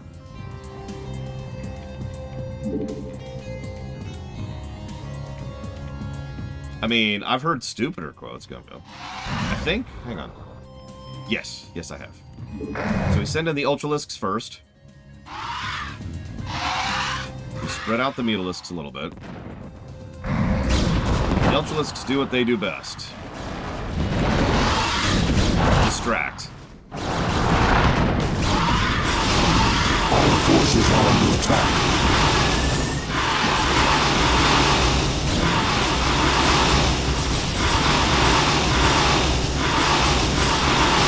No, I agree, Loke.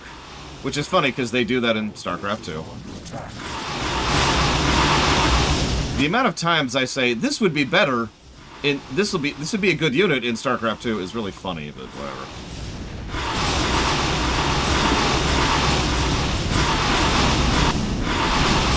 Yeah, that's good. Our forces are under attack.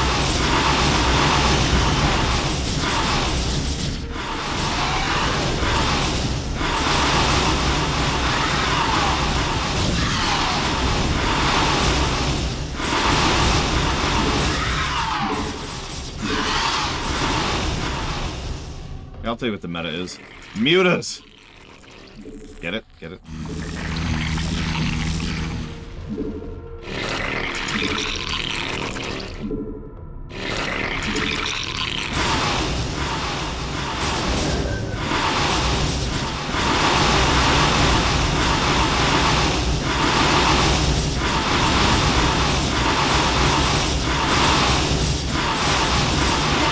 Protoss, you shall know my wrath. Now you will know the fury of the Queen of Blades.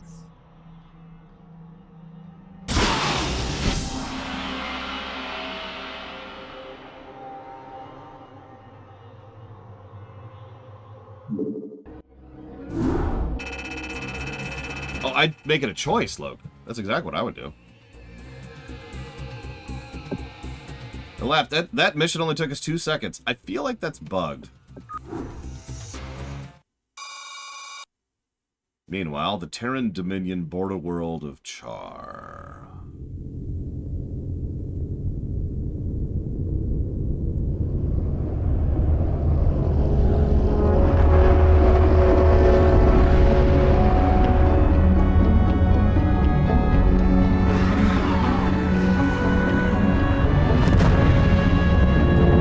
Isn't super clear about this, but the idea here is that Kerrigan stays behind on Char while the Swarm goes to Ire.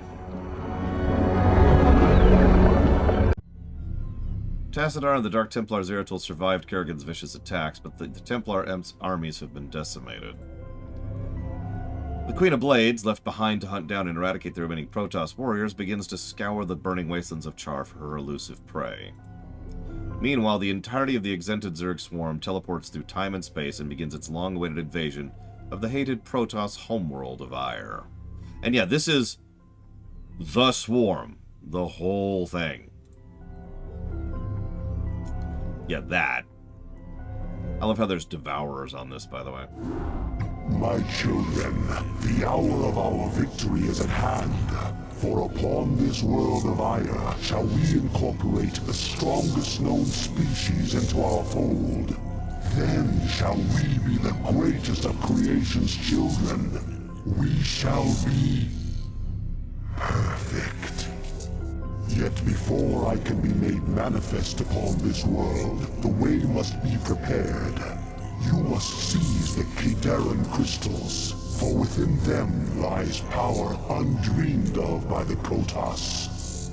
Go now, my Cerebrate. Secure the crystals and bring swift wrath to all who oppose the swarm.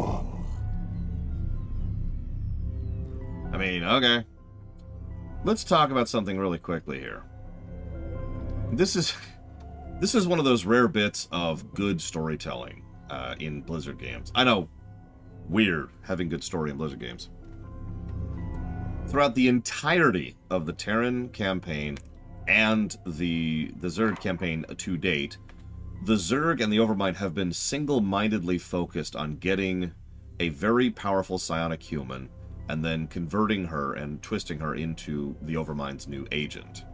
Then, having finally succeeded and unlocked her power, the Swarm then leaves her behind back on Char and goes on with its mission.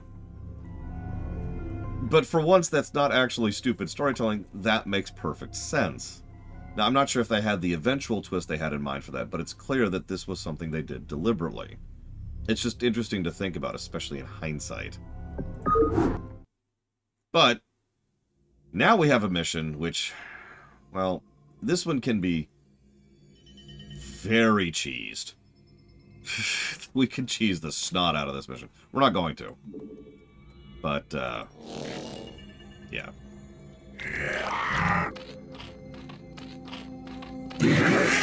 There's a couple of Protoss bases in our way. It's going to be a lot of Zerg versus Protoss for the rest of this game, by the way.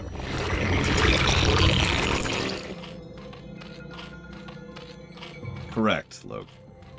Well, the problem is I'm not 100% sure how to cheese it, because I've never actually done it myself. But the idea is, there's our target, right?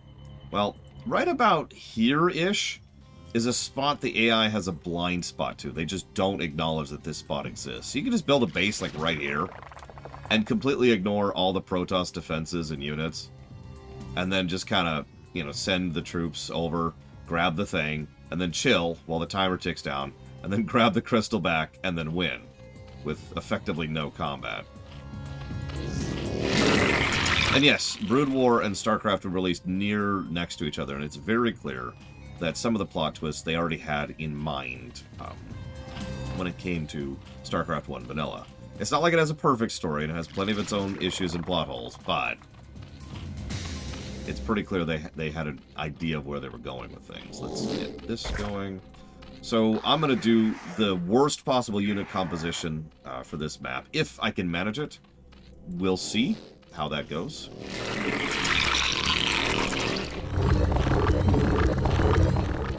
This is the dumbest idea I could possibly have.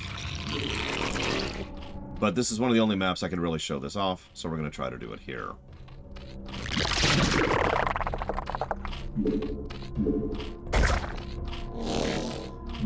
We did talk about Ultralisks, yes. We're going to try an Ultralisk army this time around. We're going to fail at it, but we're going to try.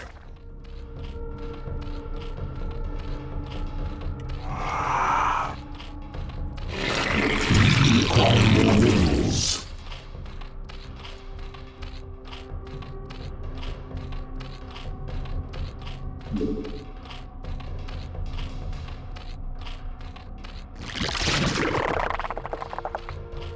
So you're saying they're vegans, Gum Gum?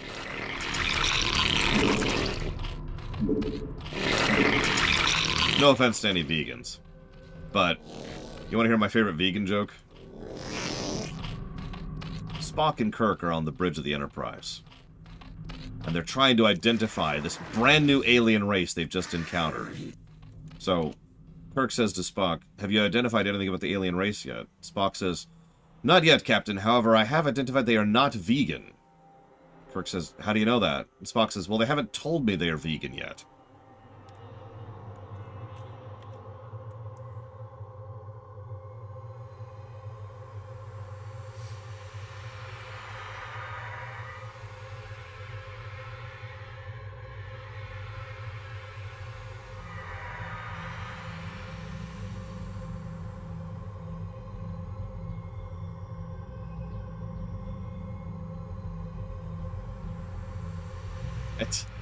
Like I said, I actually know 2 vegans in real life who are decent folk. And then there's the rest. You know?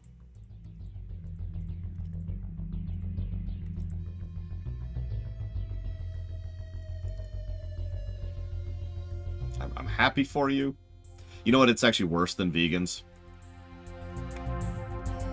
Linux users.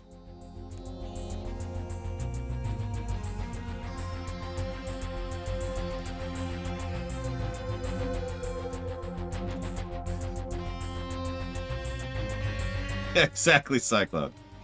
Like, oh man, Linux users just...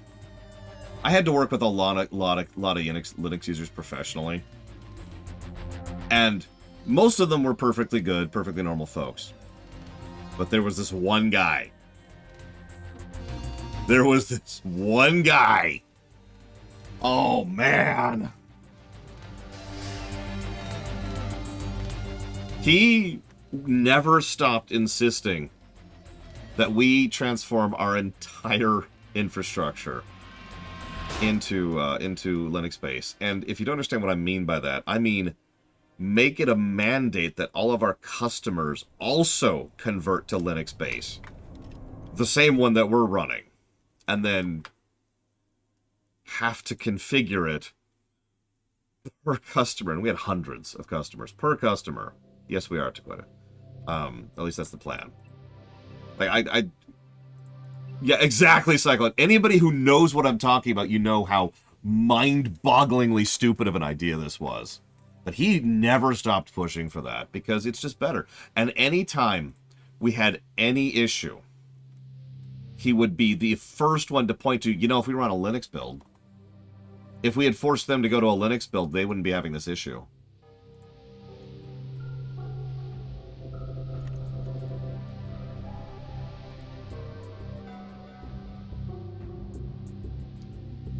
It's not true. That's the best part. Yeah. Anyways.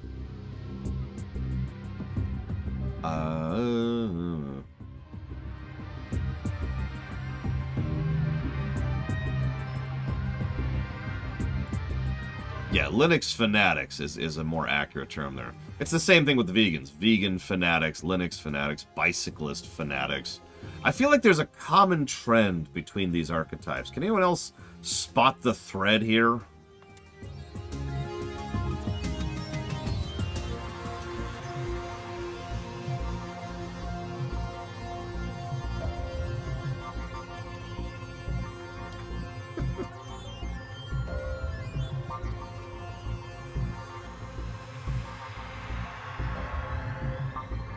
Smug sense of self. I mean, honestly, I think that's what it really is. Most people don't like smug people, right? And I don't like smug people. Every now and again, like once in a blue moon, I will look at myself and I will see smug in the mirror. And I immediately punch the mirror until I'm bloody and bleeding and screaming and dying and crying and... sorry. I don't like smug. I'm not a big fan of it. Aw, that sucks, Bregwin. I'm sorry. What was the issue, if you don't mind sharing?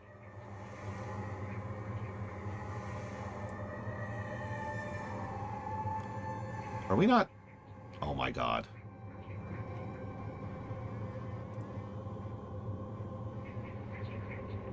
I didn't ask for this.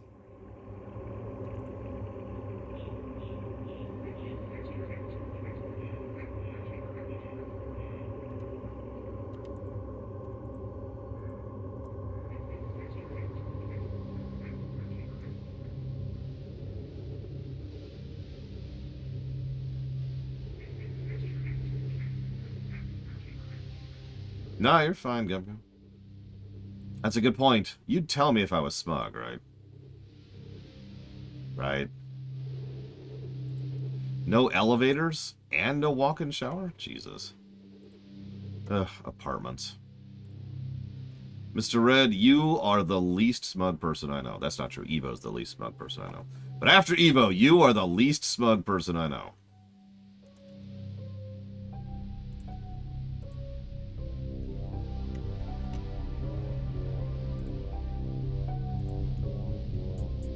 I mean, smug's what people hate about Season 1 Picard, you know? No, really, think about that. We talk about all the specific things we dislike about Season 1 Picard, but no, what it all boils down to is... Yeah, no, he's a smug jackass.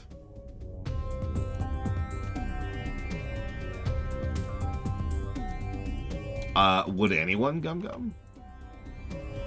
Is there anyone on planet Earth?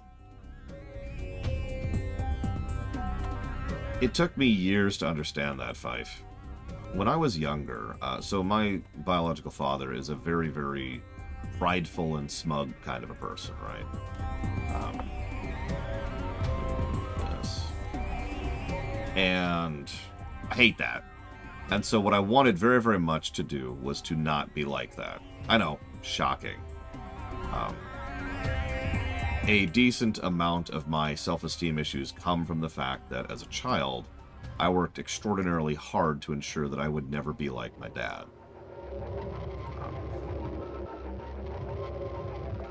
So it took me years to learn that it was okay to be satisfied or with something. Even now I'm saying satisfied instead of proud. I still have trouble saying the word proud because pride is just in my brain is so programmed to be a negative thing. Something you're not supposed to have, something you're not supposed to do.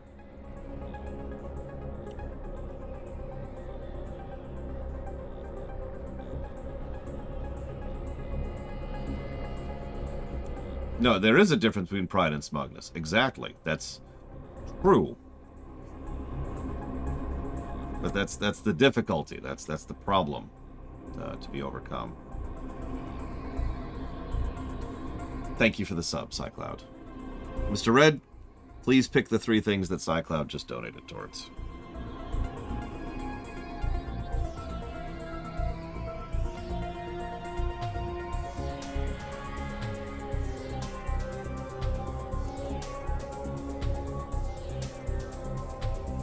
I mean, even fiction tends to fall into the habit of calling pride a bad thing, you know?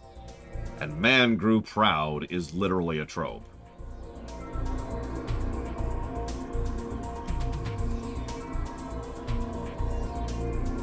Well, you might actually have a good dad, Mr. Crazy Horse.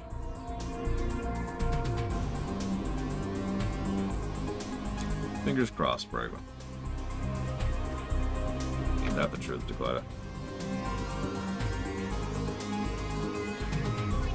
I mean, I feel like I did a good job of presenting the Shaw of Pride during the Lorecraft series. Plug.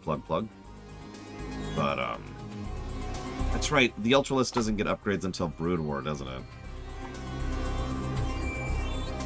So, Legend of Spyro Trilogy, Thief Block, and Simpsons Streaminations. Interesting choice. Thank you, Cycloud, again. Yeah, I am proud of the Lorecraft, by the way. I'll point to that as a specific example of something I can point to and say, I'm proud of that one.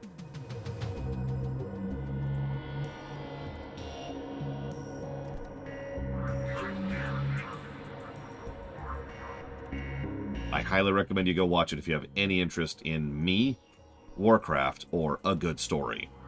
I put a huge amount of work into it. It only... Listen to me. It only took me 4 months to put together, but man, it might be one of the best things I've ever produced.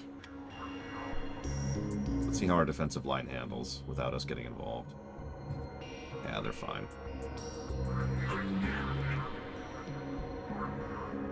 And yeah, our Diablo, which I also recommend, and any of the rewrites. Honestly, any of the rewrites. Go for it.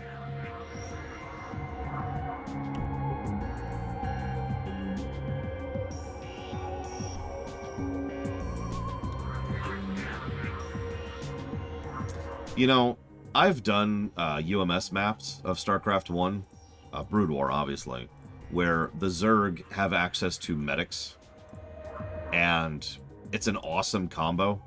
Like legitimately, it's a great combination. So, yeah, I think the Zerg should have some kind of additional healing mechanic other than just sitting there. So instead of Thief, we're doing Dead Rising 1? You got it. Done. I don't think that's being pedantic. It's being insane. Alright, let's scout a little bit. Commander powers? I mean, what do they call it? The top-down panel? There's actually a professional term for that. The top-down panel is one of the best ideas StarCraft 2 had to like, the RTS genre, in my opinion. It really added a whole lot of additional stuff you could do. Not only on individual missions, but for an entire faction. It was a great concept, and I cannot believe it took us that long to get there. So let's do a plug run here, just to keep them busy.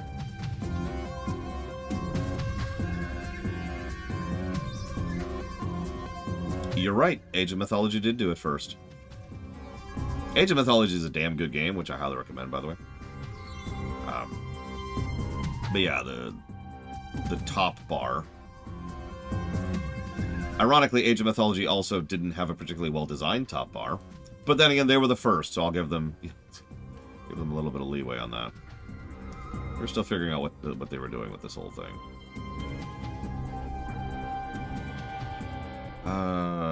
What am I doing? This.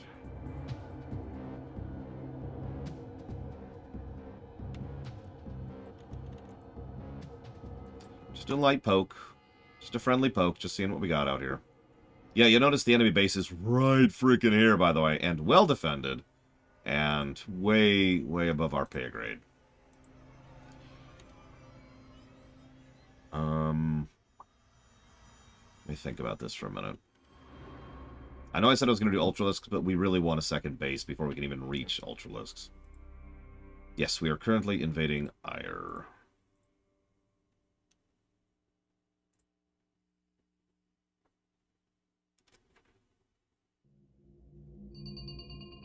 Yeah, Age of Mythology is legit. Age of Mythology Vanilla is fantastic. Age of Mythology's first expansion is a mixed bag.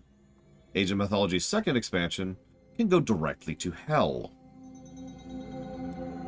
I'm pretty sure I'm not alone in that sentiment. I won't give any spoilers, but I will say this. So, Age of Mythology's Vanilla is just fantastic. Aside from a few bumps in the road, it's good gameplay and good story. And you know me, that's what I look for. Good both. The first expansion, in my opinion, really floundered on the story axis. Really, really badly. The first expansion just kind of was like, story-wise. Gameplay-wise, though, like I said, it was a mixed bag, because some of the missions are really well designed and absolutely insanely difficult, and then some of them are boring, to put it simply. And then some of them are just kind of, you see what they were going for, because Age of Mythology tried a lot of things. It was a very experimental game, and so they were trying, and didn't always succeed. That's what happens when you're experimental. That's normal, right? And then the second expansion,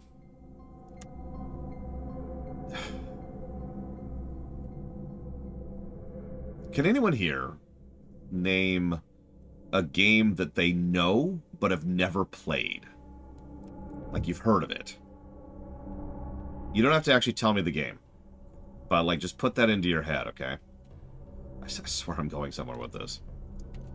Because I want you to think about being handed the reins of making an expansion for that game that you haven't even played. Because that's the second expansion for Age of Mythology. The team had such a total lack of understanding of what they were doing. On every level. Like, if I tell you it has bad gameplay and bad story, that's not getting across the full totality of what the second expansion was. It's just... it's a cheap, crap, cash grab by a studio who had no idea what they were doing. Now, there are some additional niggles here. There are some layers into this that I'm not going to go into because we're not here to talk about Age of Mythology. But that's the premise. That's the starting point for that second expansion. And the worst part is, when we review Age of Mythology, we will have to review that second expansion. Oh, God. That's bad. They're in range, though. Nope, they're not in range. Oh, crap. Yeah, there goes my defensive line. And Reavers.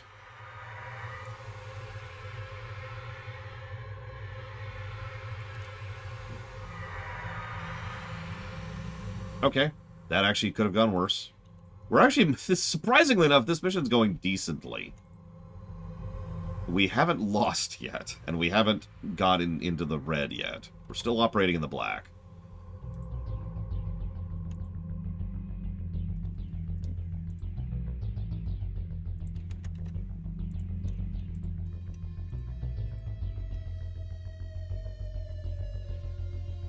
Yeah, Zerglings are there when you have excess minerals, which you often do. Hey, Gum Gum. Do me a favor and don't. I don't want to hear any more about these terrible, terrible people, okay?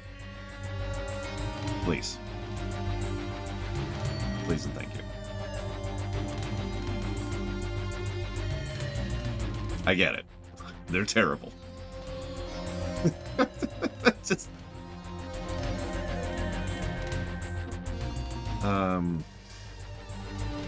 We could do that right now. We can't do that right now.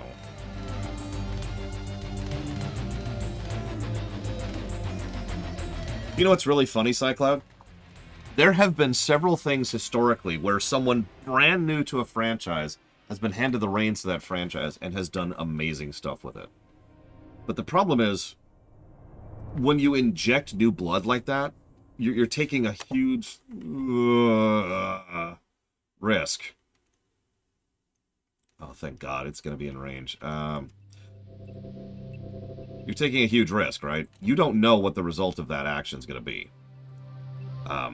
So sometimes, when they do their homework, when they look into the setting or the situation, and they think, I want to take it in this direction, then they can do that, and there can be some awesome stuff that comes out of it. Oh my God, one zealot is going to ruin my production line, and I accidentally made Scourge, which I didn't mean to do.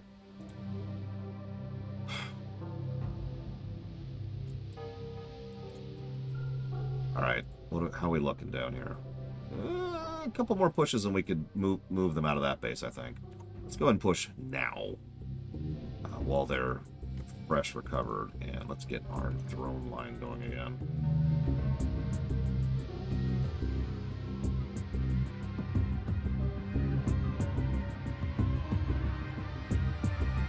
I hate Reavers so much. I really do.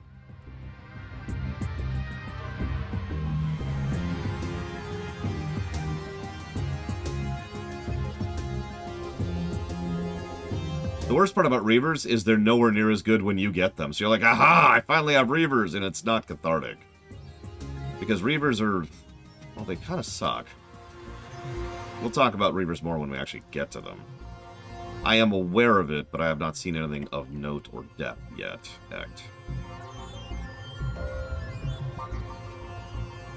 Yeah, if Reavers worked the way they were supposed to, they'd be fantastic.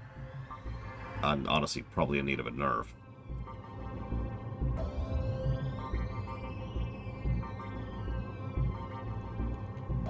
Just gonna sit here for a minute, get some minerals going. Yeah, Reavers are extraordinarily expensive, and an ongoing expense, no less.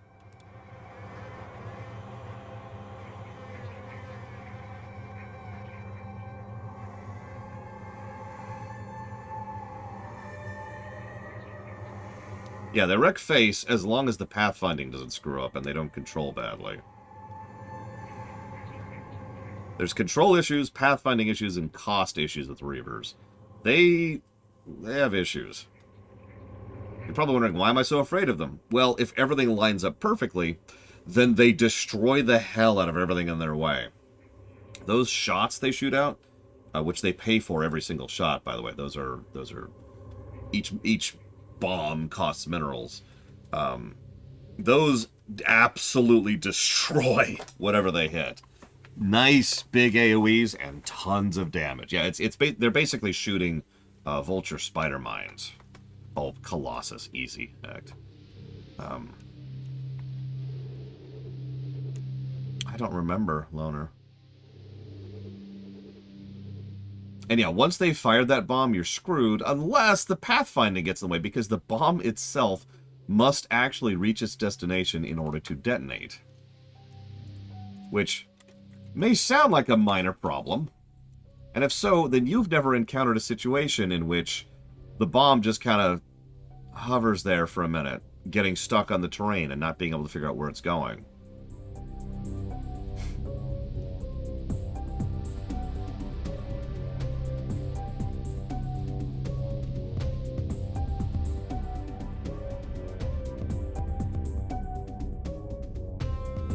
hate to default to Mutalisks, but I kind of want my expansion baked soon. I swear we're going to do Ultras at least once in this mission. I also swear I'll probably eat lunch at some point. Maybe. Don't quote me on that.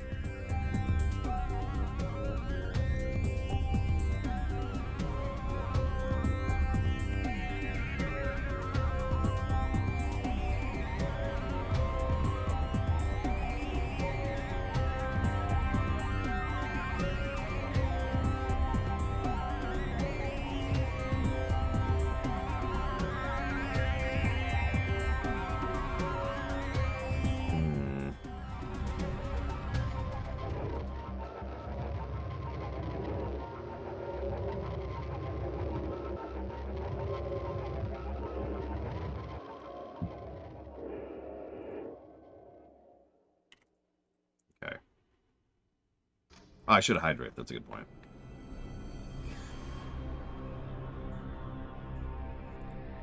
Oh, absolutely, Gum Gum. No question.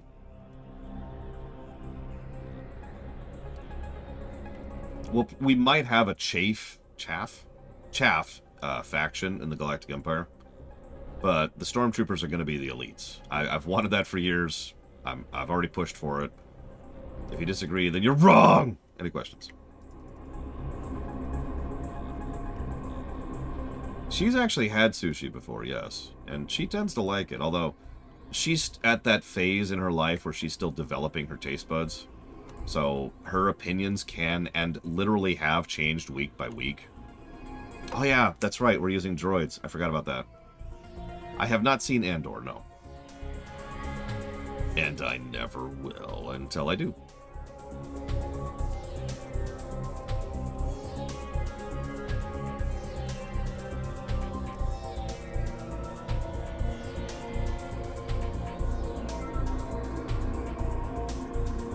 I mean, I'll watch it someday. I'm not in a hurry.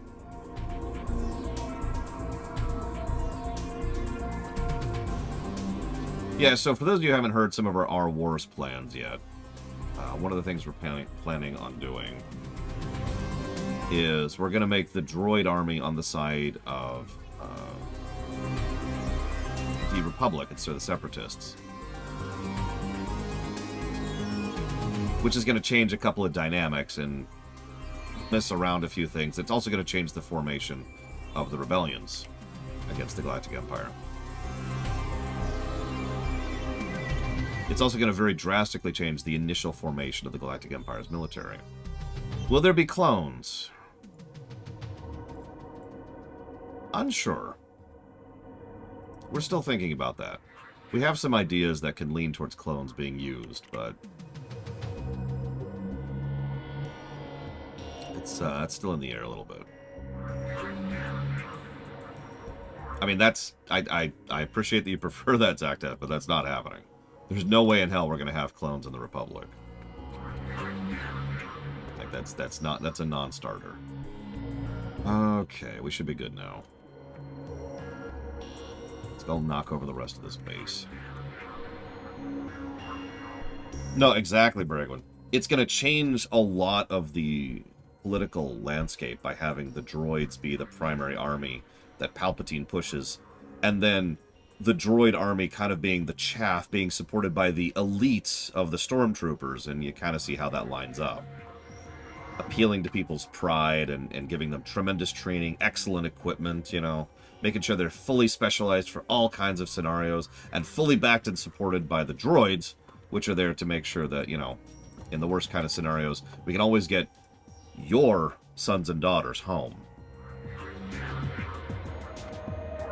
Yes, we're also making it a little bit more gray between the Republic and the Separatists because it's me, and I don't think I'm physically capable of writing a story about people who are mwahaha evil. Like, I could try. Hang on. Let me think about this. Okay, so there's these people, right? And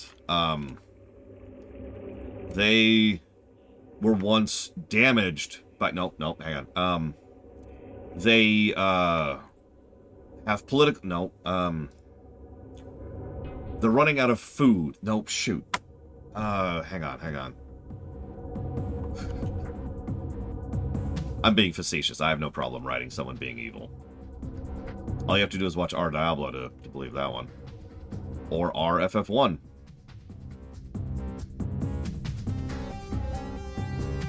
I will not spoil, but anybody who actually watched those two movies knows exactly what I'm talking about.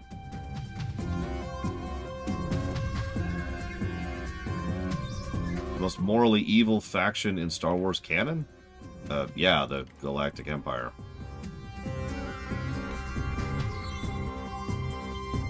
Done!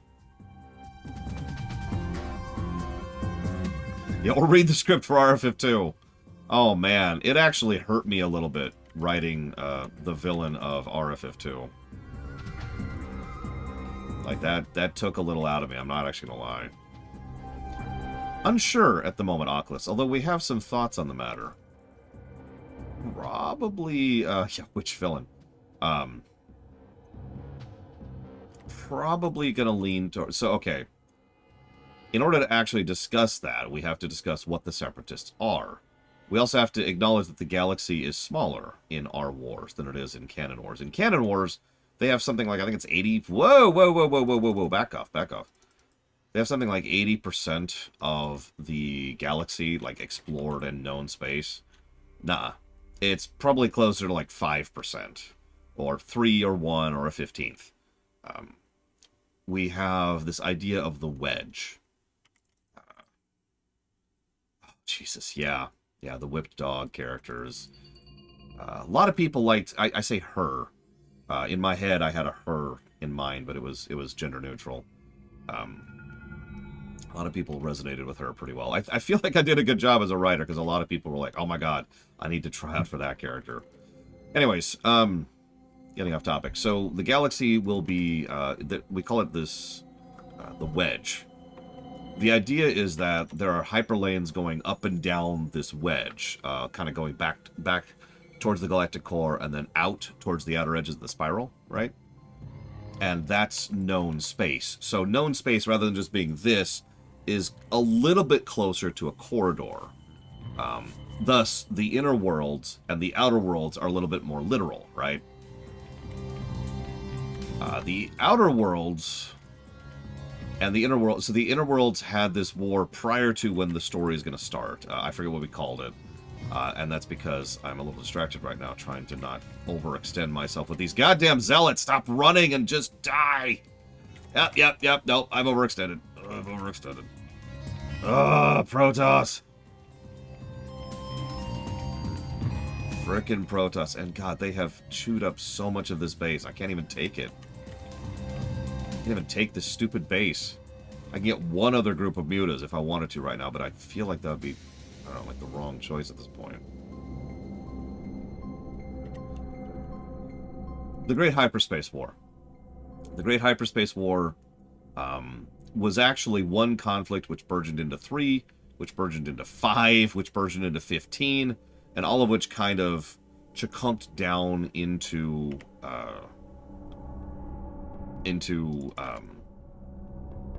one war. I'm sorry, hang on.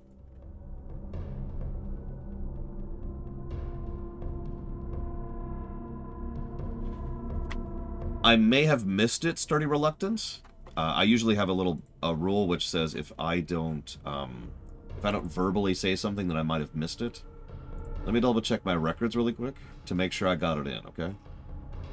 Either way, you did it correctly. You put the thing in and you put it towards Citizen Sleeper. Give me a second here.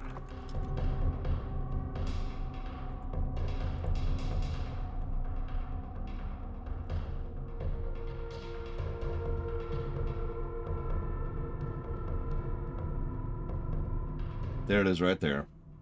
Looks like I actually get it registered. I am so sorry, Sturdy Reluctance.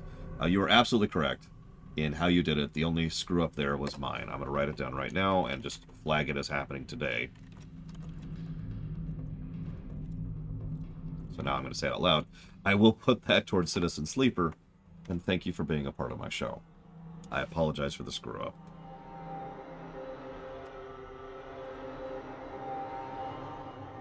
And that wasn't a dumb question while we're on the subject. Thank you for bringing it up. Yeah, it's like they're defending their homeworld. Jackasses. And my mother's bothering me, and it's like, God, I'm busy. Let me know how things go, comma. And yes, I just broke for lunch, period. Probably just going to have leftovers, period.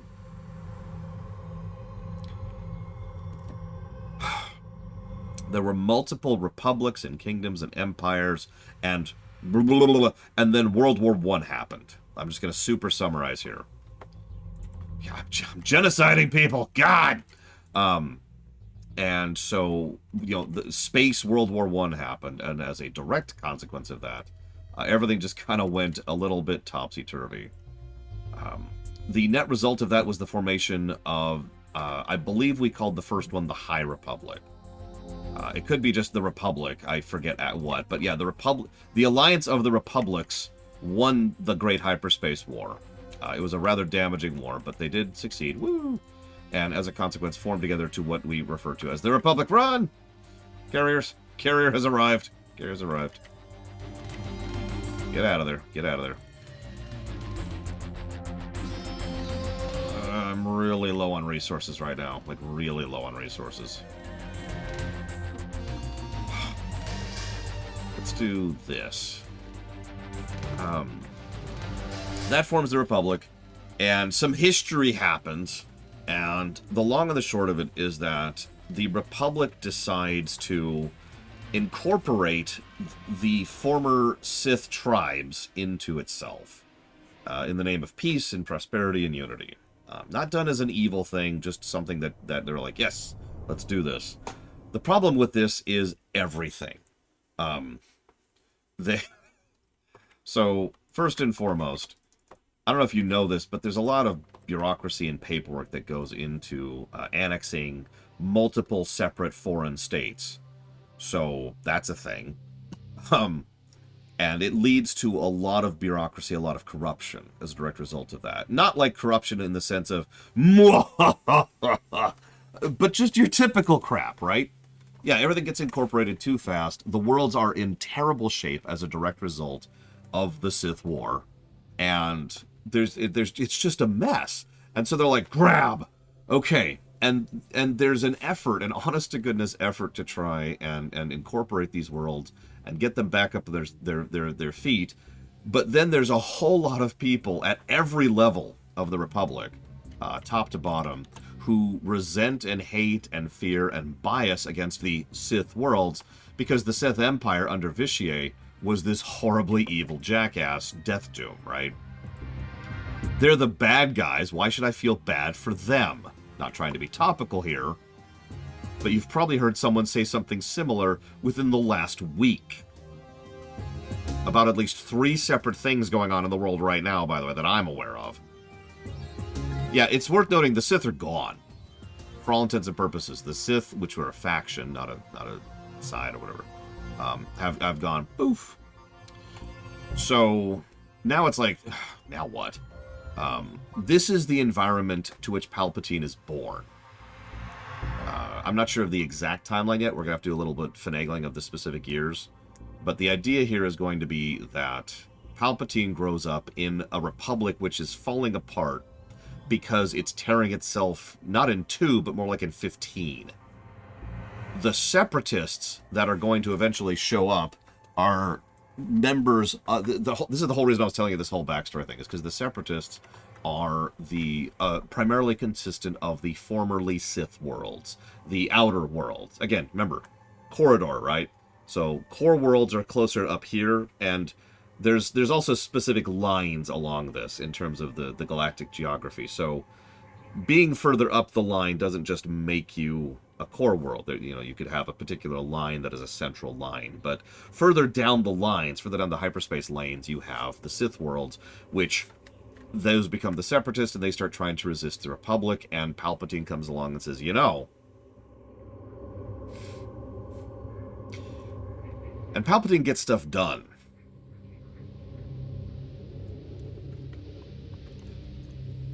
And we're going to reorganize into a new galactic empire. You get where this is going. Is he from Naboo?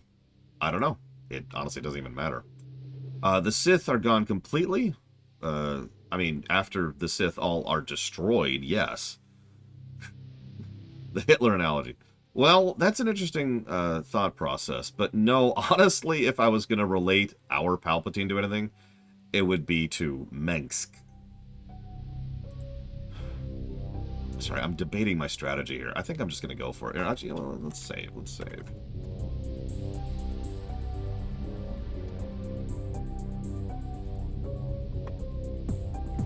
You can also use Napoleon. Napoleon's a valid option here. There you are. Alright, where are you? Let's take down that carrier. Get rid of that nonsense. I could break for lunch. We're not going to beat this mission anytime soon. We're basically halfway through it.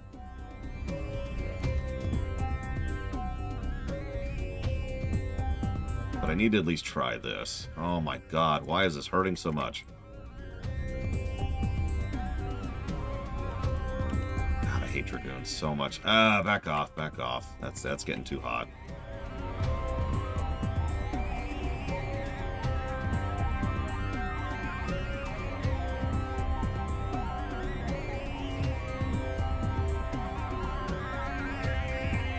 Just gonna pick at their bones a little bit here.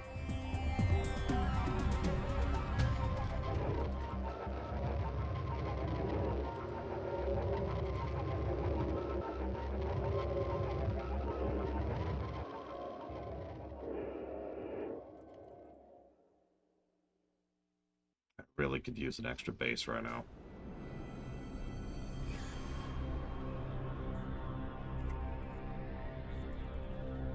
So knocking over this base would be very beneficial, just for the sole fact that I could take it.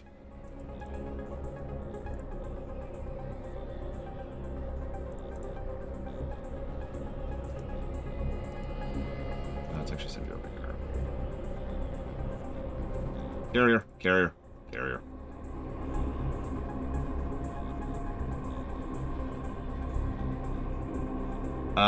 So I don't like pretty much any of the Starcraft books, except for one. So I'm going to recommend you start with the only one I actually like, which is the one by Timothy Zahn. I don't even remember the name of it right now. But that one. I recommend you start with that one.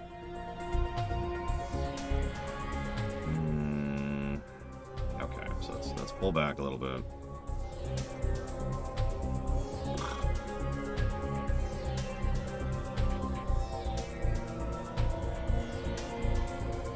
Yeah, let's go ahead and break for lunch.